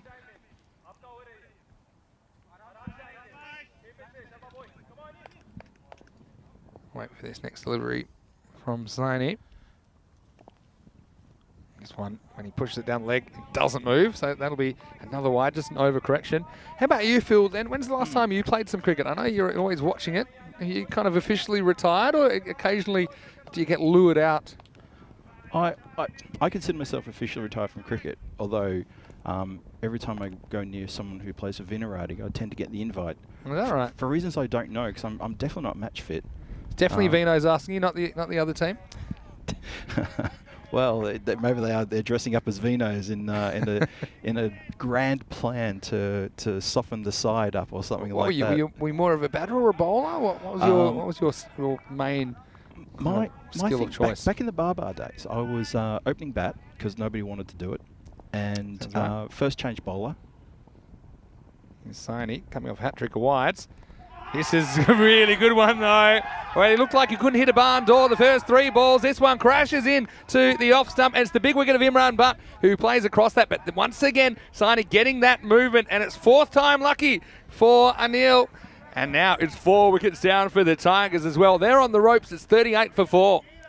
What a cracking delivery that was. Let's have a look at that again on the replay. Look at that. You see why he plays across it, because he thinks it's going to angle in, and he loses his stumps. Well, you see the smoke in the background. It's Vinarati that's smoking through the first moments of match 35, certainly swinging a bit. Now, that can be harder to face than a guy who's kind of nagging away consistently, because he's been all over the shop at the start of this over Saini, but then he comes up with a peach and knocks over Imran Butt, who has to go for just 15 in the end, 15 off 14 with 2 boundaries. So bring the general manager out, GM Hasanat. And let's just say there could be a special shareholders meeting soon, because he hasn't really been delivering, but it's a good opportunity for him to get the Tigers to something competitive. This one bounces twice on the way to Barcia. I'll sneak through for 1. Now, one thing that you would know, probably as well as anyone, is how many kind of, I say, look-worthy moments we got on ECN. And we had one yesterday in the Vinos game, the 3 over game. Don't know if you saw it, but it was the 3 buys where it was basically the ball never left the pitch area. Did you see that one? I did see that one. Yes, you're right. I don't think the ball got more than 5 metres away from the stumps at any point in time. I think so. I think I even dropped the comment about how to turn nothing into 3. Yeah. That was phenomenal. Do you have any favourites? Now you've been watching a couple of years. There must be a couple that maybe stick out in your mind. Obviously the one last year where we saw the backwards throw over the boundary. Yeah, where was it Ashish Mehta was trying to throw the ball back to the wicket, but he went the wrong way around the world to try to throw the ball back. Oh, could be trouble here. Sliced up in the air. Should be a simple catch. Heidenreich doesn't drop catches. He's not dropping this. And now they lose another wicket. The wheels are off. And the Prague Tigers, they are struggling. And you've got to say, Saini, when he's got it right, he's been pretty tough to deal with. As now the Tigers lose deep for 7. And the score is 39 for 4. Yeah, a bit of trouble now. The warning signs are there for the Prague Tigers that they're not going to be posting a competitive total unless this middle order can fire up right from the get-go. This game could be in a lot of trouble. Don't forget, when these two teams met in match 25 on Saturday morning, it was Vinorati that put 100 on the board and the Tigers chased it down. And that very memorable start to their ECS career. In that game, they end up with 103 off 8.5, the Tigers, as they won with 7 balls to spare. Right now, in a bit of strife. This one's probably okay, you know. Probably just sneaks inside the line. Yeah, you asked me about my memorable moments. There was one that springs to mind immediately, and it was actually a video that you sent me, Vinny, because I think I must have missed it live. It was the umpire placing the stumps on the wrong crease line. That's a good one. And no one noticed until the bowler ran in, and the bowler stopped, looked at the stumps, and then said, I don't think they're supposed to be there. You know, that's closer than you think. Oh, have a look at this. I think I can understand why it's not given out. I just reckon this, if we Hawkeye this, I reckon this is gone. Well, tell me what you think. Thing is, it just flicks his pad. That's the thing. It might be crazy in my old age. Probably just missing. Maybe just not coming back enough, but it was worth a shout. You see, pretty big deflection. But that's the thing. When it doesn't deflect that far off the pad, the umpire will be hesitant to give it out. It's a long way across. But yeah, probably just missing. Good decision. I don't think it straightens enough. Yeah. Worth a big shout, though. I would have been going up for that one. I would have gone up. And anyway, it takes us to the end of the 6th over. 39 for 4. Yeah, that was a funny one. And that's James, umpire James, who hopefully we see next week in Hungary, because we will be in Hungary next week. I'm looking forward to that. I think Vino's pulling ahead at the moment, 77%. And probably on the back of the wickets they've taken of late. Yeah, so James was a fantastic character, actually. That actually drove us to the ground a fair bit as well, so we gave him heaps for that. But to be fair, nobody noticed. They were putting thumbs up on the wrong line. He said to us, I just felt something wasn't quite right, but I couldn't quite work out what it was. Marcus Shyam coming in with a bit of spin, and they've got no patience for this. In fact, he sends him back. Oh, this is poor cricket, really, from the Tigers, because this really is the non-striker's call. I think, have a look at this on the replay. See, Al Mahmood, who's out there, he calls straight away, but just have a look at the striker, who just does not want to look at his captain. As the next ball is launched out of the ground. Well, maybe that's what he was thinking. He said, back in your box, I'm going to whack the next one out of the ground. Maximo, the general manager, he pulls rank, doesn't he? Turns down 1, but he grabs 6. Yeah, I think he's made up for it with that shot. That was a lovely hit. He keeps doing that. That ball's going to be getting frequent fly points.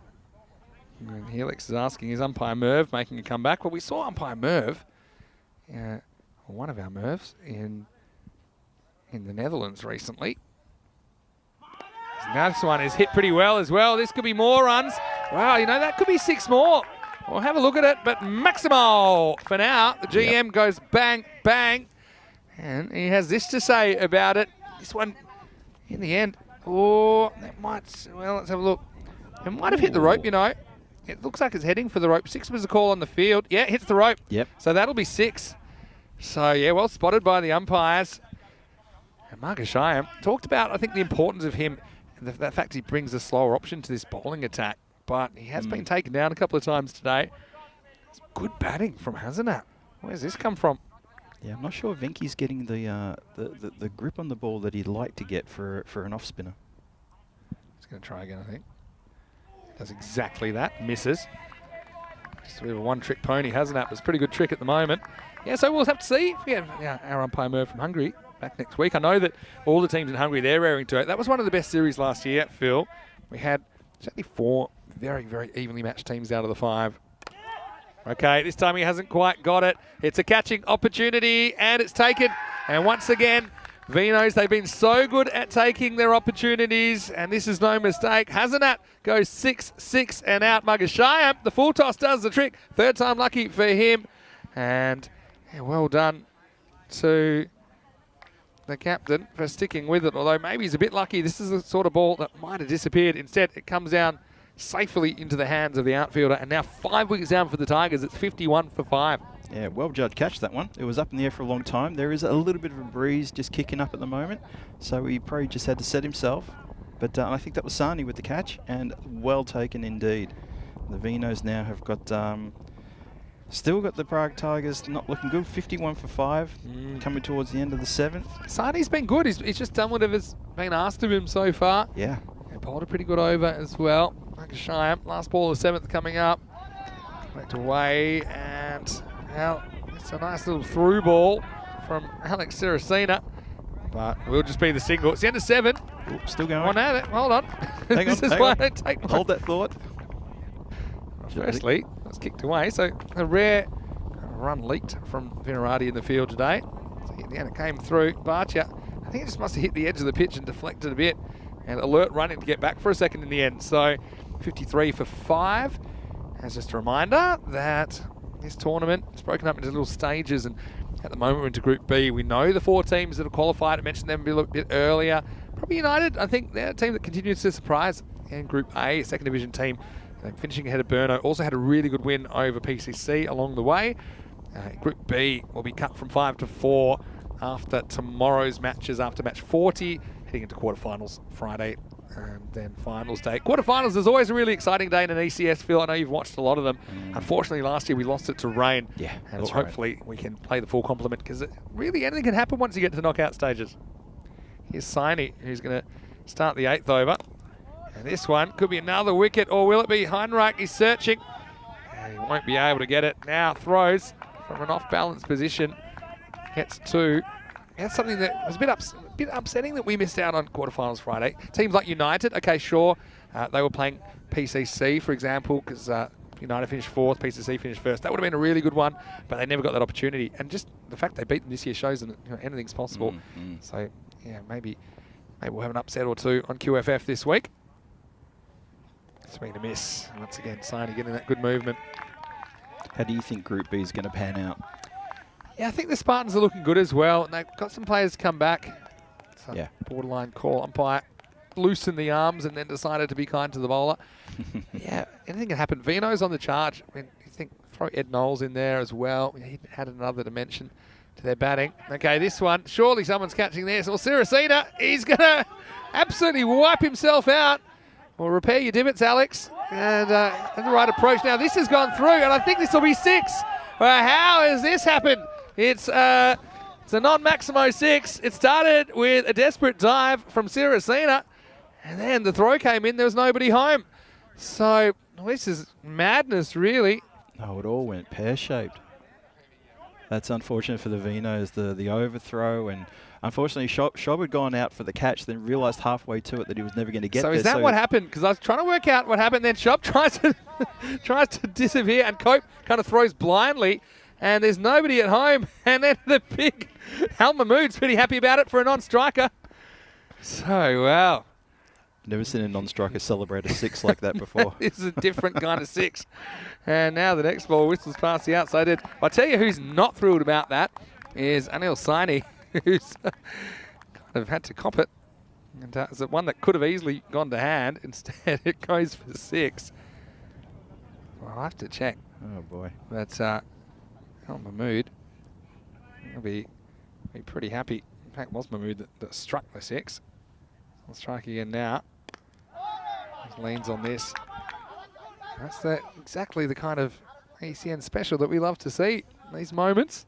Yep, these are the surprises people tune in for. I mean, this is one of the reasons I love watching ECN, because you never know what you're going to get, but you know you're going to get something every match without fail. Yeah, even the matches where sometimes the result is beyond question, you're still going to see something quite amazing. It's just around the corner. This is fairly straight ball, and it's going to get over Gowan. That's going to go all the way. In fact, mate, it's done for 4. It shows me Gowan's just crept in a bit too far there. Yeah, it's a ball that he had to hit, because I think otherwise he was a dead duck LBW. But he does get a fair bit of bat. We see Gowan, he just snuck in there. It's a good call from the umps, who get it right. It is 4 to finish the over. And the score is 66 for 5 after 8. Well, here's the thing as well. I mean, if they can continue this and maybe get, let's say, 10 and 10 off the last over, get up to 86. It's a bit of a par score based on what we've seen. And Vinarati, no Ed Knowles in their lineup here. You know, it's going to have a lot more responsibility on Fred Heidenreich as well. You know, they've got some good batting, no doubt about that. But, you know, at least if you can get something in the 80s and bowl well early, there's always a chance. Siney finishes with 2 for 16. You'll probably wonder about a few of those being unnecessary and maybe not his fault. It's I tell you what, overthrows feel like when you are at a vending machine and you try and buy 1 packet of crisps and 2 fall out, because it's just this unexpected burst of, I suppose, joy on one hand. It's just unexpected. It's Gowd comes back in the 9th. What happens in the 9th? I'm going to ask you a question now, and you know, actually, I'm not going to ask you for a favourite. I was going to say, who are some of your favourite commentators on ECN to listen to? And I'm right here, so I'm not going to ask for favourites, but you know, obviously, different people have the ones that they kind of really like. A lot of people love Rico, no doubt about it. Because Rico's one of my favourites. Rico's got always has been. Rico's got more energy than me, which I find difficult. Yeah, Rico's definitely one of my favourites, and I had the joy of being able to commentate with him in one game. One game for an innings last year in Dresden. So that was lovely, of course, to be able to do that. Great guy. You know, I really enjoy his enthusiasm. Here's the next one from Gowd. Seems to be putting a bit more on it at the moment. Sid hasn't taken a wicket so far in this game. Another commentator I really like, who probably be great if he got a bit more work, and he's not here at the moment, but Danny Hudacek, I think, is a class act as well. Yeah. He's got that very calming, warming voice that it just reinforces a level of comfort, and he knows what he's talking about. Yeah, I'm sure. It's well, I mean, that is sincere. I know he's like right next to you right now, and you have to say nice things. But I got to say, I'm a big Hudacek fan from way back. You know that. Yeah. I was a big fan of Danny ever since I first heard him in 2020, and it's always great to get Danny on. I can talk Danny up because I mean I actually felt partly, just ever so slightly, responsible for helping the Barbarians recruit him years ago. So I can hold my head up high on that one. Oh, this one squeezed away, and Teresina just kind of waves at it. And now they're thinking about a second, and I think he gets back here. And so it will just be a long single. How about Corey? Because Corey's a bit mischievous. And Corey always splits the audience. Yeah, now Corey's a funny one. I'll be honest. I took a while to get into his style, but there was one point where I literally turned the corner, and I thought, you know what? I'm actually really enjoying his banter. I almost accused him of making ECN the Corey show, but I saw what he was doing, and I really got on board with that, and I really enjoyed it. And I think the reaction from the chat was equal. Yeah, fair enough. Good call. Here's Chowdhury. He learns how to stop this one. Will just be a single, hopefully. End of the over, so not a bad over, that one for Vinos. They just conceded 6 singles in the end. Gowd, at the end of his spell, ends up going for 14. The score at 72 for 5 after 9 overs. Yeah, now Corey's a bit of a different cat. But one thing I do enjoy about Corey's commentary is that he tactically, he's always thinking. It's the coach in him. Because, I mean, obviously I've done a little bit of coaching. A few of us have. But Corey, that's his passion. Yep. And obviously now he's the Spanish national team coach. So he really dives a bit deeper and actually gets that out of me a little bit. Yeah. He gets me thinking about things where, questions my cricket brain. As you know, in cricket, there's not a right or wrong. So many decisions are kind of cost benefit. There's pros and cons. I think that's what Corey brought to it. He was like a bucket of cold water, and it sort of freshened everyone up a little bit. Well, this could be out. One won't be out. And it'll be 2 wides to start. Now they might get another one, but can he get up? They're thinking about it, and now he gets sent back. Mahmood probably wants to strike here. I reckon he does. Yeah. Yep. Well, he didn't, but Hussain wanted him to have the strike. He seemed pretty comfortable. Probably feeling like he owes him one. Yeah. Parcher does grab it on the second bounce, and just Chowdhury comes up with fresh air, trying to be the kind of reserve keeper. Yeah, I don't know what that was about. Good dive from Al Mahmood down there. Almin Hussain is batting with him at the moment. He might have broken his pad with that dive. Is that what he's done? I think so. They've got a a brand new pad which is being brought out. And unfortunately, that one, it might be going to pad heaven if it's had a good life. And you see there, he goes to do up the straps and it just doesn't exist anymore. He's like, okay, well, that's one I haven't seen before. Just checking the other equipment to make sure that hasn't shifted. Yeah, that's the important one, obviously. Wow, okay, there you go. There's the new one for me as well. Got to say, Stephen Roberts has piped up with talking about Charlie Hunt, who was commentating in Malta. Charlie's a great new addition to our commentary team. Yeah. He's a bit younger than us, which is not a bad thing. Gone, and well, that pad is going to have a very short start to its career because Mahmood hits this one back to Chowdhury. This time he does grab it, so it will be a wicket, and it's the captain that has to go. Just tries to drive this on the up, doesn't get in the middle on it at all. So it is the 6-wicket fall now, 74 for 6. Well bowled by Shoop Chowdhury, who bowled the second over. It was a pretty good one. He just got 6 off that over. It's the over the run out happened. The first run out, that was Mike Shyam that took it. And now Chowdhury with a wicket of his own in the last. Yeah, Charlie Hunt, who you'll be able to hear him tomorrow. And it's great that we'll have more T20 international cricket on ECN tomorrow with the Tri-Series involving Germany, Austria and Sweden. This is Tanzir Hassan, who comes and he goes. And a pretty good ball again from Chowdhury. And Shoop has got a point to prove here. I mean, he might have one of the world's worst moustaches, but his pace bowling has been spot on for the most part. And now he finds himself on a hat-trick. The dodgy moustache. I think Danny coined the phrase, the dodgy moustache, the Kapil Dev from the 80s moustache. I couldn't think of a better description personally. Yeah, great delivery. And another one gone. So this final over is turning into a bit of a rout for the Tigers. They're not going to finish as strong as they wanted.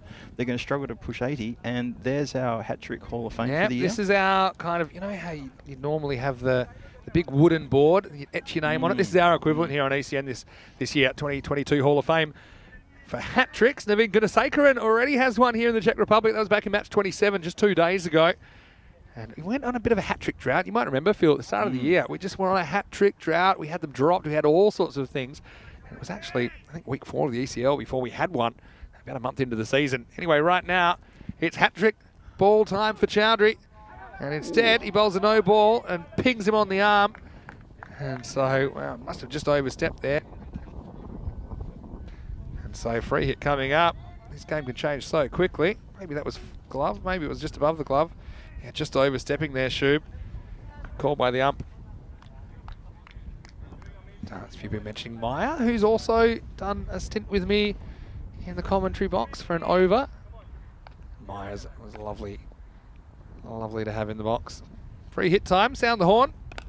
That's how to do it. He whacks that one away. That's gone for 6. Maximo! Lovely clean hit, that one. Oh, lovely hit. That was brilliant, wasn't it? And just right to the swinging arc. And when you don't have the threat of dismissal, you can completely lose your inhibitions. And that was smashed away. Alamin Hussain. So we have seen batting as high as 3 in the series. Deposits that one. And that does take them into the 80s. And I mean, it's been an ugly 80, to be honest, from the Tigers, but they still have some runs on the board. Now he's going to push, and they won't get more than 1 here, I imagine. They may think of it. I would have been tempted to try and pitch the strike back, but probably would have been a simple run out. So bring Ajar Alam on strike. Yeah, so Maya is someone we've had as a bit of a guest. Yeah, a lot of people saying nice things about Charlie. He's a good young commentator. I think we'll hear more from him. He's still doing his broadcasting studies. I think it all helps with his career path he wants to take. Got to get 1 here at least, and they will get it. I'm not so sure I'd take this one. Yeah, I reckon they're okay. I mean, they will take it, but I was just thinking, to me, it was a bit more value having Hussain on strike because he just whacked that 6, and now he's just going to have to watch the last ball. Up to 85 now. Okay, I agree too, Vinny. This has been a bit of an ugly innings, but it's going to end up being a total that their bowlers can have a crack at. So it's not so bad. It's actually quite competitive. Yeah, and there goes the stumps. Case in point, Chowdhury, he puts the exclamation point on this innings. He gets a 3rd wicket, hitting the stumps of Alam, who goes for just 2. So I think tactically, I probably would have just settled for a single, and because Alamin Hussain had already taken Chowdhury for a 6, maybe he could have done something similar. But as it is, it's 85. And look, And Group B, that's about a par score based on the run rates that we've seen so far, not only in Group B, but also through Group A. I think 89 is per 10 overs is the average for the whole tournament. Certainly last Vinorati some questions. They're without Ed Knowles at the top of the order. They do have plenty of batting, but they're going to have to fire. And Vinos, well, they had a bit of a shot loss to the Tigers in the first game of the tournament. And at the halfway point of that game, they were looking pretty good with 100 on the board. Tigers end up chasing it down. Well, similar story here. They're in a good position at the halfway point, having restricted the Tigers to 85. 86 will be the target. As Charles Croucher has a bit of a chat to Sahadat Sagor Hussain. We might look back at some of the highlights, and it was the Tigers out for a double dose of Vinorati pain, but Joe Cope had something to say about it. He was able to grab caught and bowled there. Nice return catch from the big man. And then we saw this fantastic piece of fielding. Margashime with the direct hit. Fielding so important in this form of the game, and they were pumped up at this stage. It was Vinorati. They were all over them in the first half of this innings. They certainly were. Venky, you see him there in that replay. Wow, that's a lovely bit of aggression from the captain. Yep, bit of a mistake there out in the boundary, letting the 4 go through that should never have been there. And then the wicket started tumbling. Sani there with a peach of a delivery. You can't disagree with that. Yeah, it was brilliant. I mean, it looked like he couldn't even hit the pitch almost. We saw some epic dives as well. You certainly can't fault the Tigers' enthusiasm as they've been unleashed into the competition. Division 3 side playing well above themselves. And they find themselves in the top half of the ladder. Can they stay there? We'll find out. There's a lot on this result, if you ask me. Sini put in a good catch, and then they came up with one of the weirdest sixes you'll ever see. There was a bit of panda what up for Portugal about this as it was launched. And unfortunately, Barcia had gone walkabout. There was no one at the stumps. There was no one backing up.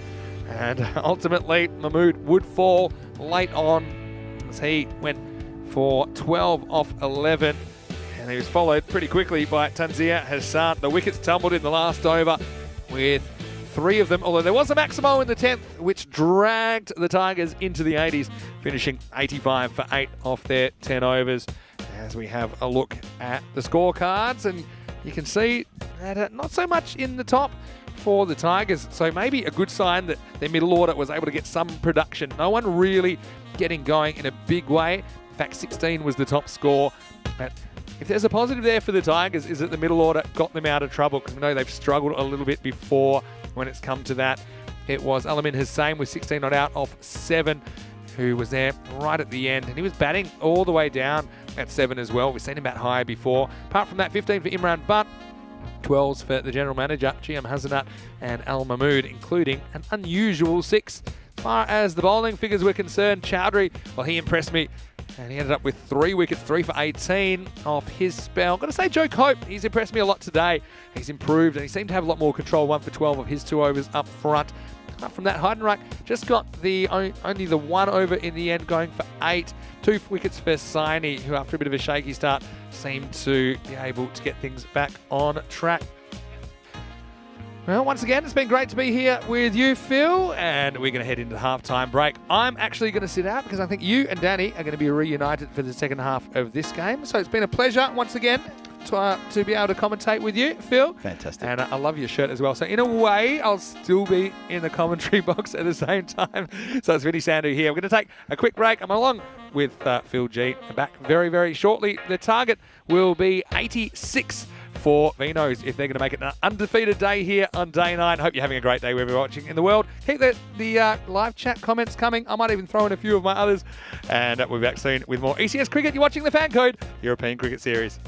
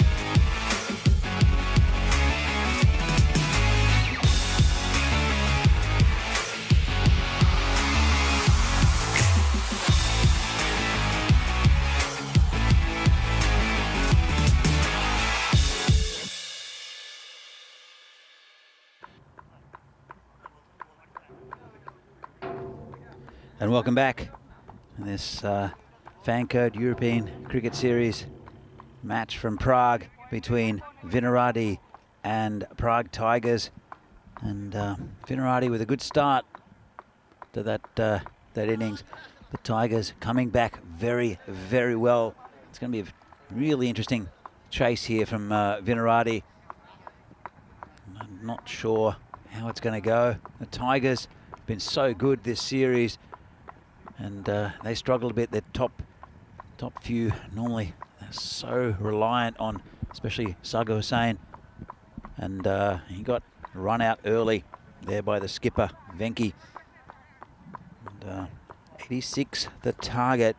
They have to start well, I think, Vinarati, because these Tigers are very good. It's interesting to see who's opening the bowling. It's Al Mahmood. He's gone for a few in this series. The skipper is taking responsibility. I'm sure Aja Alam will be the other opening bowler who's been excellent this series. Hasn't probably gotten as many wickets as he would have liked, but it's been right on the money for them, the Tigers. For Vinarati, it's Shobit Bhatia at the non-striker's end. It looks like Sid Gowd out there with him. Just confirm that in a moment as the bowler comes in, hits him outside off, and they're very convinced, the Tigers, but the umpire is not convinced, and neither is the batsman. Difficult to tell. Looked like he was quite away from it. But, well, always worth an appeal. Not out, says the umpire. Phil, pretty good first innings. It was a good first innings, yeah. The Tigers got to a bigger score than I expected them to. Mm-hmm. They've posted something competitive now. See how we go. It's a good start for Mahmood, and a bit of confusion. And he's just throwing that backwards. What's that with throwing the ball backwards and us two in the commentary box, Phil? Is this suddenly become our curse that fielders will throw the ball backwards at least once when you and I are on comms? There we go again. Oh dear. How do you rate the Vinos' chances here? I think. Let me answer my question first. I think they're going to be tested here. That's what I think. Yeah, I agree with you. Does depend on this man a bit. Sid Gowd hasn't really got going in this tournament yet, and it's been a very good start. Right on the money from Al Mahmood. Yeah, great first over so far. We're halfway through it. Sid, Sid's been in a bit of all sorts the last few matches, hasn't he? He's had a few fumbles on the field. He hasn't been as fluid in the batting or made the sort of runs that we expect from him, which is he must be quite disappointed about that. Definitely, and I think his bowling's been okay, but there is an all-rounder. His batting last year was superb, and they'll come back for two. Have to hurry. Oh, would have been out if it hit. And Bhatia was on his bike there, trying to get back. Could have been caught well short. Jeez, you see those little legs pumping so hard to get on that run. He was, wow. That was like watching Lord of the Rings in fast motion. That was really something else. Good on him. And just want to pass the credit on to him too. I thought he played really well in the first match earlier this morning. He got a 16, I think it was, off little runs. Enough short jokes there, I think, Phil, because sensitive people. And you're right to say that, because I'm a very short person myself. Yeah, that's probably why I get along so well with Shob, because he's actually shorter than me. He's in a very, very small group of people right there. Stop it. Look, I thought it was a very good start into the ball for Vinarati. I know that you and Vinny were commentating. I was watching it, and it was a good start up front. Yeah, I think in the Tigers innings, the Vinos had him on the ropes a couple of times. Venki's run out was outstanding, and that was really sort of like a massive full stop to the sentence of, well, what are you going to do now? Tigers, how are you going to stand up to this? But to their credit, I mean, they clawed their way, as Vinny said, in an ugly fashion up to the mid-80s. But there was a few opportunities where I thought the Vinos were really going to contain them to 60-something. Yeah, look, it was like that Sagar danger man. That run out was fantastic. And then this one's been beaten the fielder, actually, who tried all sorts of ways to avoid fielding that one. I thought Vinarati did very well until a couple of the middle overs. Venky's over went for quite a few, but Anil getting butt and deep in the same over, I think was vital for Vinarati. But they came back and they hit a couple of good sixes, and pumped that score up to 86, which is very, very defendable, especially after a good over like that from Mahmood. So 9 for 4 at the moment. Would you say 86 is sort of around about par at the moment? That's what teams are sort of like getting to the 80s and low 90s, and that's their winning score. It's a strange one because, yes, I think it's about par score at the moment. We said earlier last week that about 120 was going to be par, and that's not the case. And that was mainly because the ball was swinging around quite a bit. I don't think it's swinging as much today, so it's we saw the Spartans get over 100 against Moravians. Moravians probably don't have the same attack that the Tigers have. It's interesting. You're going to go with Saga Hussain. Missed out with the bat because of the run out by Venky, and he'll want to keep it nice and tight. Right hand, left hand combination though for Vinos will help them a little bit. I've been impressed with Shob's batting, and I'll just say it one time that he's very good off his legs, and he plays a very good clip, or even like a very dynamic swipe down the leg side, and he connects and it goes. He hit a couple of sixes earlier in the earlier game, and yeah, been very, very impressed with him. Yeah, he's a good batsman. He hit a 50 in the league this year already, and he's handy. He's a pesky left-hander. But Sid Gowd's the one that needs to, for me, needs to get a move on, get some runs. There's still some batting. Well, there's a lot of batting to come for Vinarati. Fred Heidenreich listed to come in next. That's full toss, clipped off his toes, and that should get to the boundary, and it does. And that will help settle Sid Gowd. It's 4 runs, first boundary of the innings for Vinarati. Yeah, that's a lovely shot. That's the Sid Gowd that I've seen a few times now. Lovely off the toes, and the fielder to no avail. He almost gets to it, but 4 runs. Sid's going to feel very good about that. Hope I haven't put a curse on him now. Just push forward, just a single. Nicely played. He's very strong on both sides of the wicket. Is Sid Gowd. He does like to clip him off his toes, but is also very strong through the covers. Bring Bacha back onto strike, the left-hander. So I heard Vinny this morning refer to you as the Colonel. No idea. No? I think he thinks I look like Colonel Sanders. I think that's something worth exploring. Yeah, really? Shot. It's out towards the leg side, and will just trickle over the boundary. Oh. Nice shot there by Bacha. Didn't try to overhit it. And beautiful shot. Teasing the fielder all the way to the boundary. I reckon the fielder had it. If you watch the replay, the fielder reckoned he had it all the way until literally the second last step there. He then just, oh, come on. You got to feel for running all that way, then having to just get all the way back again. This ground has been very quick. Has the last week and a bit. It's pushed out to point, and no run, good fielding. Oh, excellent work out there in the covers. So pretty expensive over there from Sago saying 10 from it. And Vinarati 9 for 14 at the moment. Yeah, we had a bit of rain yesterday, as everybody knows, and the field today is still playing as quick as it's been playing for the last 1.5 weeks. And it's a credit again to the ground staff for the work they've done here, a credit to the people in Czech cricket who look after it and administer this ground, that it's in such good condition, such good nick. You will see the tables, you see Spartans and Tigers on 8 points, Barbarians on 6, and Vinarati on 4. If they win this game, they'll be level with Barbarians. Well, the Vinarati side, both teams been a little bit inconsistent in this in the first few games of this Group B, but they're coming good at the right end.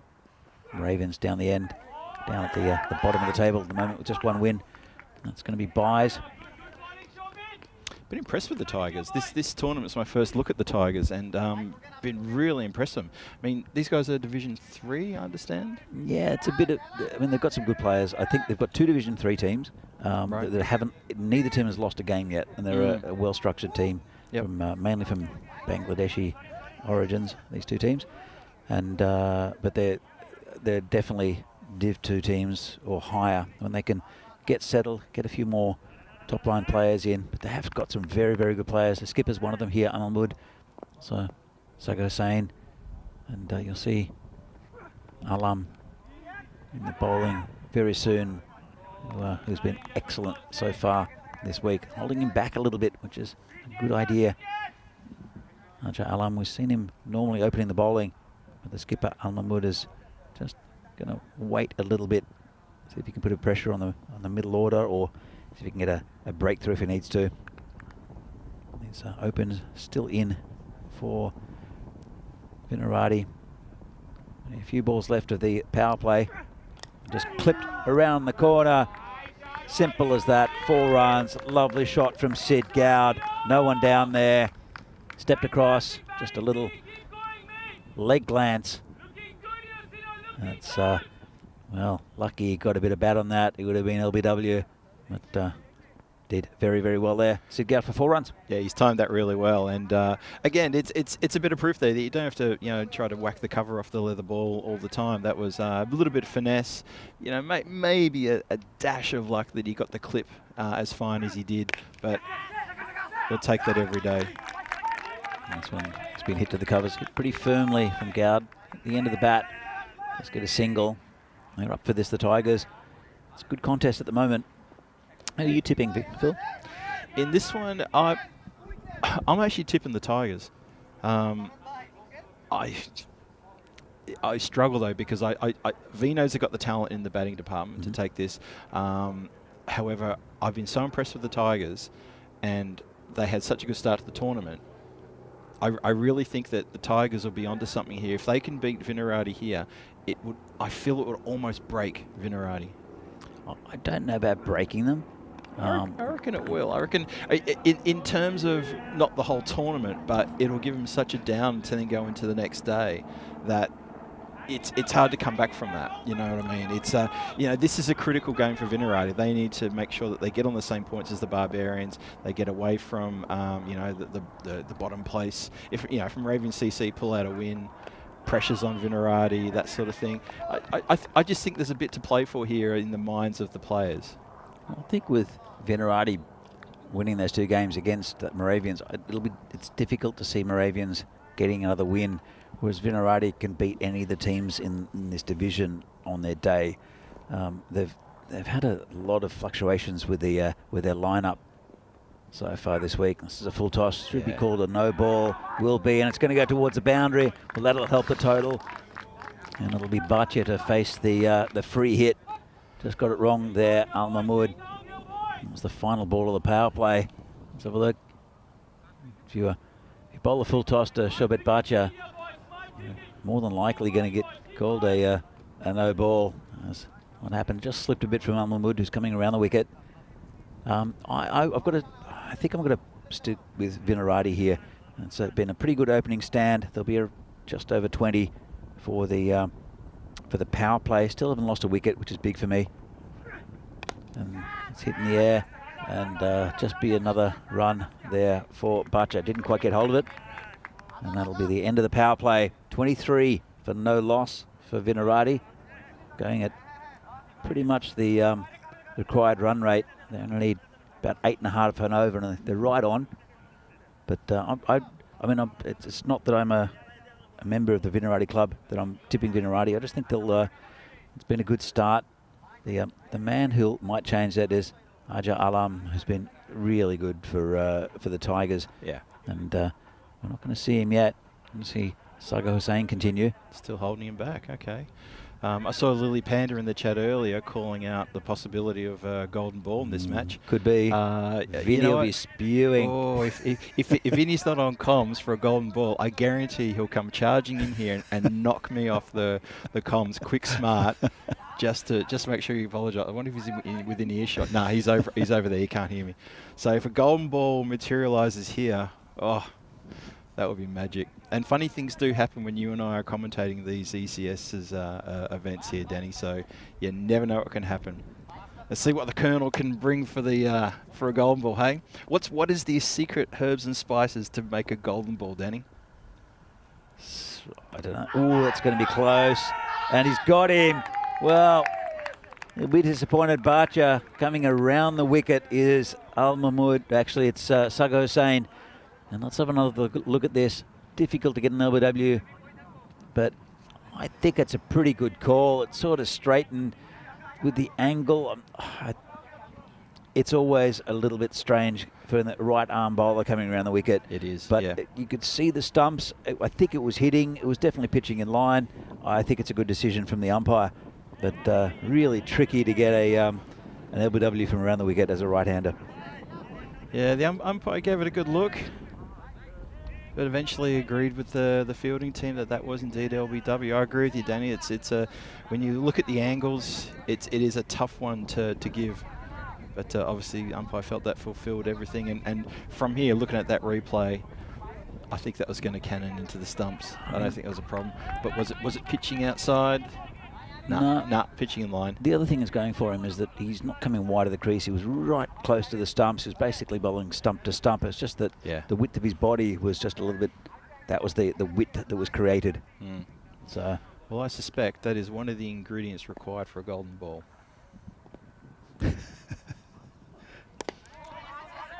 Yeah, maybe, Phil. Come on, Colonel, keep up with me. I always say that the Spartans look like they have KFC shirts on, so I might have to get a KFC shirt. Yeah. The Spartan kit reminds me of a retro West Indies kit. Yeah. Sort of going back sort of 90s. It does look. Oh, this is nice shot. There's a player under it. It's coming around and he's dropped it. Always coming forward. Had a bit of a life there, Sid Gow. Didn't quite get hold of it. And living dangerously. It's 2 runs. Oh, that was a hot chance in the outfield there. Yeah, Sid just elevated this. Didn't really get enough power behind it. And, oh, he almost got to it. Cracking effort. Great effort. I think he started a bit late. Was wondering whether it was going to carry to him or not, and ended up not carrying. Here comes Hussain again. Rolls his wrist over that one. Reached out from outside off stump to drag it onto the legs, just to the square leg fielder who fumbles, but then just get the one. Bring Fred and Heidenreich on the strike. I think he's important, Fred, to this innings. If they get him early, in fact, these 2 batsmen, if they get them in the next couple of overs, then Vinarati will possibly struggle a bit. They need 54 off 38, 8.5 and over, which is exactly the same as the start, so they're right on target run rate wise. Comes Hussain again. Fred bowls him. Well, as I mentioned, it's going to be tough if one of these 2 get out, and Heidenreich, he's I don't know what he's saying to the umpire, but he's has to walk, and that was a great ball there from Saga Hussain. Let's have another look at it. See if Fred was ready. He might not have been ready. That's what he's going on about, but nevertheless, it's out. So Saga Hussain missed out with the bat, but making up for it with the ball. And now, I'm going to say the momentum starting to swing towards the Tigers. Just having a look at that ball from Saga Hussain. This one he's missed it completely. And not sure it was a straight one right on the middle stump. Not sure what he's complaining about. I'm not sure what he's he looked like he was set. I don't think that was a problem. Maybe was he indicating it didn't bounce or something? It may have grubbed a bit, but that's obviously not worth talking about if you're bowled, is it? That's no just idea. That's just on your way. Well, there you go. Yeah, Heidenreich not really troubling the scorers too much in this game. And this man, Venki, the skipper, a bit of pressure on him now. He's a good batsman. He's been batting okay in this tournament. Yeah. I think where it went off the rails a little bit for Vinarati is that Venki had a bowl. I think Fred Heidenreich was losing a bit of control with the ball, so decided to take over. And Anil bowled very well as well for Vinarati. Here comes Saga Hussain, good ball straight up. Hit to the man at short cover. Good pressure here for the Tigers. Great delivery.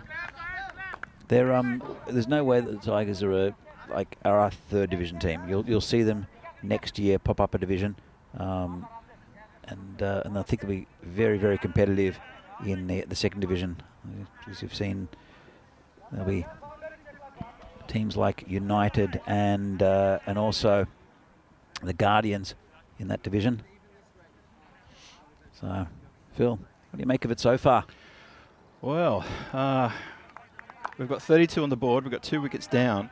I would still say it's slightly in the Vinerati team's favour.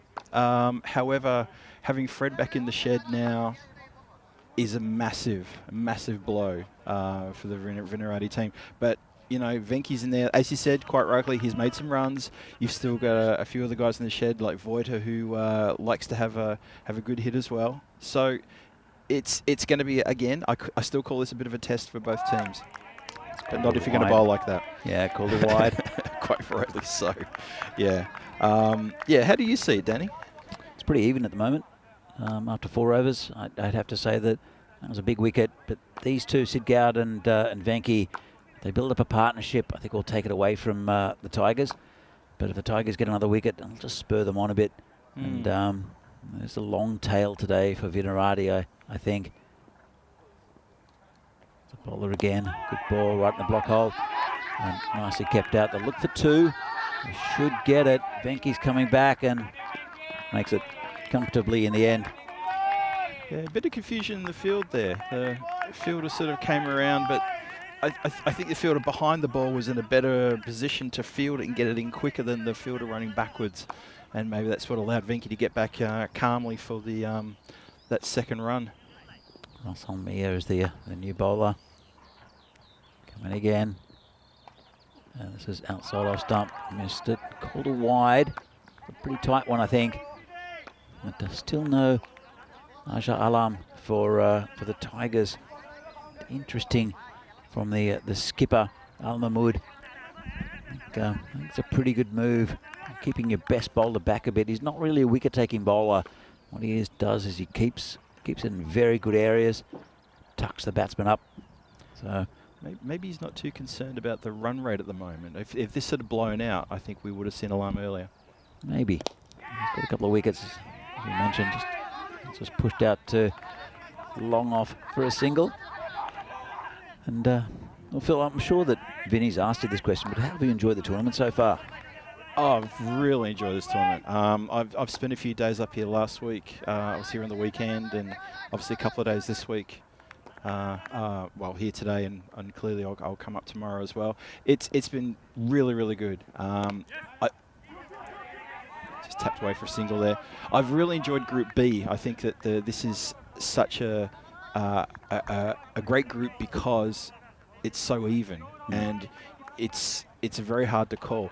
I said this, I think, maybe the other day in the chat about Group A, was in Group A, you've got the menacing kings, the kings who are, you know, I don't want to call them the bullies, but they are the benchmark. They always have been ever since they were ever created. They've been around for 25 years. The Prague Cricket Club, actually, this year is their 25th anniversary, for those who aren't sure. But you know, they're a quality unit. And then you've got the Bohemians, and they've strengthened their lineup with the inclusion of a couple of players over the Christmas period. So got an edge just outside off, and keeper couldn't quite reach it. There is a man very fine there at what you would call a very deep slip, and fly slip, I guess, but did well to stop it. That man is literally there for that. Literally.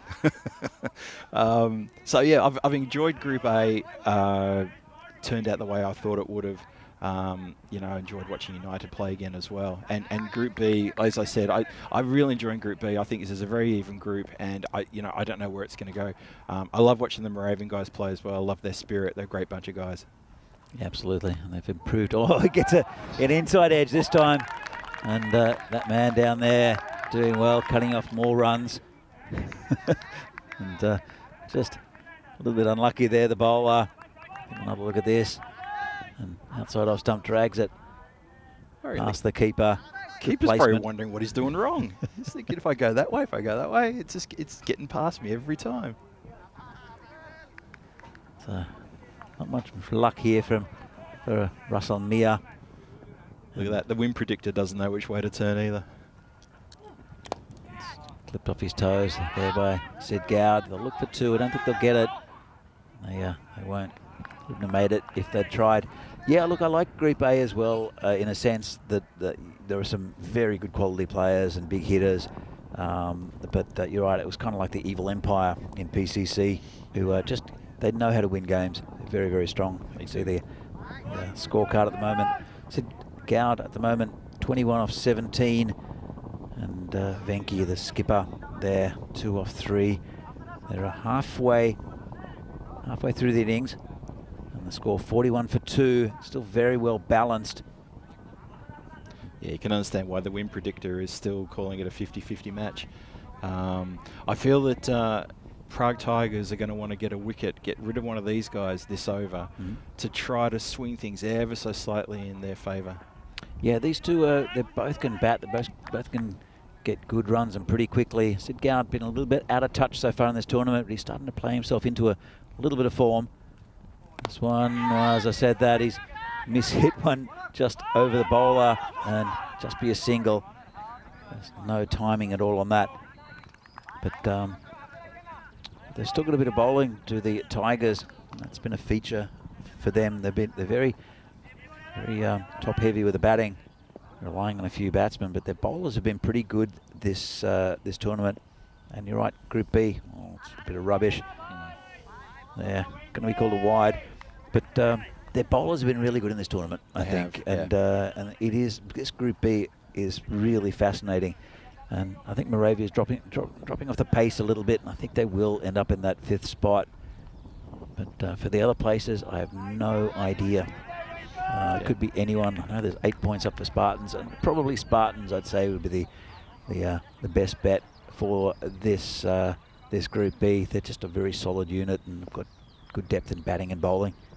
Nice and balanced. I think it's a pretty fair assessment. Another wide. That's 3 in a row for Alamin Hussain, and it's just releasing the pressure a little bit for Vinarati. Well, watch those guys go past the bat all day. Yeah, so this is, we're into the 6th over, so Alarm would maybe bowl the next, or they're thinking maybe keeping for. See, there's another wide again. He's already bowling the next one. Pretty much has, hasn't he? He's going to bowl two in a row. This is not good bowling at all.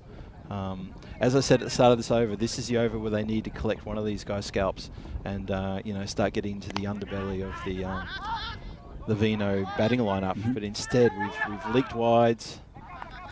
Well done for the fielder out there to get that ball in nice and sharpish. As I said, I think they don't think they've got the strongest batting lineup today, Vinarati. So it's really these two who have to get quite a few of the runs to get closer to this total, but they've got to do it reasonably quickly. They wouldn't want to leave it until the last couple of overs. No. And they just looks like they're trying to go for just a one a ball at the moment, and that's a dangerous ploy. It's they're halfway to that total, just over. And they're saying he's finally found the right area of the pitch. But yeah, really interesting this group. And we'll see how it goes against Group A, because we're going to see that on Friday. This one's head on the offside and the covers just a single again. It'll be interesting to see, because I think the bowling tactics have been different in Group B. Most of the bowlers are bowling closer to the stumps. Just getting a little bit of outswing, bit of movement with the ball was the feature of Group A, was trying to get towards that outside line. It's a nice shot. Fielders does well. A look for 2, and just 1 there. Doing a lot of work out there, the fielder. I think he might have hurt himself as well. Not sure if he got that on the leg. Magic spray will help. He's just down on the ground. Just holding his leg. He doesn't look in too much pain, but might have another look at his fielding effort, see if he copped it on the leg. And yeah, I couldn't tell if that's how he might have fallen or whether the ball hit him on the bone. I couldn't see what I think it might have hit him in the calf, well, on the shin. Well, he's standing, so that's a good sign. Well, bringing on the magic spray. That'll be fine. Here we go. And all better. That's it. Helps everything, that magic spray. There should be a magic spray song every time they bring out the magic spray. Now there's a niche little gap you've exposed. Magic spray song. Magic spray song. I mean, obviously the lyrics would have to be magic spray, make the pain go away. Yeah, perfect. Yeah, a bit to the tune of Spider Pig. I was thinking Spider Pig, weirdly enough. Actually, no, that's more than Magic Spray, Magic Spray. Make the pain go away. Yep, perfect. Come again another day. Perfect. Hope Actually, no, you wouldn't want to say that, would you? Folks, we'll work on that one. Apologies for my singing. I've been warned before. In fact, I'm sure there's a court order out there telling me I shouldn't be singing. Are you a karaoke man, Phil? No, I'm the guy who heckles from the back of the bar in karaoke establishments, and everyone says, "Get up here and prove it," and then, well, hell breaks loose. No, I'm not a karaoke person. Never have been. Singing was never my forte. I like music too much to enjoy karaoke. You do karaoke, don't you? Not really. Well, I got forced into it a little while ago when Vinny was in town. We were down at the Down Under, and with Dr. Misha and Kyle Gillum, who ended up popping a rib by giving me a massive bear hug. It was nice of him. Fantastic. You got a rib pop from getting the hug from someone. From It was a bit more than the hug. He just grabbed me and just wouldn't let go and squeezed as hard as he could until my rib popped. Thanks, Kyle. Here comes the bowler again. Wide outside off stump and called a wide again. It's been a few this over from Hussain. This is a long over. This is a long over, and they wouldn't want to. Actually, there's been no problems with time penalties yet in this series.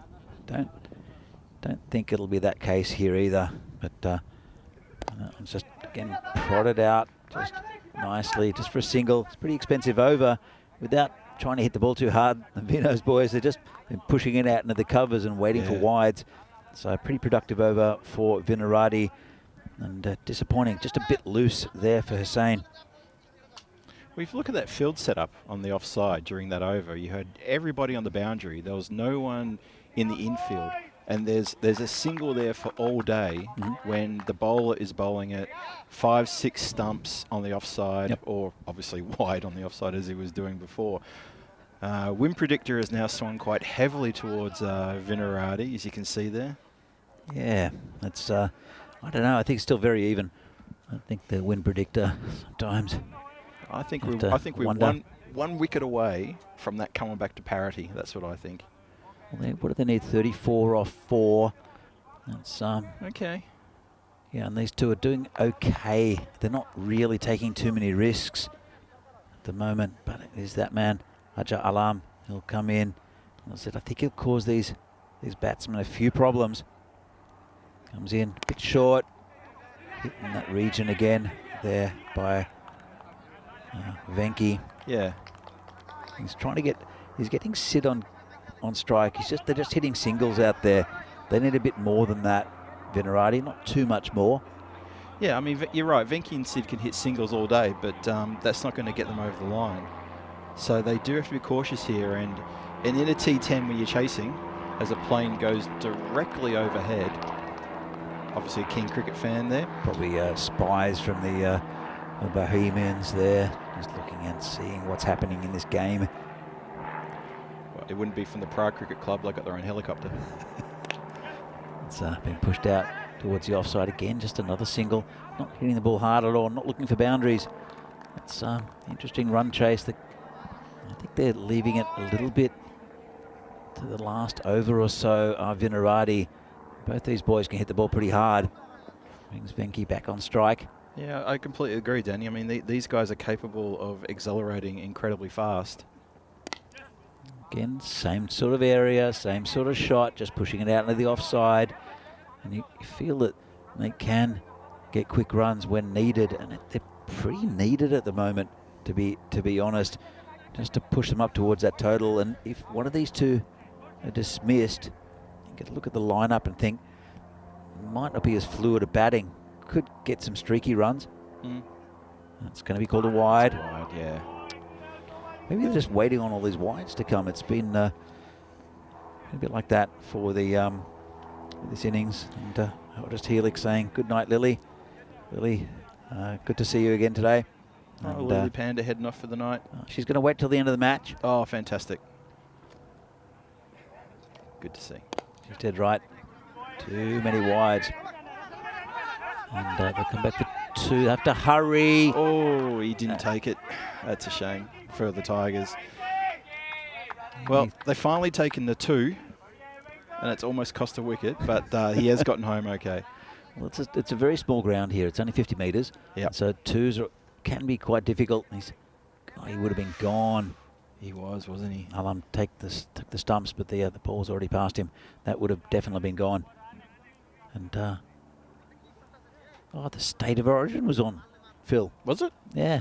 I have no contact with Australia in that sense. And I have no idea about rugby league at the moment. Who played? Melbourne people. Apologies to all the rugby league fans out there for that comment. It's a bit of a favourite of us Southerners to say that. Actually, do we know who won? No. Oh. Probably nil or draw. It's usually a pretty good game. It's the highest standard rugby league game every year. State of origin. It's a big swing and a miss. Good bowling from Alam, who's just gone for 6 off that over. Bit of pressure now on Vinarati. They still need 28 off 19. They're leaving it a little bit late. I think they're going to have to accelerate in this over and take a few risks, these two batsmen. And I think they're having a discussion now. And yeah, going at a better run of ball, both these batsmen. You know, we talk about ifs and buts and things like that, but talking about butts, Imran Butt will be back in this the next game. That synchronises quite nicely. It'll be a good game, this one. Looking forward to Prague Tigers against Prague Spartans. Spartans looking to top the table. Yeah, Tigers want a big win as well. It's a bit up in the air whether they're going to win this one, but this will be a fantastic game. Yeah, looking forward to that one that's coming up after this one. Make sure you stick around, folks. It's going to be a cracker. But, this is a cracker at the moment between these two, the Tigers and the Vinarati team. They're probably the first time, apart from the first day, that they've played each other. They're different divisions. It's just played on the leg side. Just one run. Benke's turning the strike over very nicely, but Sid Gowd is the one who should be accelerating, and he's just turning the strike over as well. So one of them has to take the lead, and I think it's got to be Sid Gowd. He's definitely got his eye in. There's a bowler again, and tries to muscle that one onto the onside. Just be a single. Yeah, I get the feeling if the Tigers can keep this to a very modest 4 or 5 runs, that's going to leave a good 20-something runs needed in 2 overs. Yep. And if they can drag the Vinarati batsman into the 10th over, anything can happen. Oh, golden ball. And he's got around that, has Venki. He's got quite a bit of it, and it will go over the boundary for 4. Well, a bit inventive there from the skipper, and turned it around the corner, got plenty of height. The man from that very deep slip comes around, tries to use his feet, and kicks it over the boundary. That's a bit relieving there for the Vinarati side. They'll look for another boundary soon, I think, but there's no one back there. Pretty safe shot. Let's see if he tries that again. Venki gets that around the leg side. There's a feeler out there. Just a single. Bring Sid Gowd onto strike. But inventive there from Margashayam. Yeah, clever shot. Just what they needed. They need to make sure that there is less pressure on them in the next couple of overs. It's down leg side, and it's got past the keeper, but that deep slip, it's almost a backstop. But he's covering a lot of ground down there. Is anything on the offside? There's actually a really big gap. He's had a bit of work, hasn't he? He's done a lot of work. He has had a lot of work this innings. There's a big gap between him and the man at just a short backward square leg. In fact, it's more just a standard square leg. And comes again, bowler Mia. It's a big swing and a miss. It's been a pretty good over from Mia. Yeah, I think the appeal was more of not desperation, but more of excitement that was a swing and a miss. There's a lot of that. You do get that. And that's fair enough. That is the over. Thought there was one to come. I thought we had one to come as well. Hmm. Okay. So, there you go. There's the bowling figures. It's not a bad set of bowling figures. Pretty good. Nice numbers. They're very nice numbers. I like those numbers. Have a look I mean, at those economy rates are fantastic. Okay, so Hossein had the wides. He went for 11, but everyone else under 10. They've bowled well to this Venerani team. Well, it all happens in a ninth according to Rico, and they've got their main bowler here, Aja Alam, bowling that ninth. And it's just been dabbed away to the man in the gully, just a single. And they'll want to get a few runs out of him. They still need 20. They're running out of deliveries here. Venerati, 20 off 12, 10 and over. They know the score. So Alam, he'll want a nice tight over. Maybe bowling to the skipper. Venki, see what he does. It's a swing and a miss. Ooh. Tightening the screws, the Tigers. I think they've left this run chase a little bit late. The Vinos, and they've got a very good bowler that they're facing right now. He's going to try to keep it as tight as he can. Comes in again. Venki tries that again. It miss completely. Does the keeper as well. It just bounced over the stumps, and that man at the very deep slip comes up with another vital save. Saves another 3 runs. The fielder out the back there, that deep slip, he's put his hand up for man of the match, I reckon, just for his work rate.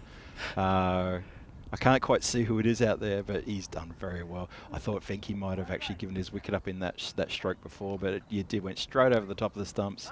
He showed all the pegs, and they didn't get knocked over. It's going to take a healthy edge for it to carry to him, though.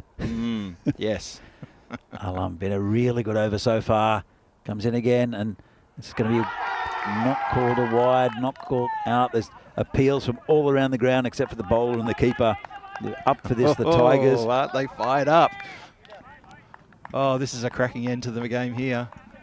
Yeah, it's This is getting very sticky now. Sid Gowd. He's going to hit that one a long way. And that's 6 runs. And into the car park. Well, just a little bit short there from Alam, and Sid Gowd smashes it over square leg for 6. That'll relieve the pressure a little bit, get them towards what they need. And that's a very nice shot. Oh, he's jumped onto that very quick. He saw that little bit of that wrong length that wasn't quite hit, and he's capitalised on that one with a massive shot. Look at Alam. He's frustrated at what he did as well. He's bowling such a tight over. He's got 1 ball left of his spell. It's going to go into the 10th. And this one's outside off, and Gowd will hit it and retain the strike, or they come back for 2. This will be risky, and gets away with it. Fumbled there by Alam, and another 2 runs towards the total. In fact, what's happened there? I think that they've gone for the 3rd. To get Sid back on strike. I think that's probably what they've done to it. So Sid Gowd, it's very unselfish there from Venki. And they tried to sneak another run. Let's have another look at it, because we lost that as well. They've gone for 1. They come back for the 2nd. Should have been run out. And then see the ball just goes out. Well, we're not going to see that. Yeah, no, we had a that cut at the there. end. But the ball bounced away from Alam, and then Sid Gowd ran. And Venki, he's got 13 or 14. I think it's a good move to try to get Gowd on strike, and they've got the dangerous Voita Hassa coming in as well. So it's probably a good thing in a way that Venki has sacrificed himself just to get Gowd on strike. And it's going to be a tight finish. They need 10 off this over, and I don't know. It says it's pretty even again. 54-46, the win predictor, and it will be. This is set up nicely, isn't it, Danny? It is. This is set up beautifully. Has anyone got the tingle out there on the chat? Possibility for a golden ball? It's Alamin Hussain, who bowled a lot of wides in his previous over, and starts with another one. It's not what they need. And still really in the balance. Czech cricket says, great match, whatever happens. Absolutely there, Terry. Yep, agreed, wholeheartedly. This has been a great game. And as Danny pointed out before, you heard it from the Colonel, this run chase may have just been taking too long to get there, but that 6 in the last over really released the pressure. It's been hit out to the boundary, and they'll come back for 2, and he's quick as Voida, and he'll come back for 2 and get it. Well done. A little bit of an appeal, but Hassa was, I'm not sure what Sid Gowd's doing. Oh, is he giving himself up? He might have. It's going to go to the replay. Sid, That's very silly there from Sid Gowd, and he's walking. Well, I don't really understand that. He needs to be on strike. It's going to have a look at it, but Sid Gowd, I think, thinks he's out. Let's have a look at the replay. So they've come back. Voida Hassa, he's very quick. And quick, Sid Gowd, he's turned around, and what's he doing? It's gone back to the keeper who takes it. Sid Gowd takes a bit of a left turn at Albuquerque, and he's gone. I think he's gone. Oh, that's not a great piece of cricket there from Sid Gowd. Well, he'll know the news. There we are. Has he taken it with his arm? Let's just have another look at that one. And he's taken it with his arm. That's not out. He's broken it with his forearm, hasn't he? That's not out. He's taken it with his arm, Look not at with that. the ball. So, I think the officials have to have a good look at this. And I think he's called him back. I'm not quite sure. Because for me, he's taken it with his arm and not with the glove. It looks like the forearm has broken the stumps before anything else. Well, it looks like they've given him, but I'm not sure about that. Sid Gowd he's running a bit sideways there. From the side on, let's slow this down a bit frame by frame. And to me, he's taken that with his arm. Have another look. Yeah, that stump closest to him goes first. And there. That's forearm. It's so close, though. It's so close. Bails are off. I mean, he's definitely short of his ground, but whether he's taken it with his arm or not, I'm not sure. So, either way, it wasn't good running from Sid Gowd. Not sure what he was thinking. And this has opened the game up for the Tigers with the big man, Joe Cope, coming out as a left-hander. I know that Alamin Hussain has struggled a bit with his line, bowled a few wides, outside off. He's going to come around the wicket. And this could be a golden ball. I want to get Hassa on strike, but yesterday with the 3-run, 3-over bash against Barbarians, Hassa did miss quite a few. And, Phil, I think Venerati have dug themselves a little hole here. Joe Cope has gone down leg side. They'll come through for a leg bye. And there's 2 balls down. I think the Tigers need to have a bit of a look at their field at the moment, because the Vinos can do this in 1s and 2s. Like, yes and no. I'd like to see someone in a bit closer. As you saw there, it's an easy one to bring Voida on strike. It's 6 off 4. I think Voida's going to have a bit of a go at this. He can hit the ball pretty long, can Voida. He can do this in 1 shot. A 4 would make it very interesting for Venerati. Well, 6 for the tie, 7 for the win. Comes Hussain bowling to Voida Hassa, and it's a wide. Oh, that's very disappointing from the Tigers. Well, if he gets a 4 here, they've tied up the scores. He's been very, very expensive with the wides, has Alamin Hussain. Here's the golden ball rules. Never to tie the matches decided by a golden ball. The batting team needs 2 to win, otherwise a fielding team wins. Here comes Hussain again. Short and hit out towards that area, and he's kicked it over the boundary. Oh, there we go. That's not good fielding. And the Tigers, they look like they're going to lose this game. And Venerati might get away with this. The scores are tied. All they need is 1 more for a victory here. Venerati, they've left it very late, or is it just a calculated run chase? But he stopped it with 1 foot, kicked it with the other. Not playing the right sport is the fielder out there. Surely you got to bring the field in. Everybody, get off the boundary line. You're not going to. What's the point of saving 4 now? They'll get a single. You surely got to bring everyone in, right? Absolutely. And look, we know where the ball's going to be. I don't know what they're reluctant though. He could just drop it at his feet in the leg side. And he's hit it over the top. He doesn't have to though. And that will be the game. Well, that was a tense one, Phil. Whew. And I think they got away with that. Venerati, they almost, well, they basically shot themselves in the foot, and then the Tigers shot themselves in the other foot. So there's a lot of feet being shot around here. Yeah, I think in the previous over, Sid Gowd hit that 6, which was a massive pressure relieving shot. Yeah. And in such a low-scoring thriller as this one, that was massive, absolutely massive, and that's helped him get over the line. Well done to Voida to keeping his calm and getting those runs it required. Cope ably supported there with a nice little leg by, I think he assisted with. But yeah, they'll be breathing a sigh of relief. I reckon they'll talk about this later, and they'll be talking about how they got out of jail. Oh, that it was just a very well-paced innings. Yeah, half of them will be saying that, and the other half will be just thinking, all right. So, and the Tigers will think, what if? Yeah, absolutely. Look, it could have gone either way, really, until the last couple of balls. But anyway, this next game coming up is going to be fantastic. The Prague Tigers, again, albeit disappointed with that loss, but they were playing the Spartans. They look for a win against the Spartans, but they're very, very strong, are the Prague Spartans.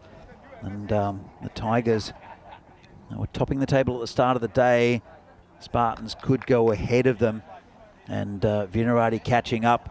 They're up with Barbarians now in that, I think they're probably into that 3rd place. And Moravians will be almost out of it. So this is the run chase. It's a pretty good start for Venerati. And it was Barcha and Sid Gowd who are looking pretty comfortable. Nice little shot there from Shobit Barcha. A couple of boundaries, but then that was the no ball. The free hit.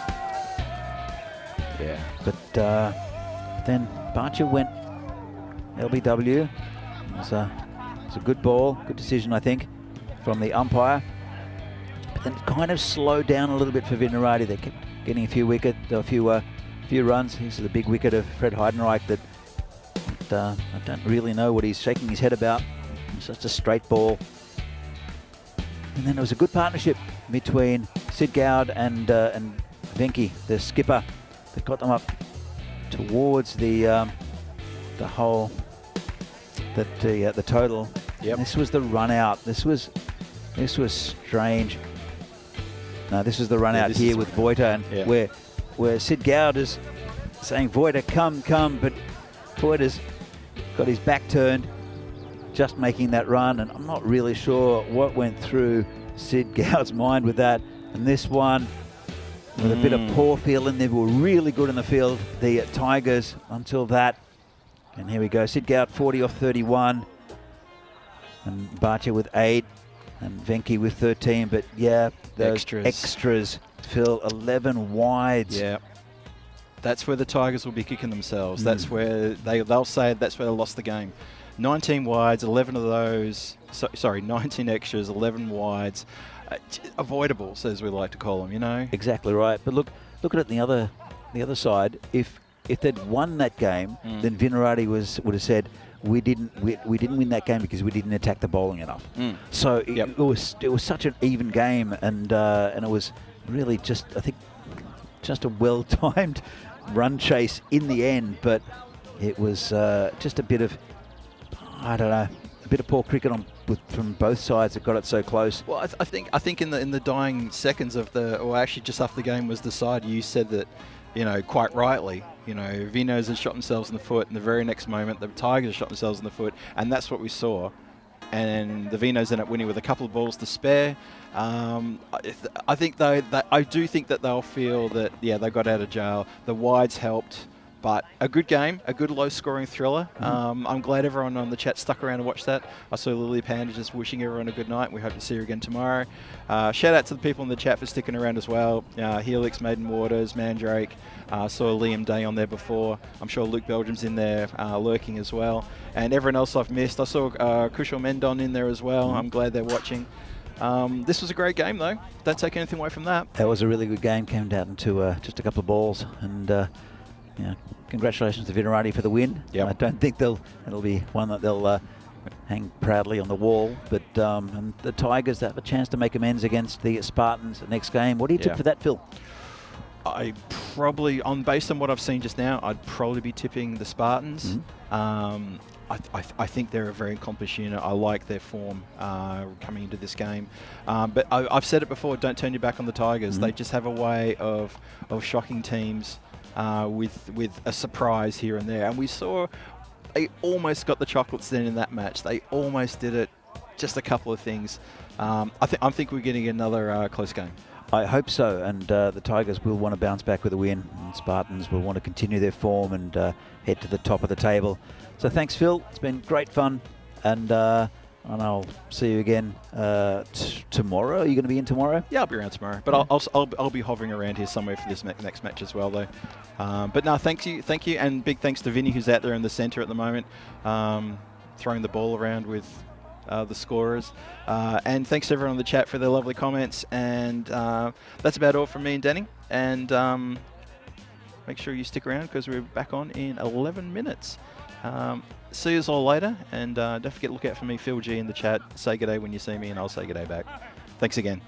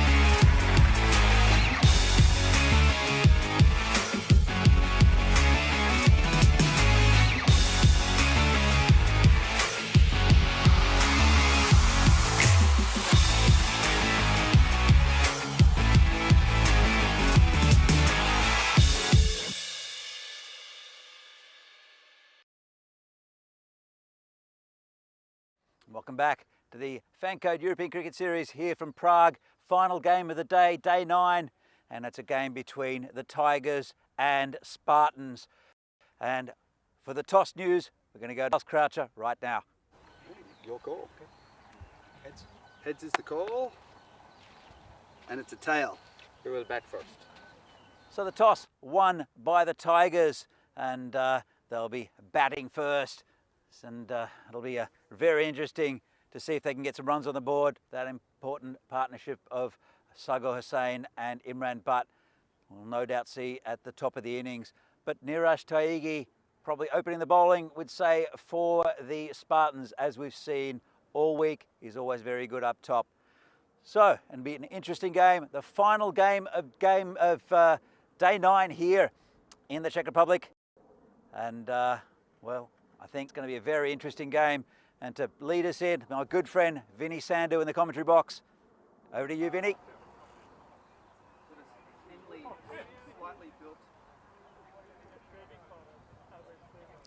Hello guys, and welcome back, and thank you Danny Hudacek for that.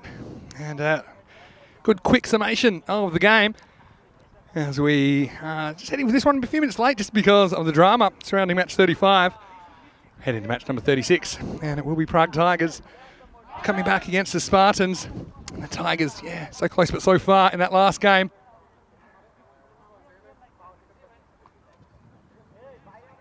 As far as the Spartans though, they're certainly chock full of confidence. 4-1 now. The Tigers, yeah, I mean, they would have been pretty upset, I think, that they couldn't quite get over the line. They now find themselves 4-3, and this is their last group game in Group B. So the Tigers, their last chance to put some points on the board. Wouldn't they love the big scalp of the Spartans? And it should be a very, very interesting match, if you ask me. You saw that the bat versus ball wall, certainly think so, as the Spartans 5-run favourites over the Tigers, and plenty of green W's there at the bottom as we head into match 36. So two teams that have had a lot of confidence. Tigers, I think, they've certainly bowled and fielded pretty well. A couple of times the game got away. Ultimately, Vinarati able to scramble across the line in the last over. A bit of panic stations creeping in at times though as well. One thing I would say is big thank you to Phil G, because he was magnificent in my absence, and I was privileged to do half a game with him in the last one, and then Danny Hudacek and Phil taking you home. Right now, this is Mr. Maximo Vinny Sandu with you for ECN, and joining me back in the cube is Danny Hudacek. And Danny, heading to the last game of the day, and the Tigers, I feel this is a huge game, right? Because they can either be 5-3, 4-4. Could be the difference between top 2 and having to go 3rd or 4th in the group stage, and potentially a match up against PCC or Bohemians. Yeah, look, absolutely. And the Tigers have been so good so far, and they were so close in the game against Vinarati. And they were out of it with the bat, and then they came back. They fought back to a decent total, and then it was a pretty good start from Vinarati without losing wickets, and then they came back again. So the Tigers want to get a good start here against a very good Spartans side. This with Vinny, just looking at the Tigers' form, they're 1-2 to start with, then they lost 1, lost 1, lost, so they're due for a win. So I think Tigers will look at their, I think they're going to, Bit of a pattern, isn't it? a bit of a pattern. Here's Chagi, who's going to start off for the Spartans here in game 36. And what do you think about the Tigers? What sort of mindset will they have going to this last game? I mean, do you feel that they've maybe let that one slip against Vinarati, or do you think it was just Vinarati that kind of let them back into the game momentarily there towards the end? Oh, a bit of both. I mean, they're always, I think they're a good team, Tigers. I think they're always trying to win games. They're not trying to hold back anything, and they do have that sort of hard outer shell with the batting, but they had a little bit of depth there against Vinarati, and after losing Sago to a great piece of fielding, they really came back. That soft underbelly was a little bit tougher than we thought, actually. Yeah. No one made more than 16 in that innings, but still managed an ugly 80. Nothing ugly about this, though. This is swiveled and pulled by Imran Butt through the mid-wicket region. 4 runs, the first boundary, and the first runs of match 36. Target just getting a little bit short, and Imran Butt making him pay. Imran Butt was really good in the start of this tournament, and then he got two. I think he got a first baller and a second baller for no runs, but he was hitting the ball very nicely against Vinarati, showing a little bit of form today. I think he'll be instrumental in this to get a decent score for the Tigers. Outswing up, and this is just hit to cover for no run. Yeah, Ushered Height not playing today for Vinos, but seemed to be a bit of the kamikaze running style at the end of the innings. What did you think about that? I mean, I know they had the wickets to play with, but it seems a little bit probably problematic when they started gifting runouts towards the end. Come back to that in a moment. Found it very entertaining. Swing and a miss. I thought the first one was great because it was the last ball of the over, and it had Sid, who was the one who's most likely to hit big runs at the end of the over. He would have been at the non-striker's end for the first ball of the final over. And so I think it was, even though Shubs was run out, Venki was run out, I think it was a pretty good one to take. But I'm still scratching my head at the one where he ran himself out. Do you think Gowd was ravaged with guilt and just couldn't go on anymore after running out his captain, and he found a way to run out himself? I'm not sure. I mean, I had a bit of a chat to the guys and especially to Sid, and he still doesn't quite know why he ran. End of the over anyway. The score right here in this one, just a handful off the first over. And I'm certainly looking at a few of these players in this game. And particularly, we talked about the Tigers, and it's Sagar Hussain and Imran Butt. They've led their run scoring. For the Spartans, a lot more even. I think that's indicative of the fact they do have a bit more depth in their batting. Sengupta, Jagannathan and Panelit, their top run scorers. No Jagannathan in the lineup today. As far as the bowlers, Gunasekharan, it took that 6 the other day. No surprises, he's right up the top, but also Sengupta with 8 wickets for the Spartans in the series. These matches, they're the statistics to the start of this game anyway. As we're going to get Shanmugam Ravi coming in for over number 2. Starts on the mark and played back. Yeah, they have gone back to their regular opening combination with Imran Butt at the top of the order. They did flirt with Russell Mir up there, but didn't really work out for them last game. So the Tigers, like I said, very different to be 5-3 heading into the finals versus 4-4. This one picked away, and long chase for Sacha, and he's not going to chase it down. In fact, there's 4 runs, cuatro carreras, but once again, just picking up the length really early, this time off Ravi, and once again, he's found the ability to find that deep mid-wicket boundary. Nice batting. Just looking at this lineup for the Spartans, and let me check something. They're missing Sagar Reddy. They've brought in Farooq Sheikh, who can bowl a few overs, is pretty good, but I think they're lacking a little bit of the depth in the bowling. And if these two get in, they're as good as any combination in this side of the draw. So I think the Spartans will have to be very worried if these two get away from them. Teague's got 1 more over. Yeah. You've got Vignesh Kumar. You've got Sengupta, who's very good. And I'd be surprised if Sacha doesn't get an over in the power play. I just think he's just pretty dangerous with the new ball. You see him do it at national team level as well. Not sure who they're going to turn to. I think they're a little bit short. It's a bit of an edge there. And well, Imran Butt unfortunately will have to go. Just a little tickle on that. And Ravi gets his man. And once again, a promising start, nipped in the butt as he nicks behind. And disappointment for Imran. He did hit 2 really nice boundaries, but just a little bit of a feather. Ravi gets his wicket. It's the first wicket of match 36. 10 for 1. Yeah, as I said, I think it would have been if they'd got a good partnership, and he was actually hitting the ball really well, was Imran Butt in the last game, and started off with a couple of boundaries here. Would have been difficult for the Spartans, or I think a little bit undergunned with the bowling, but no more. And they'll bring in Sakabul Tanim to bat. Interesting choice. Yeah, so obviously fancying him in the power play, which is halfway through at the moment. I want to say quickly, so Lily Panda, hope you're well. And I saw that Ivan's in there as well. A few people talking about the last game. I'm just scrolling back on the chat. Lily Panda with the golden ball emoji. She was probably thinking what I was thinking. I had the tingle a bit, especially heading into that last over.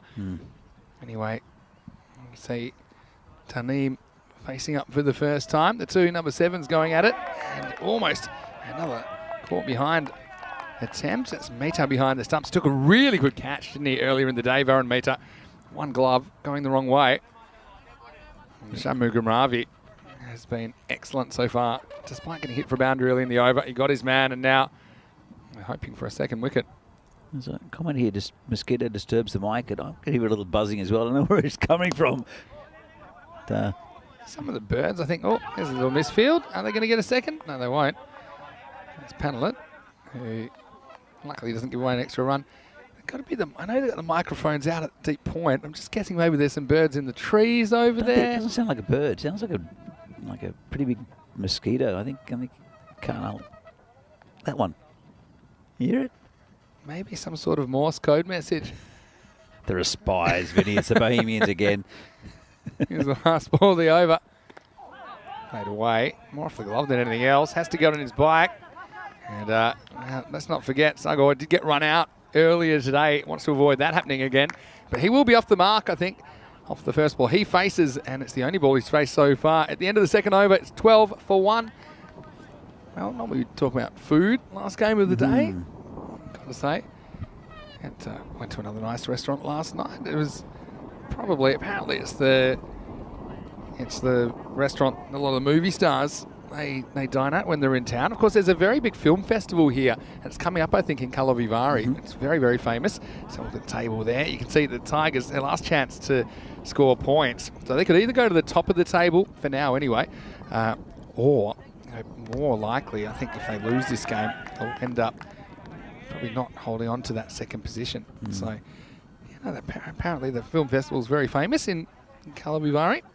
Yeah, it is. It's one of the big film festivals around Europe, and it's good fun down there. Gets very crowded. What is that sound, Vinny? We've got new commentators. I don't know if they're animal or machine, but they're certainly being quite noisy at the moment. We're broadcasting out into space. Is it aliens communicating and showing this match between the Tigers and the Spartans somewhere out in the universe? Yeah, like a white noise or something. Oh, now they're going to take a second. It's not really on. Hussein's going to hustle. He's going to get there. Well, this is probably another opportunity for a potential run out of Sagor Hussein, which isn't one that they want to lose. Tigers at the end. See, they decide to take on a second. A little bit reckless. How close was this? I've got a feeling if the keeper grabs the ball, I think he might have been gone.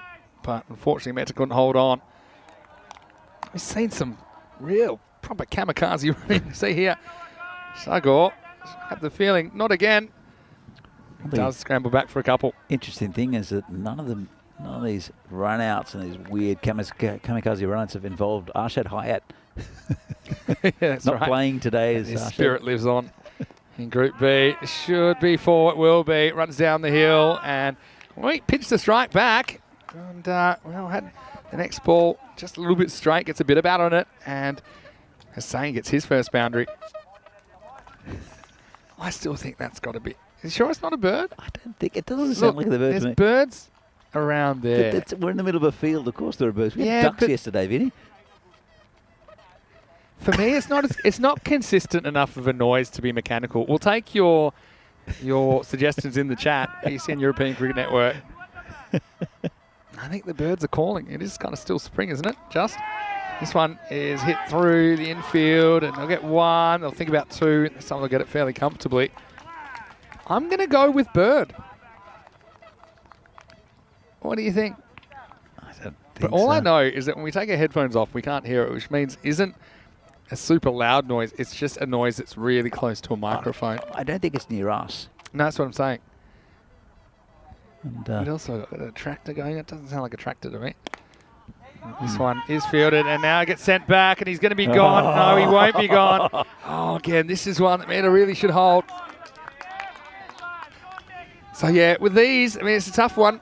He probably rushes it a little bit, Meta, and he just had to be aware of the fact that he was miles out. So if he takes this, then he's going to have heaps of time to affect the run out. But you can see the throw just took him to the side a little bit. And, yeah, you'll see there's two types of keeping take. The type you have to rush and the type you don't. I think the fact also there that the throw took him back the other direction caused that to be a bit more difficult than he anticipated. So Gore survives a few scans. It's 20 for 1 after 3 overs. Arshad Hayat is in the chat, so it is his spirit that's haunting the running at the moment. Maybe Arshad can also tell us what that noise is in the microphones. And some people saying, like Shrug saying it sounds when Rico does. He's got this baby voice he's been doing recently. And I got to say, I'm a fan of most of the things Rico does. I hate that voice. I don't mind the duck noise. He does a quack, quack, quack. But the baby voice. Some sort of issues there. I have to get him to the psychiatrist. Why is he doing that? Anyway, Ravi comes back and guess we'll get through. Hello to Rico. Anyway, if you are watching, hope you're well. And when you're working hard back in Spain and with the family, you can do that baby voice as much as you like.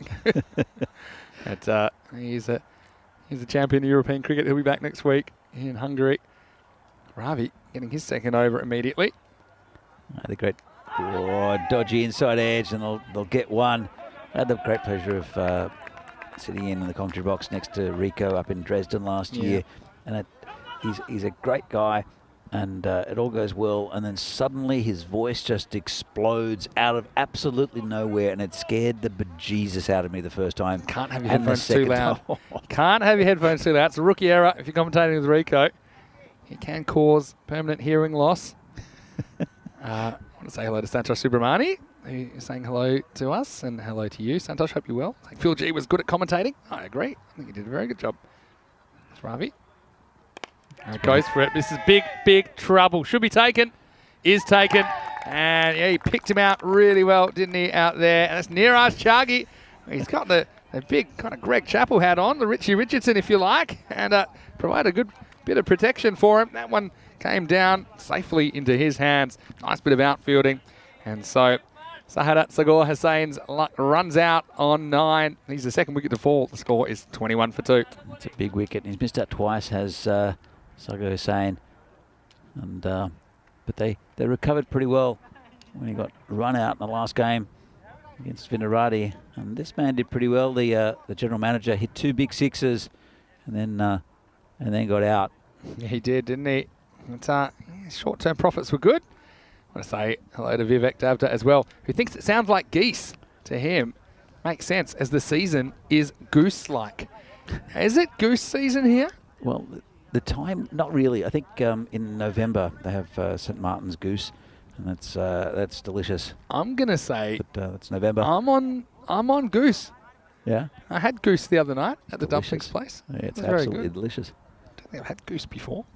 Anyway, here's the GM facing up Hasanat to Shanmugam Ravi. And the first one is pushed, and some thought of a run. Now they'll get it on the fumble. And just slight fumble from Suhaib Vani, who's in there at short mid wicket. Hello to Charlie Hunt, though, as well. Charlie, what do you think the noise is? It seems to have stopped. So it's good to see the sun shining. It's shining on me in the ice cube. Yeah. You got a healthy glow about you at the moment, Danny. I do. It's takes it out of you being in the sun all day. The ice cube's pretty good.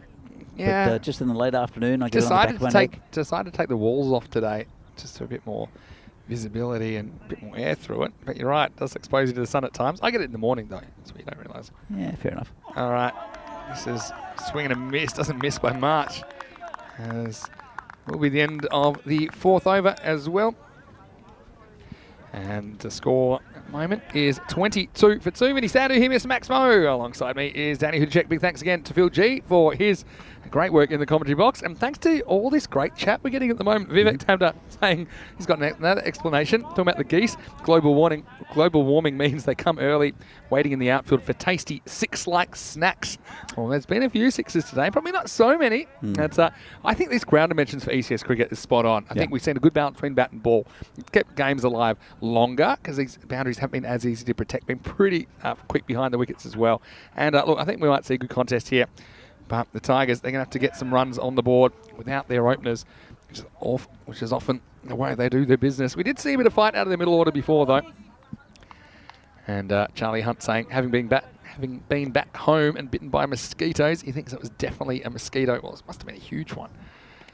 As you can see, this is Path Baladia, who's come in. And he's not too quick, but what he will do, he'll just kind of rock in and swing the ball slightly away from the right-hander.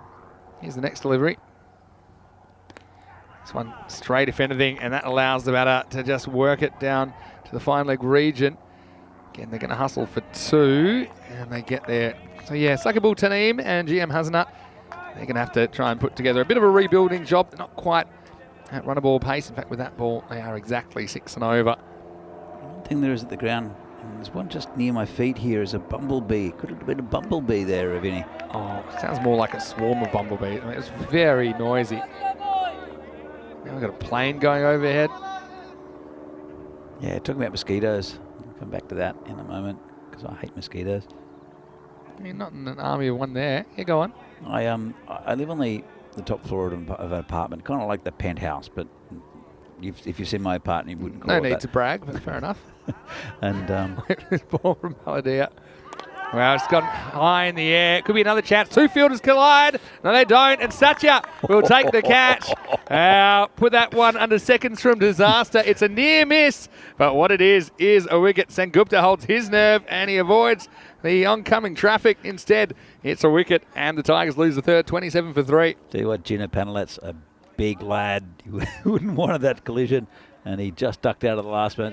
Dropped 2 in the previous game, but showed good hands then. And good wicket. It's by far the most difficult he's had as well. Not because of how far the ball was away. It's just, footsteps of Panalet sneaking in from the left. Well, no, you normally say give way to your right in some countries. That's what Panalet had to do. Pretty well composed catch by Satya Sengupta, the Czech national team player. Yeah, so you're talking about your penthouse? Yeah. You have the gold toilets in there as well, or explain.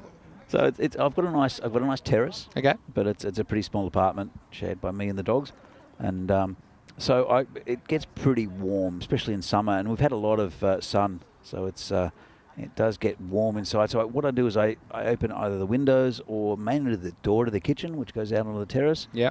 And without fail, mosquitoes come in. I don't know where they come from. Yeah. Right. But I'm on the top floor of an apartment block. It's only 4 floors, so they must breed on the roof or something. But to come back just to hit out to that short cover, there's nothing more annoying than being tired, coming home from a long day at work, and especially after a quiz and working during the day, putting your head down, there's a mosquito buzzing around your head. Oh, yeah. I'll tell you my thoughts in a second, because I had a similar experience. It's just a little glance, and now look who's after it. It's Mehta. He might be auditioning for the 4x100 metre sprint, and he wins the race. Goes all that way in the helmet. It does throw it back in quickly, but doesn't prevent 2. Yeah, well, a little fun fact. It's not that fun for the people that this affects, but I think that mosquitoes kill more people in the world than any other animal. Yep. That's something that I've heard. Absolutely. The worst night's sleep I've got all year has been at Desert Springs. One night, I think I left my window open as we get to the end of the 5th over, 29 for 3, so not quite that run a ball pace just yet, and nobody reaching double figures for the Tigers as yet either. I think there might have been 2 or 3 mosquitoes, and because it was quite hot, I wasn't wearing a lot. I got into too many details. But, you know, when you feel like you're chasing them in the dark and you feel that you're trying to almost catch them to try and keep them quiet, then you have to decide whether to put the light on and try and take care of the situation. It's not ideal. But there's that annoying high-pitched sound where you know they're in the room, right? And then you've got to, you wait, you get completely under the covers except for just the left side of your face. This one's been hit towards a boundary, and that'll be 4 runs. Lovely shot. Just a bit too full there from the bowler, and the GM cashes in. Yeah, so you've seen him really favour this area just in front of square leg. He slog swept 2 big 6s earlier. And this one hit pretty well as well. Seems to like the kind of slightly slower bowling. This is Suhaib Wani who's on now. And he basically did everything there. I'd probably consider even another man there. They've got 3 patrolling the leg side boundary, like long on deep mid wicket and deep square leg, and also a mid wicket in the circle. So I think if you're smart, you get outside the off stump, and let's just see if we can play anything through that off side. Hasn't shown it just yet. Bit of an appeal. Going down leg, I think. Yeah, going back to the that mosquito where you cover up completely. You've got your right hand out, you've got your left ear exposed, and it lands near your ear, and you smack yourself in the head. Yeah, been there. I sleep in a helmet sometimes. This time he goes the slog sweep, and he is going to nail it. Maximo will step into the general manager's office, and he's going to send you a message. And this one is a long distance call, and 6 more to the Tigers. He's got only 1 shot, the GM, but that's pretty good. You saw it a couple of times against Vinarati, and he hits it pretty well. See if he can replicate that. One thing's for sure, when he plays that shot, he tries it again next ball. So here it comes again.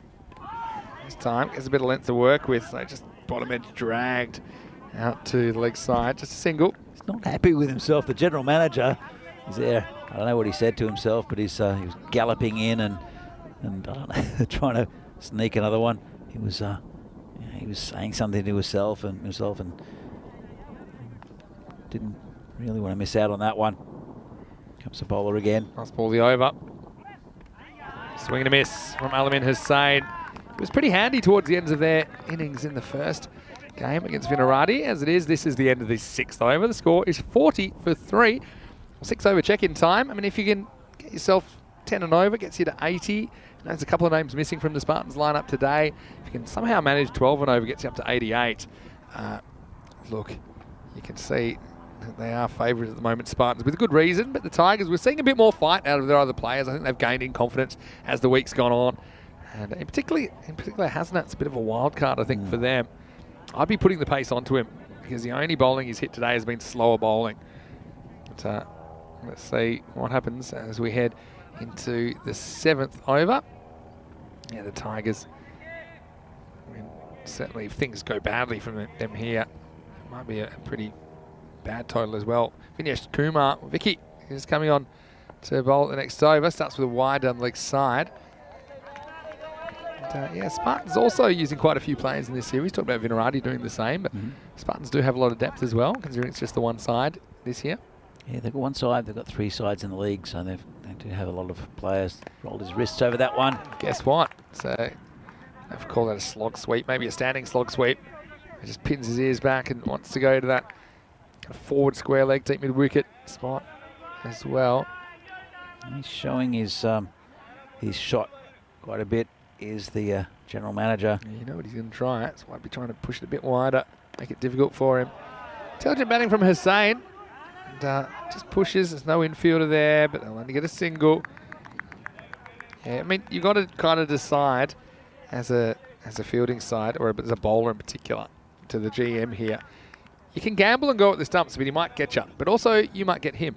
Or you can be a bit more defensive and go wider. This is kind of in the middle in his hit zone. It's going, and Satya will take the catch. Fantastic outfielding once again. This time, he wasn't in any immediate physical danger. The GM doesn't quite clear the rope in the end. A good bit of outfielding. Creates a 4th wicket now. Prague Tigers 43 for 4. Should have stuck to his slog sweep. He tried a different stroke. Didn't quite get there. And a nice catch there taken by Sen Gupta on the boundary. Nicely done. Just had a good awareness about where he was. And yeah, we saw Joe Cope earlier have something similar to that, but he seemed to lose his bearings a little bit. Satya judged that one perfectly from the get-go. He's a very good fielder. And the GM, he'll be a bit upset to not go on with that. In the end, he goes for 13. Remember that the highest individual score earlier today was 16, so it's pretty difficult if players don't get on with it and go on with these starts, because never easy to first come to the crease and score freely. You see the teams have had success. I mean, look at Vinarati. I know it certainly wasn't necessarily the most convincing performance, but they have had higher individual scores. Scores above 25-30 for 1 or 2 players in the innings. First ball to the new batter, Janto Deep, coming in at number 6. He swings and misses. Well said in the chat by Muna Rodham. What a court. Absolutely what I think as well. Well said. Goes for this. This could be more trouble. Venkateswamy goes back and he pouches it. So the wickets are tumbling. Could be a couple of high catches with a side serve of underbelly at the moment as the Tigers lose the 5th. Now in the 7th over, it's 43 for 5. Deep batted pretty well in the last innings. Had a good, it's a good deep butt partnership. Both out now, and bring a new batsman out, and they're tumbling the Tigers. Don't know if that's a circus act or not, the tumbling Tigers. Well, they want it to stop if it is an act. Hello to Vibe Nakutka, who's in the chat. Nice to see you. And he's missing playing with Spartans this year, but good to see them playing so well. It is good. And hello to you, Vibe. I hope you're well. Anyone else in the live chat, feel free to drop us a line. ECN European Cricket Network. Great to have your company as always, as we bring you the most cricket that anyone's ever done in a calendar year. It's great to showcase all these players that sacrifice a lot to develop the game in these countries, including Czech Republic. We've seen some great things happening over the last couple of years. This one pitched up slightly from Kumar. Just gets clipped away. New batter out there is Russell Mia. And he's a man that can definitely hold it. He opened the innings, don't forget, in the last game. And, well, doesn't have too much time to play with because that's 7 overs down. And the score is 43 for 5. Just a reminder, 44 for 5, I should say, after that. Reminder that tomorrow we have our last day of round robin matches in Group B. And we'll start with match 37 in the morning. Prague Spartans, they're against Moravian, and then against Vinarati. That could be a really good match in match 38. Moravian, of course, they need to force a result. It won't be easy for them, or 2 results basically. And after the end of tomorrow, we'll know exactly which 4 teams in which order will go through to quarterfinals Friday. It's the start of a new over, and it's just pushed to mid-wicket for a single. And of course, all the action starts again 7 a.m. GMT, which is 9 o'clock in Central Europe, 12:30 p.m. in India. This was the first ball, the 8th over. Just pushed away for a single. It'll be interesting tomorrow because if Tigers do go down here, and there's still a long way to go in this game, they'll finish the group. They won't be playing tomorrow, and so it'll give both Vinarati and Barbarians a good opportunity to sneak into that second place. Oh yeah, for sure. And maybe even to relegate the Tigers. I don't think they'll finish lower than 3rd, the Tigers, but you never know. Yeah, it's a really interesting group. I mean, when Moravian won their first game, we were kind of like, well, this is wide open, but Moravians just haven't been able to sustain that early pace. This one's hit pretty well. He's reached for this, and he's going to smack it out of the ground. Maximo! Well, that is good hitting. Alamin Hussain has been pretty good today. Well, we've seen him particularly towards the ends of innings. It wasn't a terrible delivery really from Wani, but it disappeared. Now he lined it up and waited for it really well and hit it exactly where he wanted to, right at the middle of the bat. It's a nice shot, and this is what they did in the last game against Vinarati. They waited a bit late, but they got some runs and a bit of momentum. Sometimes just one ball out of the middle can get you going. They just don't have much time to get going. That's the problem. 50's up now for the Tigers. I mean, we're talking about scores like 80 or 88, but I also said, you know, if it goes badly and they lose a couple of quick wickets, could have something more in the 60s. They could still pump it up to that 80 mark if they have to bat well. Yeah. 11 and over will get them up to 82, and they're capable, especially if they hit one of those 6s every over. Yeah. But only 2 to go now. 55 for 5. Nice symmetry to that score. If it were 5 overs, they'd be happier though. Yeah, exactly right. The 5 wickets hurts as well. But having said that, they do have 2 players at the crease that are pretty decent strikers of a cricket ball. Vicky Kumar with 2 for 4 off his over. Pretty handy figures. Shanmugam Ravi was excellent early as well, 2 for 9. Chagi once again didn't go for too many. Baladia with a wicket. It's just Wani that really got a bit of punishment. But even so, 22 off 2 overs. Not the worst figures I've ever seen. Then we head into the 9th over. It all happens in the 9th. I've got to say lately, not as much has happened in the 9th as normal. Just because Rico's not here, isn't he? Maybe. It should be consistent anyway. Path Baladia is going to bowl the 9th. Here it is. That's a good ball.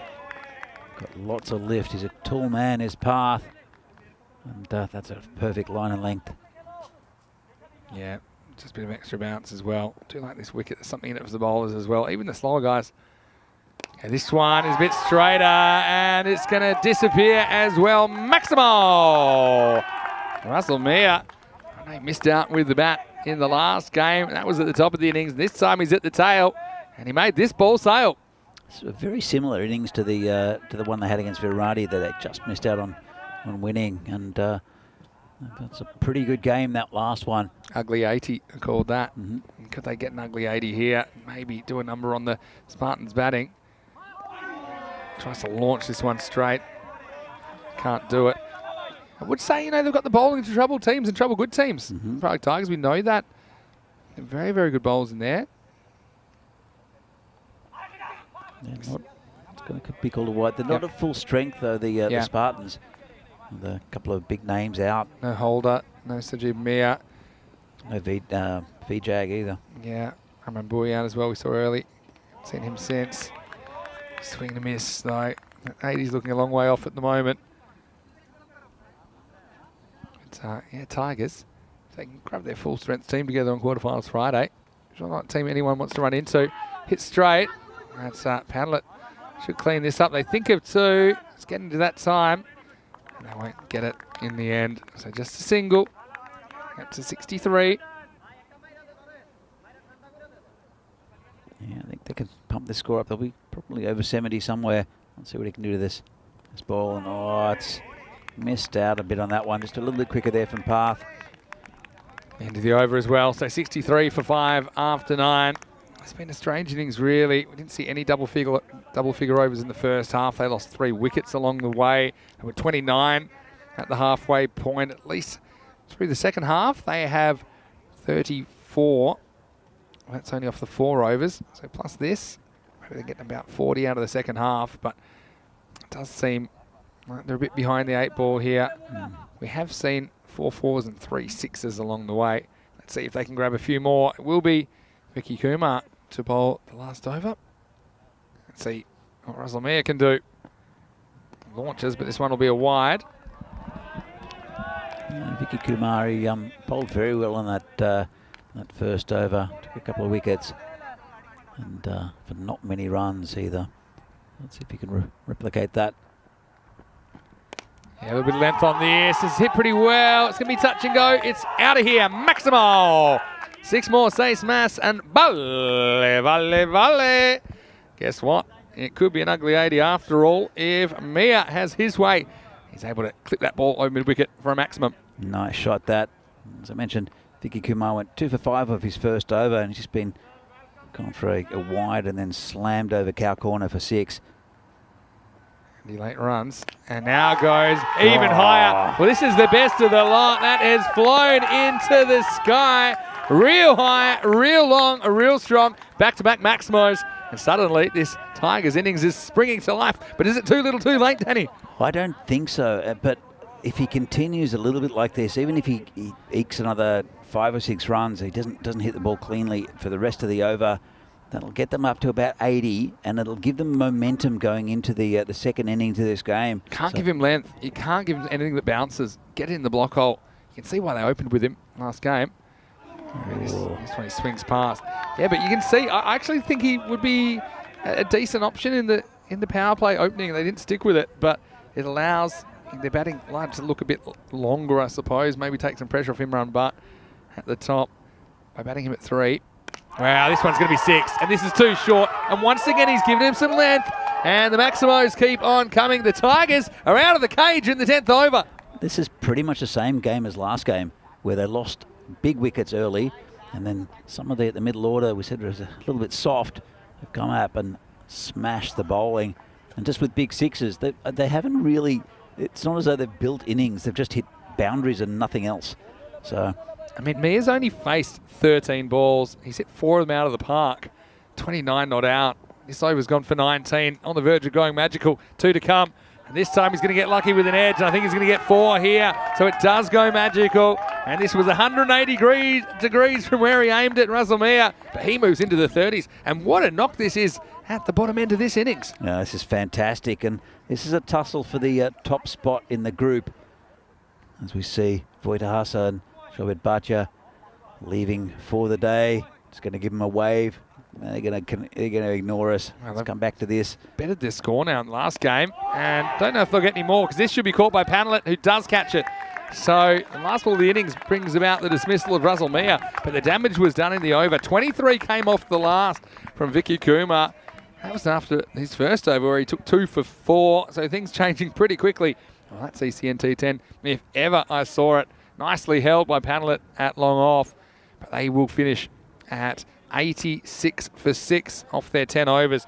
Yeah, Tigers, it's a strange innings in the end. They batted Russell Mia really low. I think maybe he enjoys batting with no real pressure. I mean, he had nothing to lose there. I also think they didn't bowl that well to him. They gave him the length to get under. He showed he was very good on the pull as well. So his contribution of 33, that could be very, very important if this game goes down the stretch. Once again, it's one of those middle-of-the-road targets, isn't it? 86 for 6 off their 10 overs. Yeah, look, I think they did very well in the last few hours to get to just about where they need to be. Very defendable total. It was a pretty good start from Imran Butt. And just a couple of wickets went down. And this was the missed run opportunity. There were a couple that should have been taken, really. And a couple of big sixes. This one caught on the boundary. That's Neeraj Taigi. Sengupta took a couple as well. This was with Panelet coming in, trying to wipe him out. Yeah, it was a pretty good catch, to be honest. I think I would have heard those footsteps of Al Satcher, but he does have a good pair of hands most of the time. Saw a couple go down earlier. But once again, this was a good one. Good ground management. Satcher knew he had a little bit of room to work with. This is another good catch. Stop, drop and roll stuff from Venkataswamy. And at this stage, they were just in disarray, weren't they? The Tigers, at the halfway point, they were 29 for 3 at one point, and they were 43 for 5, and you just felt like they were running out of gas a little bit. But Russell Mia came in at the end of the innings, and he started launching balls all over the place. Ultimately, he would be out off the last ball, and not before he had hit 4 big sixes and a 4 in a quick fire knock of 33 of 15 balls to take them to 86 for 6. But once again, I think the Spartans is the sort of game that they should win. But we know with this Group B, anything can happen. We know that the Spartans are a little bit short of what they would call their full batting top order. And so with some of the options the Tigers have with the ball, I think it'll give them a lot of confidence and a lot of momentum going into the final innings of the day, defending 86. Look, absolutely, and yeah, that's the word. I think, Vinny, is momentum. If they get a couple of the top order, especially Sengupta early, I think they've got a very good chance here. The Tigers, they'll be stinging after losing that close match against Vinarati. Very similar innings where they pumped up the score in the last couple of overs, especially. And was that last over from Vicky Kumar. Yeah, couldn't be any different. You saw with the batting, 33 to Russell Mia, 13 for the general manager, Hassanat, and also 11 to Alamin Hussain. Openers both falling for 9. With the bowling, you see the performance there. Vinesh Kumar with 3 wickets in the end, including the one off the last ball, but was expensive in the 10th. 3 for 27, his final figures. 2 for 9. I think Shanmugan Ravi was very good at opening up. Chagi, always pretty reliable. Top of the order, none for 13. 1 for 15 to Balladeer as well. Well, that'll tell you that it's anybody's game. The win probability saying 52% to the Spartans and 48% to the Tigers. So it's in the balance. Hopefully, you can have a quick break. Join us in just a few minutes, so we'll be back with the reply. And it will be the Tigers trying to defend this score. The Spartans, or they can put some breathing space between them and the rest at the top of the table if they can chase 87 in the last innings of the day. Blue skies and balls flying all around Vinaj at the moment, just north of the capital of Czech Republic. It's great to have your company. Hopefully you can join us for the final instalment of Day 9 just around the corner. Vinny Sander here, Mr. Maximo, alongside Danny Hudacek. We'll see you very, very shortly for more FanCode European Cricket Series.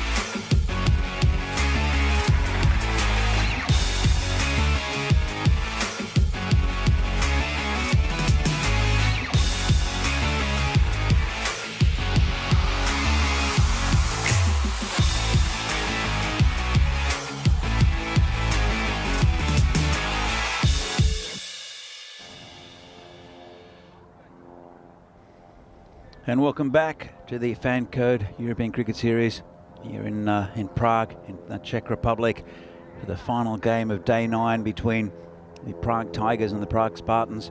86 posted on the board by the Tigers, which looked unlikely at one stage, but some lusty hitting towards the end of the innings brought them back to a very respectable score, a defendable total. And for the Spartans, I think they should get there on paper, but these two up the top, it'll be Satyajit Sengupta and Kranti, the skipper. Kranti Venkataswamy, the opening, and it'll first ball, it's in the air, could be caught, and he's dropped him. Well, it popped up in the air. That's a huge let off for Sengupta. And he was under a lot of pressure there, the fielder. And it just popped out of his hands, and it's the very good Alam, who's been fantastic with the ball for them. Hope it doesn't come back to haunt him. It's going to be called a wide. It's Al Mahmood who's opening the bowling. Fair call that with a wide, but drop catch first ball, that would have been huge. I think the Spartans are a little bit down on personnel today. Brings Kranti on strike. He was pretty good in the last game. Starting to show a bit of form is the skipper. Just playing a miss outside off stump. Well, unlucky there, Alman with the bowler. It did pop up again for Asha Alam, but he was searching for where it popped up to, so he didn't quite get it on the second attempt. It's going to be wide as well. A bit loose after that first ball. Well, what a let off for Sengupta. And, no VJag in this Spartans team. No Saga Reddy either. Rely on these two, I think, get them close to this total. That's tucked around the corner, bit short, bit straight, and 4 runs. Nice shot there from Kranti, too easy for a batsman of his caliber. Venkataswamy was good this morning in the previous game against Moravians, but this attack by the Tigers is probably a notch above what Moravians offer, apart from a couple of bowlers. Pretty steady throughout the Tigers. Al Mahmood could have been all very different for him in this over. Bowling again to the skipper, Kranti. And this is cut away, and he's found the man there at that gully area who copped her on the shin. Might be a bit of magic spray needed. I think he's all right, or is he calling on for he's calling the magic spray. He's limping. He's going to be okay. He'll live without it. That was hit very hard there from Venkataswamy. Bring Sengupta back on strike. See if you can capitalise on that early life he had. That was Al Mahmood again, just down leg side, called a wide. Trying a bit hard there, Al Mahmood. Just spraying it a little bit. But 87 the target. Won't be easy for the Spartans. They've got a pretty good start. They're above the run rate at the moment. Need to go at just over 8 and over. This one's hitting the air as well. And it's just over the man there at gully.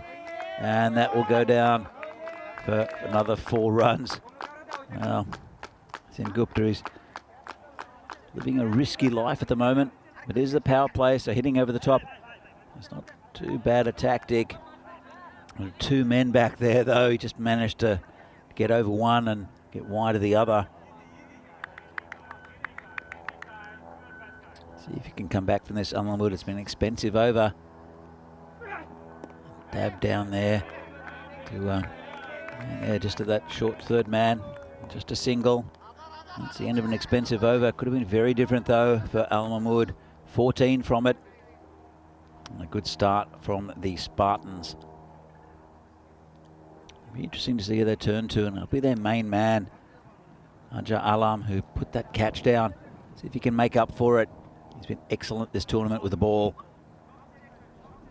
And he'll want to try to get a couple of wickets here. As I said, just a little bit down on personnel. The Spartans still have Gino Panalet, who's been in good form. But it's these two who are their quality up top. Vijay not in the lineup today. Comes Alam. Bowling to Singh Gupta. Good ball. Just past that man at short cover. Just a single. Bring Venkateswamy on strike. He's looking towards the leg side and want to keep it nice and straight here. Alam. There's no protection deep on that leg side. Square. That's a good ball. That's what he's been doing all week, is Alam. Bowling a really good line and length.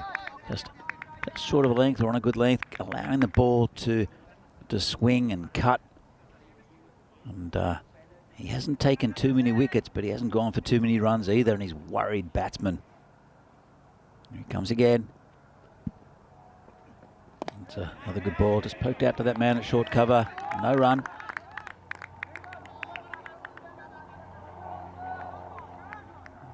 Just got away from him in that first over. The Tigers, quite expensive, but Alam's brought this back. Only one off 3 balls already. Comes in again. And another good piece of bowling. Well, got down to it. Couldn't quite cut it off. It'll just be a single. Bring Singh Gupta on strike. He's offered a couple of chances already, has Singh Gupta. It's the man bowling now who put one down.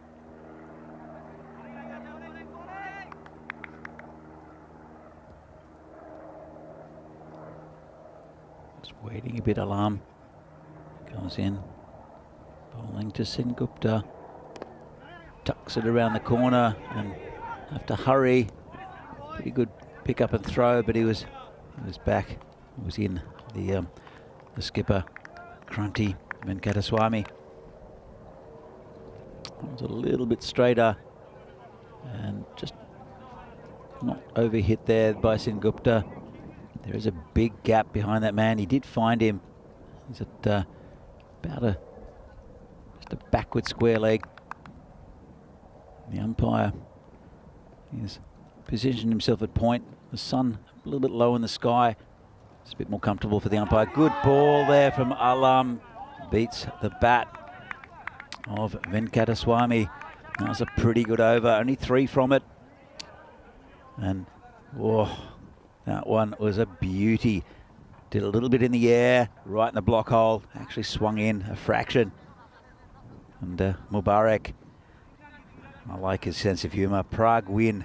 Well, they're both Prague teams, as you can see. The Spartans and the Tigers. This is a top of the table clash, both on 8 points. Spartans ahead on run rate. Whoever wins this will have a big advantage going into tomorrow, because the Tigers, if they win, they'll end up on 10 points and they'll try to hold on to that first or second place.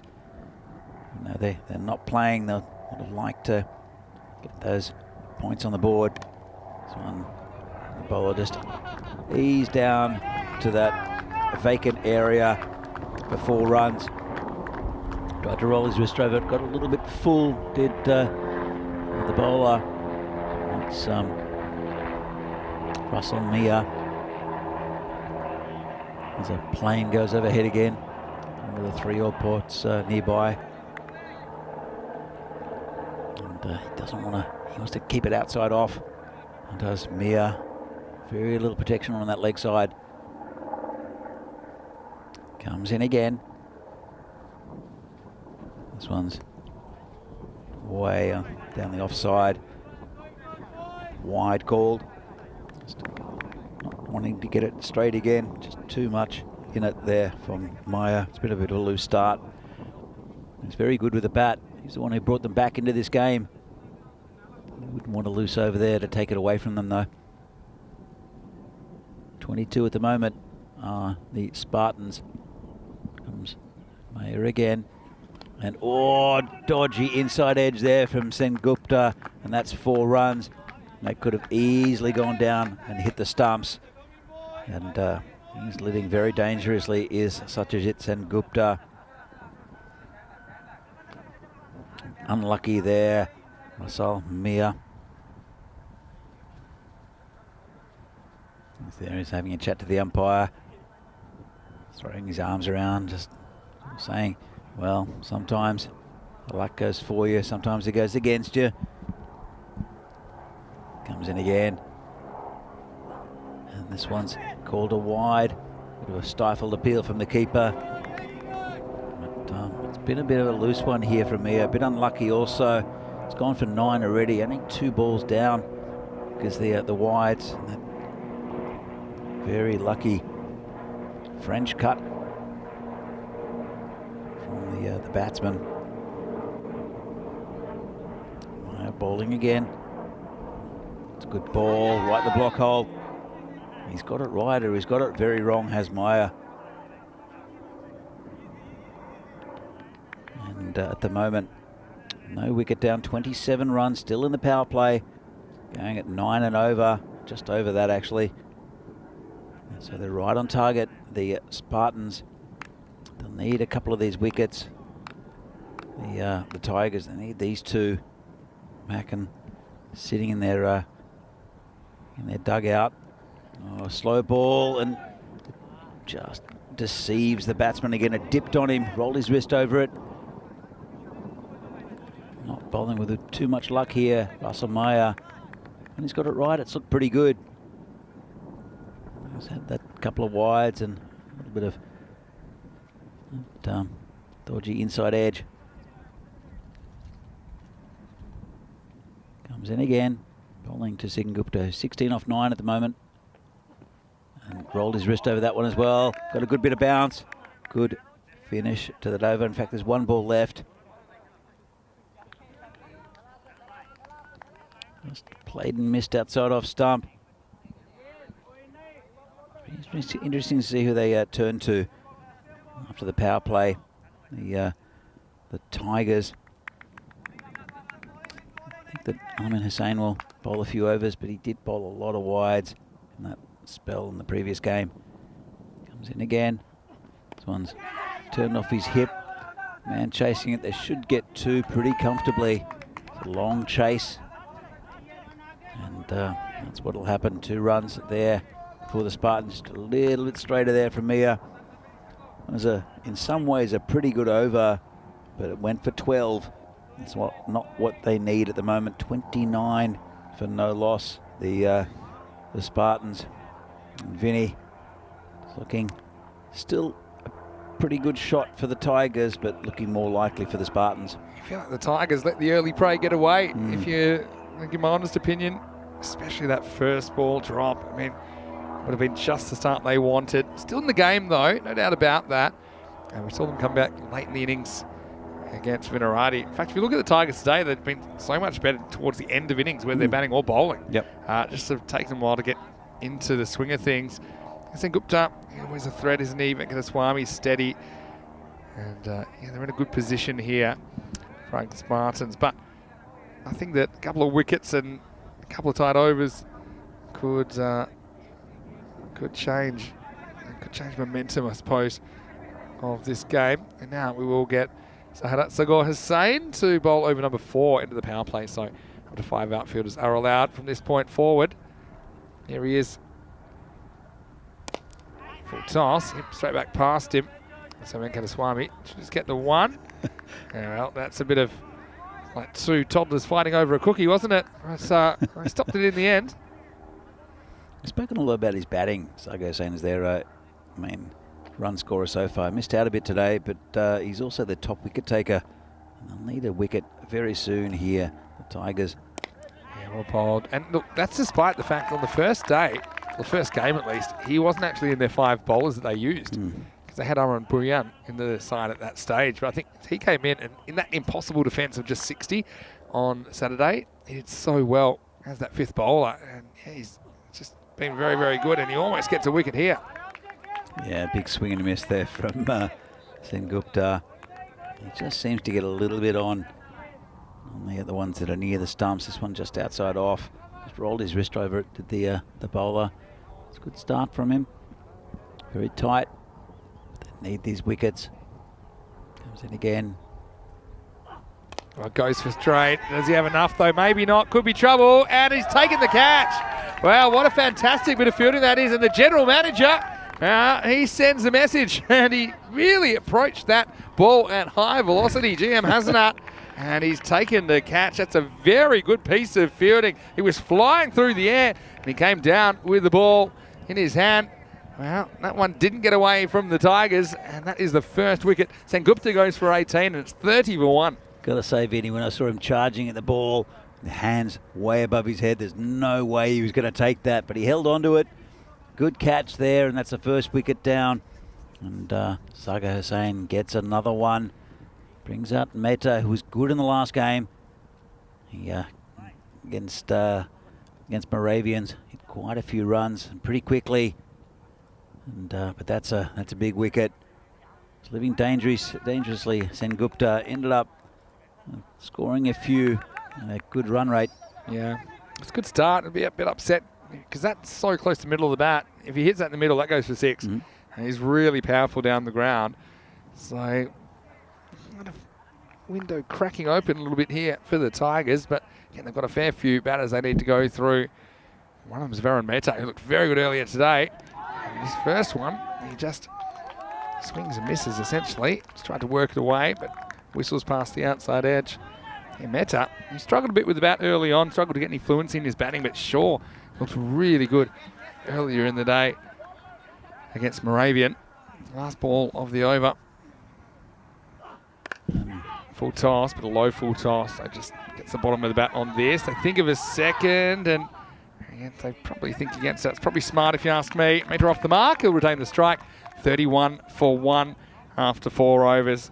So at least they're looking to push for 2.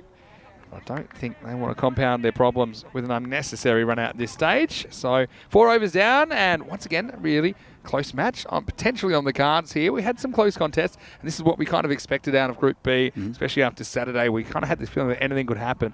And right now, the Tigers, they're probably a little bit behind, but they're probably just 1 or 2 wickets away from maybe being favourites in this game. Yeah, look, it's very close. They're just such a competitive team, and it's been this Group B has been fantastic, and again another great day's cricket. Moravians seem to have dropped off the pace, but the other 4 are starting to build up a bit of momentum.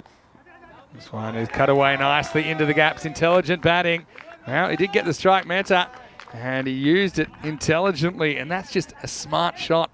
It's Al Mahmood who's come in to bowl the next over. And with no third man, if you can get that gap with the cut shot, you're going to get a boundary, and that's exactly what Varun Mehta does.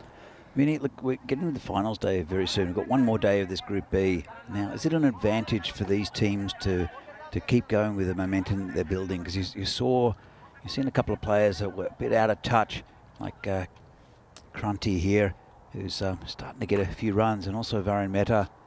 Maybe Sid Gowd for Vinarati.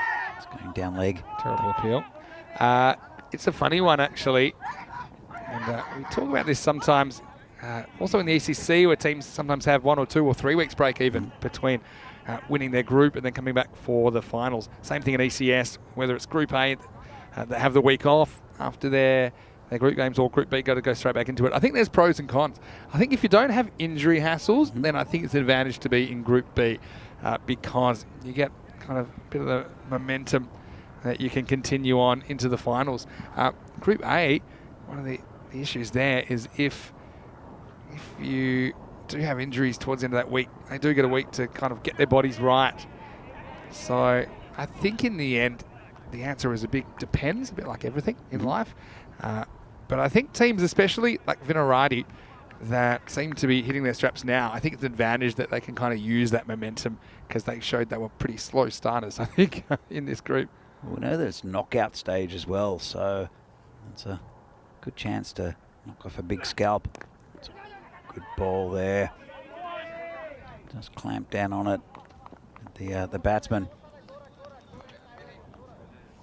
Bring Kranti back on strike.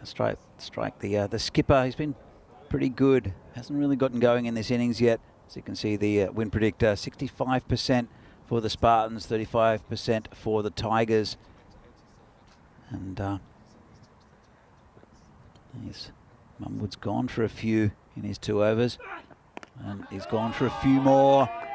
2 leg side, and turned around the corner, hit for 4 down near the Scott Page bench down there, and that's just a little bit too loose from the bowler. Needed to keep it tighter.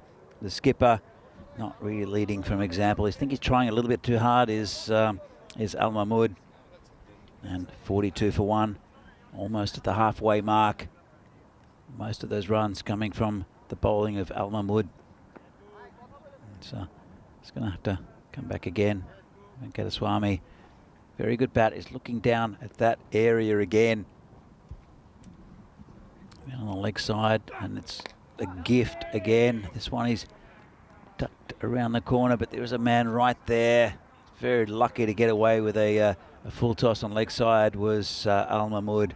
That's the end of the over. And Spartans 43 for 1 at the halfway mark. They're exactly on track. Sengupta there, you see, 18 of 14, got a life first ball. Venkateswamy, he's still there, which must be worrying for the Tigers. Varun Mehta also batted very well earlier in the day against the Moravians. But if they can get these two, especially Venkateswamy, the skipper, Tigers have got a very good chance. It's been a strange day for them, really. Comes new bowler. There's Saga Hussain again, who went for 1 run, took a good wicket, also in his first over. Complete his spell here. Be interesting to see who they turn to. They're bowling him out here. I think I agree with it though.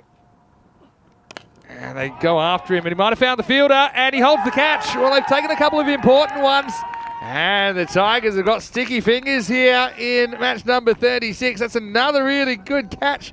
And don't tell me that's the general manager again, GM Hasanat. He's taken 2 rippers down here, and it's a 2nd wicket now to the Spartans. Both excellent catches to that fielder, and Spartans 43 for 2. That's the man they needed, I think, because Kranti, when he gets going, he can hit all parts of the ground, and that's a big wicket. And Saga Hussain, as I mentioned, he's the man to do it with the bat, but he's 2 for 2 at the moment, and doing it with the ball as their top wicket taker as well as their top run scorer. He's not quite a one-man team, but he's a valuable member of this side. Junior Panelet's coming in at number 4 here. Thought he batted a bit low earlier. Just checking to see exactly where he batted. But I think it was something like 7 or 8.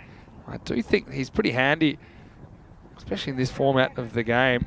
Yeah, he came in at number 7, or number 8 actually. It was earlier before. And so let's see if he can put an innings together. Second half of this one. This game is right in the balance now. Big wicket of Venkateswamy. What about the catching though from GM Hasanat? Hussain. It's driven. It's a nice looking shot for a man facing his first ball. Crisp drive down long on just for 1. That's what you're taught, I think, early on in an innings, is to hitting that V in front of you, just to get the full face of the bat, and exactly what he did there, the batsman. Nice start. So Hussain comes in. This is cut. Got through the field. That's 4 runs. Nice shot there. Just waited for it. And that's Varun Mehta. These two very good batsmen. And Mehta, we saw earlier, as I said, getting a bit of form. And Panelet, he's got them out of a couple of sticky situations during this week. Has Juno Panelet. A good shot selection there. I think doesn't go leg side, which some players tend to overdo. As well hit. This one's wild down leg side. That will be a wide one to the total. That ball will be rebowled again. Hussain still with 2 chances to add to his 2 wickets. Yeah, it's been a good spell. He's picked up a couple of really good wickets. Very important wickets, both the openers. Like another one. Oh, right on the money. Yeah, just have a look at this. This runs versus balls equation that makes it 38 off 25. Certainly has the hallmarks of a potential close finish, Danny. We had a close one last game. Could we have another one? It's exactly the same run rate they needed at the start of this game. So they haven't gone past it. They haven't gone behind in the run rate. Swing and a miss. And yeah, Hussain will finish with figures of 2 for 8. You see this one just inside that tram line. So pretty good effort from Sagor. This match still hangs in the balance after 6 overs. The score is 49 for 2. Yeah, it's you've got to favour Spartans here at the moment, just because they've lost those 2 wickets. They've got 2 very good batsmen out there, and don't know how much bowling they have left. I think Alam has 1 left for the Tigers. In fact, who else would there be? Alamin Hussain, who was very loose, I think, and it'll be. We've got a Jar Alam who's got one up your sleeve. Yeah. But yeah, you're. And, I think that could be an important over, but they are going to GM Hasanat. Why not? He's doing everything else. So now he's going to get a bowl as the 5th bowler. So there's your answer, Danny. Interesting. Keeping their options open. Let's see how GM goes. I mean, geez, he's taken 2 really good catches. Like a kind of Venus flytrap in the field. There he is. It's going to start with one that's pushed a bit too far across. Pretty dodgy start there from the general manager. Interesting, he's coming around the wicket. I think it's an interesting move because it will push the ball across the batsman a little bit too much that time. I've seen it work at times though, if you can get it right. 50's up. Short, pulled, and he pulled it into the gap. Needs to be stopped and is stopped. Nice work by Sahadat Sagor Hussain to come around and keep that to 1. Yeah, it was. Thought it might have been a catch. It was, again, a pretty dodgy delivery, short and wide, but just in that gap.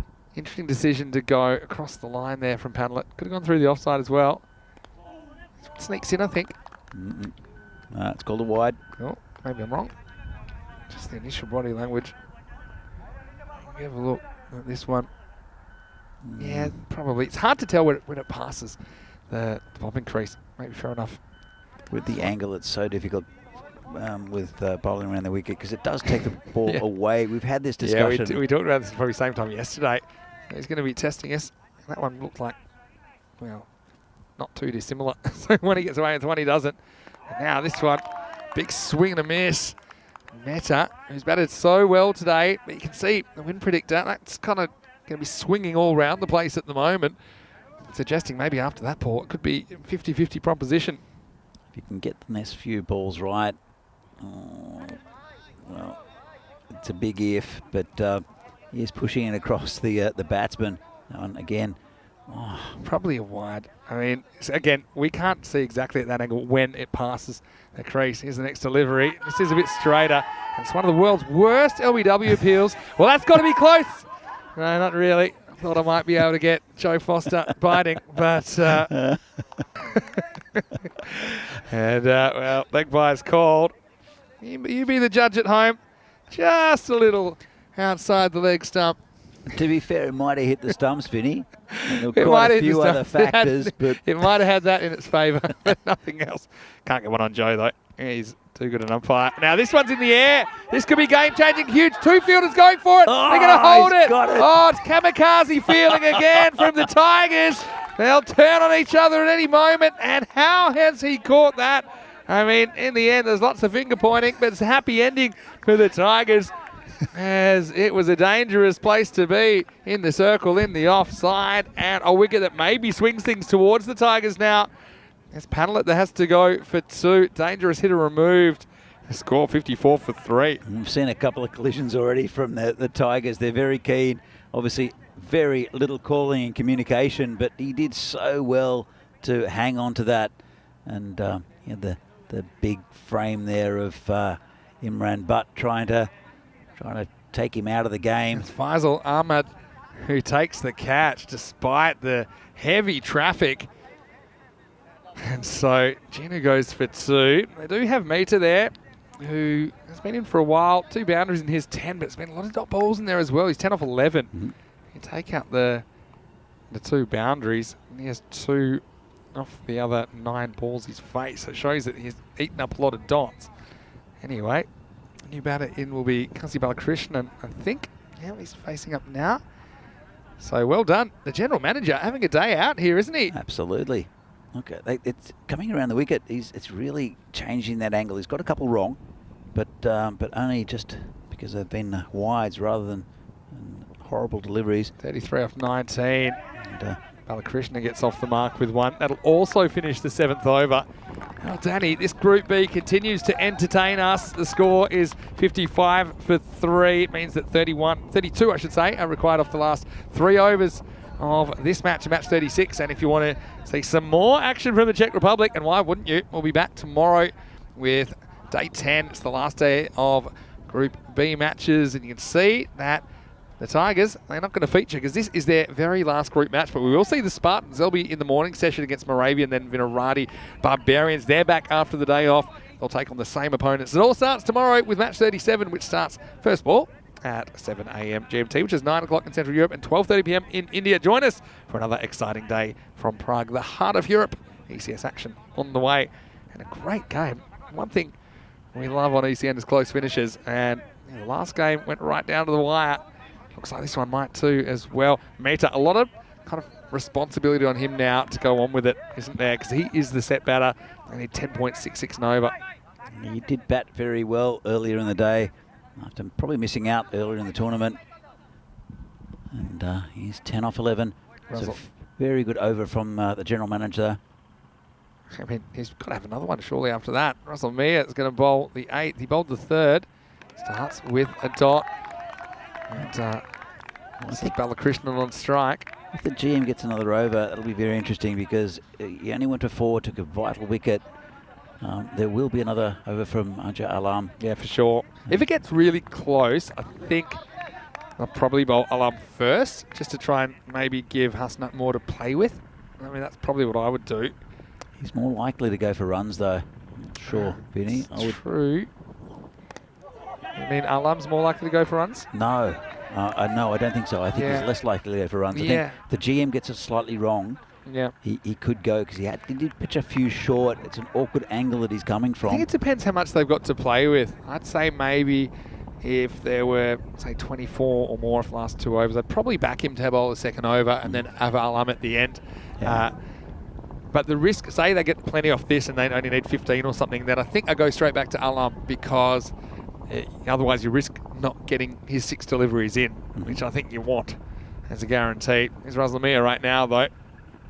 A big swing and a miss, and the Tigers, or if you remember back to Saturday morning, it was match 25, and they certainly turned the ECN world upside down with their first foray into the European Cricket Series with a big upset win over Vinarati. Then, of course, they had that record-breaking defence of 60 later in the day. Right now, it looks like they want to finish with a big upset as well. I think they might finish with a big upset, to be fair. I think they're like to see the win predictor now. I think it's definitely tilting in the favour of the Tigers. Yeah. Oh, that could be out. Oh, this is out, is it?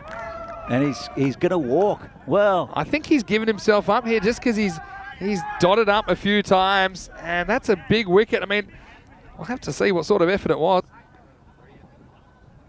And, well, there doesn't seem to be any question about it. Again, we took our eyes off. It takes a step out. It's the old swing your partner, heel and toe. And that steps out. And by the time he gets back, he's out. And I reckon Mehta, that's almost... It's not much of an effort to get back there, I think. I think it'll probably be run out. I mean, I don't know. He takes a step forward after the shot. I think it's just stumping. Well, but the thing is, he does take it. That step forward isn't really part of the shot. That's why.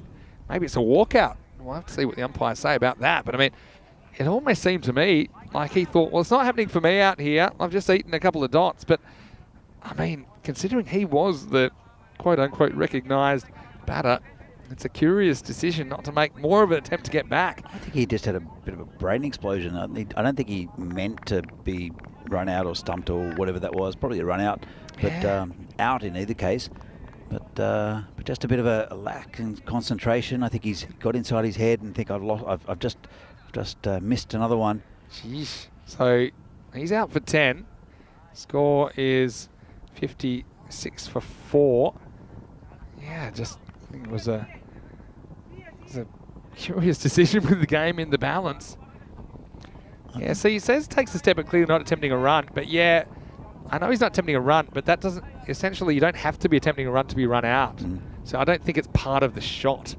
So I think any forward movement is going to kind of negate the stumping. That's not part of the shot. Sort of, but I mean, if you're a spin bowler and the player's going forward and stumbles forward, it could still be a stumping. Yeah, but he stops and then moves forward again. Like that's, I mean, I love stumpings. Don't get me wrong. If you were keeping, would you come as a I'd stumping? want it to be a stumping, but I just don't think it is. Anyway, see what they put it down as. Pretty irrelevant right now because I think the Tigers, they're just more concerned about winning this cricket match. Now they're going to come back for a dicey 2. Baladia. This one hits the side of the pitch, but he will get back for a couple. Yeah. Just looking at the comparison, I think they were about 47 at the same stage, the Tigers, and then they really exploded over the last few overs, and that's what the Spartans will have to do to get close to this total. It's been a good over here so far from Mia. Hit hard, should be fielded by Alman Hussain. So yeah, the Tigers looking to bookend it with a pair of big upsets. I mean, that's the thing. And yeah, well, what a good over that was in the end because they don't get a boundary off it. They just get the 4 runs. There's a wicket as well. So Russell Mia was a bit expensive in his first over, conceded 12. That one was only 4. And the score now, 8 overs down, 59 for 4. And what a defence this has been from the Tigers. They were the master defenders, weren't they, on Saturday when they defended 60. Right now, looks like they could defend 86 fairly comfortably, depending on what we see in the last 2 overs. Adjar Alam is coming back to bowl the 9th. Yeah, I would have. I think it's either way. I think it's this is the vital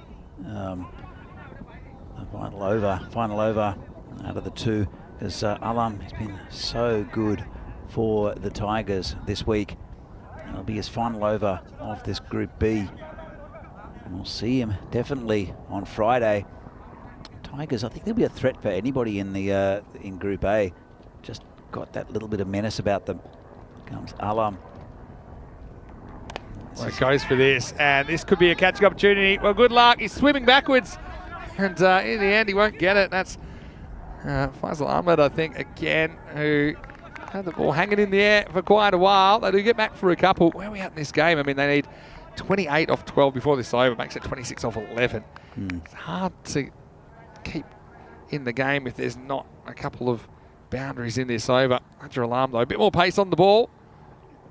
Baladia bangs him straight, but the field is perfectly set there. Sagar Hussain very straight at long on. So just a single. And over to Balakrishnan. That was a weird appeal. Alam appealed for that. Oh, really? Not quite sure why. Yeah. Turned around to Joe Foster and asked the question. That is one of the more ambitious appeals I've ever seen. Oh, going down to the wire again. They do need a couple of boundaries if you want to stay in the game in the 9th. Won't get one here. It's really well bowled. Adjar Alam. It's really impressed me with his consistency. I think some of the other bowlers have had good days and bad days, but I think Adjar Alam, most of the time, has been right on the money, and he's showing it at the death. Can also bowl early, can bowl late. Very flexible bowler. I think he's been excellent for Tigers in this series. I totally agree, Vinny. He bowls a bit of pace, gets the ball to move away slightly, and off the pitch and in the air. And very difficult customer.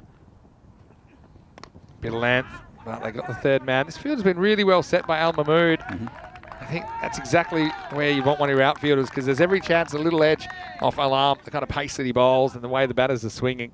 So you don't want to give up a boundary in that way. You'd much rather a boundary get hit with a good shot than with a little edge. And so they still don't have the boundary that they want in this 9th over. And there's only 2 balls to come now.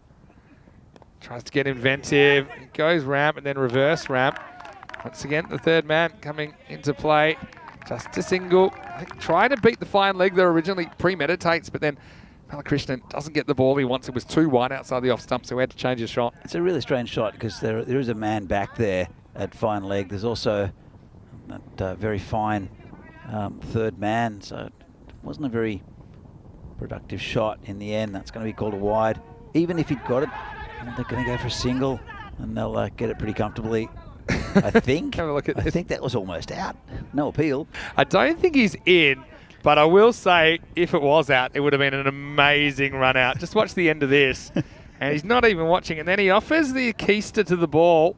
And that just bounces onto the stumps. Luckily, the batter wasn't snoozing. All right, last ball of the over. They need 20. It's been a good over. And it's a fantastic defensive effort from the Tigers at the moment. Last ball of the 9th. Oh. Gone. And, well, he's been so good. Ajar Alam. They couldn't get him away. And then, well, it sends a very clear message to the batter about where he needs to go.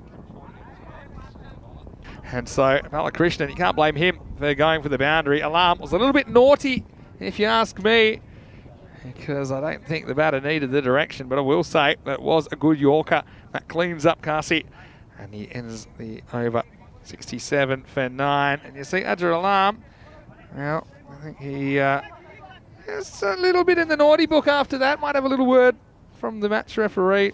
It was good for over. And, well, the Spartans look like they're going down here. We talked about Group B. Anyone can beat anybody right now. Looks like the Tigers, they're going to finish their group stage the way they started, with a very good performance against a strong team from 2 divisions above them. Exactly right. Look, I hope he doesn't get punished for that, Alam, because sometimes you see suspensions for little indiscretions like that. I think he'd get a warning from Charles Croucher, the match referee, but I've seen players get suspended for worse, for not for worse, but for lesser. Just hope, I hope it doesn't. I hope it's not more than that, because their next match is the quarterfinal. So, look, I think it's a good move here with the GM, the general manager. Yeah, I mean, they were sport for choice, really. What you wanted to do from Ajar Alam, if you do bring him back in the 9th, is to shut the gate on any chance. And here, with 20 required in the last over, they're going to need something magical. But I will say, Baladia's hit the ball pretty well so far in his innings. He'll need, I think, at least 3 of these balls to go to the boundary or over. And he can't. First ball. And GM, he's just stepped up, hasn't he, today? No matter what he's done, he's batted well, taken 2 excellent catches during this innings as well. And then with the ball, he's also delivered 20 off 5. Miss hit. It's going nowhere. Probably got to come for 2, I think. And the fact that they don't take it probably tells you that the Spartans think this game might be gone. 19 required off 4 now. Toigi is the new batsman. He wanders all around the crease trying to change angles and do things. He really strikes the ball that cleanly, though. Let's see what he can do. Chance to be a hero. Here we go. Takes a bit of a wander. Predicted that one. Well done to the Tigers, I've got to say. I know the Spartans not quite at full strength, but you can only play the team in front of you, and they've done this without the performance from their openers, who didn't really get amongst the runs. And this time Niraj goes over the offside. Probably should pull up, and well, it'll be 2, I think, in the end. Fairly comfortable 2, but 17 off 2 now. One effectively kills the action. It does look like the Tigers. Now, credit to them. They had a really tight loss to Vinarati. You can excuse them for kind of losing the plot a bit, but they focused their energies. And looks like they're going to do this fairly comfortably now. And we're going to have a run out in the end as well. So you'll see that if you let this one roll, the bowler then picks it up after the wide. So hits the stump, so it'll be a wide plus a run out. So just extending the action, still 2 to come. Score 71 for 6. Look, we talk about the Spartans being a bit under strength with their batting, let's say, for example, but let's not forget the Tigers have been under strength with their bowling as well. And we talked about 3 or 4 of their bowlers probably that are in their best 5 not playing, or what they think is their best 5. So they showed a fair bit of depth with the ball as well. Credit to them. Yeah, look, I tell you what, on Friday we're going to see the quarterfinals. I wouldn't like to be the team playing the Tigers in that quarterfinal, because they're fearless and they'll have a go at you, and you never know. It's going to be very interesting to see how the Group A teams match up with these Group B teams. Tigers, they're going to be topping the table after this game. It was a wide, I think, plus a run out. So I think there's 2 to come here. Hasn't been effect on the screen just yet. And I might be wrong. It's I think everyone seems like they're walking off. So that's the end of the game. And a good victory for the Tigers. They're very happy. They're going to top the table. It was both of these points with 4 wins at the start of this game. 5 wins now for the Tigers, who are a 3rd division side, beating the highly fancied Spartans, who I still think might get to the top of the table tomorrow. They're playing against the Moravians first up, but a game that they should win. And then a tough tussle against Vinarati, second game tomorrow. But in this game, a fantastic effort there from the Tigers. They looked like they weren't going to get anywhere near a defendable total at the halfway mark, and then accelerated with some lusty hitting in the last few overs. Yeah. A bit of a replay of the Vinarati game, but just they bowled better at the end. Yeah, I mean, they've really shown they're a force to be reckoned with in Group B, and I don't think anyone would fancy taking them on the quarterfinals. I mean, with that win, they're going to finish with a pretty decent record, and every chance of a top 2 finish as well now with that win. The Spartans, I mean, they've had a mixed time as well. But right now it's the Tigers. They're enjoying things. End of their 8-game group campaign. They'll sit out tomorrow. Probably not the worst thing for them at this stage to have the day off heading into quarterfinals on Friday. Let's have a look at some of the highlights. And early on, opened up with Satya Sengupta, and that was a chance. Very first ball to get Sengupta. You thought that he might hurt the Tigers, and he went out, tried to smack a few out of the ground. Ultimately, it was a flying catch that got rid of him. The GM was on the march. He did it not once but twice. Wait for the second one as well. It's almost just as good. And yeah, for me, the fielding was super important. And this is the other one that has that plucked out of the air. And yeah, the fielding really backing up the bowls. And that's why I think they defend this total of 86. They did field well, apart from that drop catch. And that was that weird one with Varun Mehta. He was given stumped in the end. Just wandered out of his crease. Yeah, it's a weird one. I mean, I'm happy that it's stumped because I'm always love stumpings. But to me, the step forward wasn't part of the shot. I mean, it's not really anything you normally see in cricket, to be honest. Wasn't anyway, really going for a run. They just go for a wander. Yeah, true. You can wander out of your crease anytime. You probably run out if you do, as it was. And there was just a bit of free directions, and just in case he was out of data and didn't know where to go. Balakrishnan knew after that from Ajaralam. Hopefully he escapes punishment, but he's his own troubles. That one wasn't a wide, in fact, because the batter got so far across.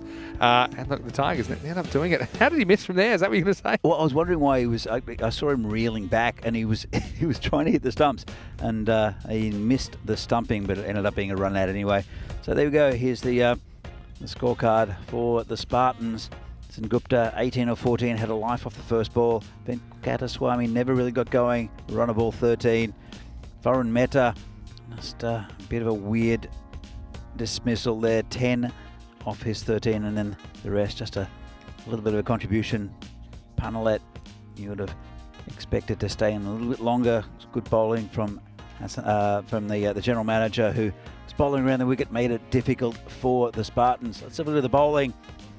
And Al Mahmood was expensive, the skipper, but that man, Najjar Alam, 1 for 11, and bowled the ninth over. Has been superb in for the Tigers. Russell Mia also very good today. Russell Mia was great. I mean, his 33 at the end of the innings, I mean, it looked like they weren't going to get to 80 at all. And you look at where the Spartans end up with 71.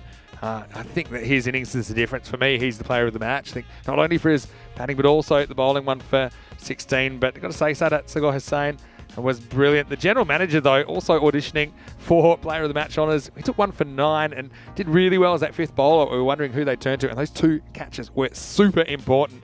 So, yeah, very, very interesting match to finish the day, and it's the Spartans that go down to the Tigers, 86 to 71. That means that the Tigers record will finish at 5-3. At the moment, the Prague Spartans are 4-2. So, I mean, doesn't necessarily mean that the Spartans will top the table, because they've got a tricky one against Moravian tomorrow that I'm sure they want to finish.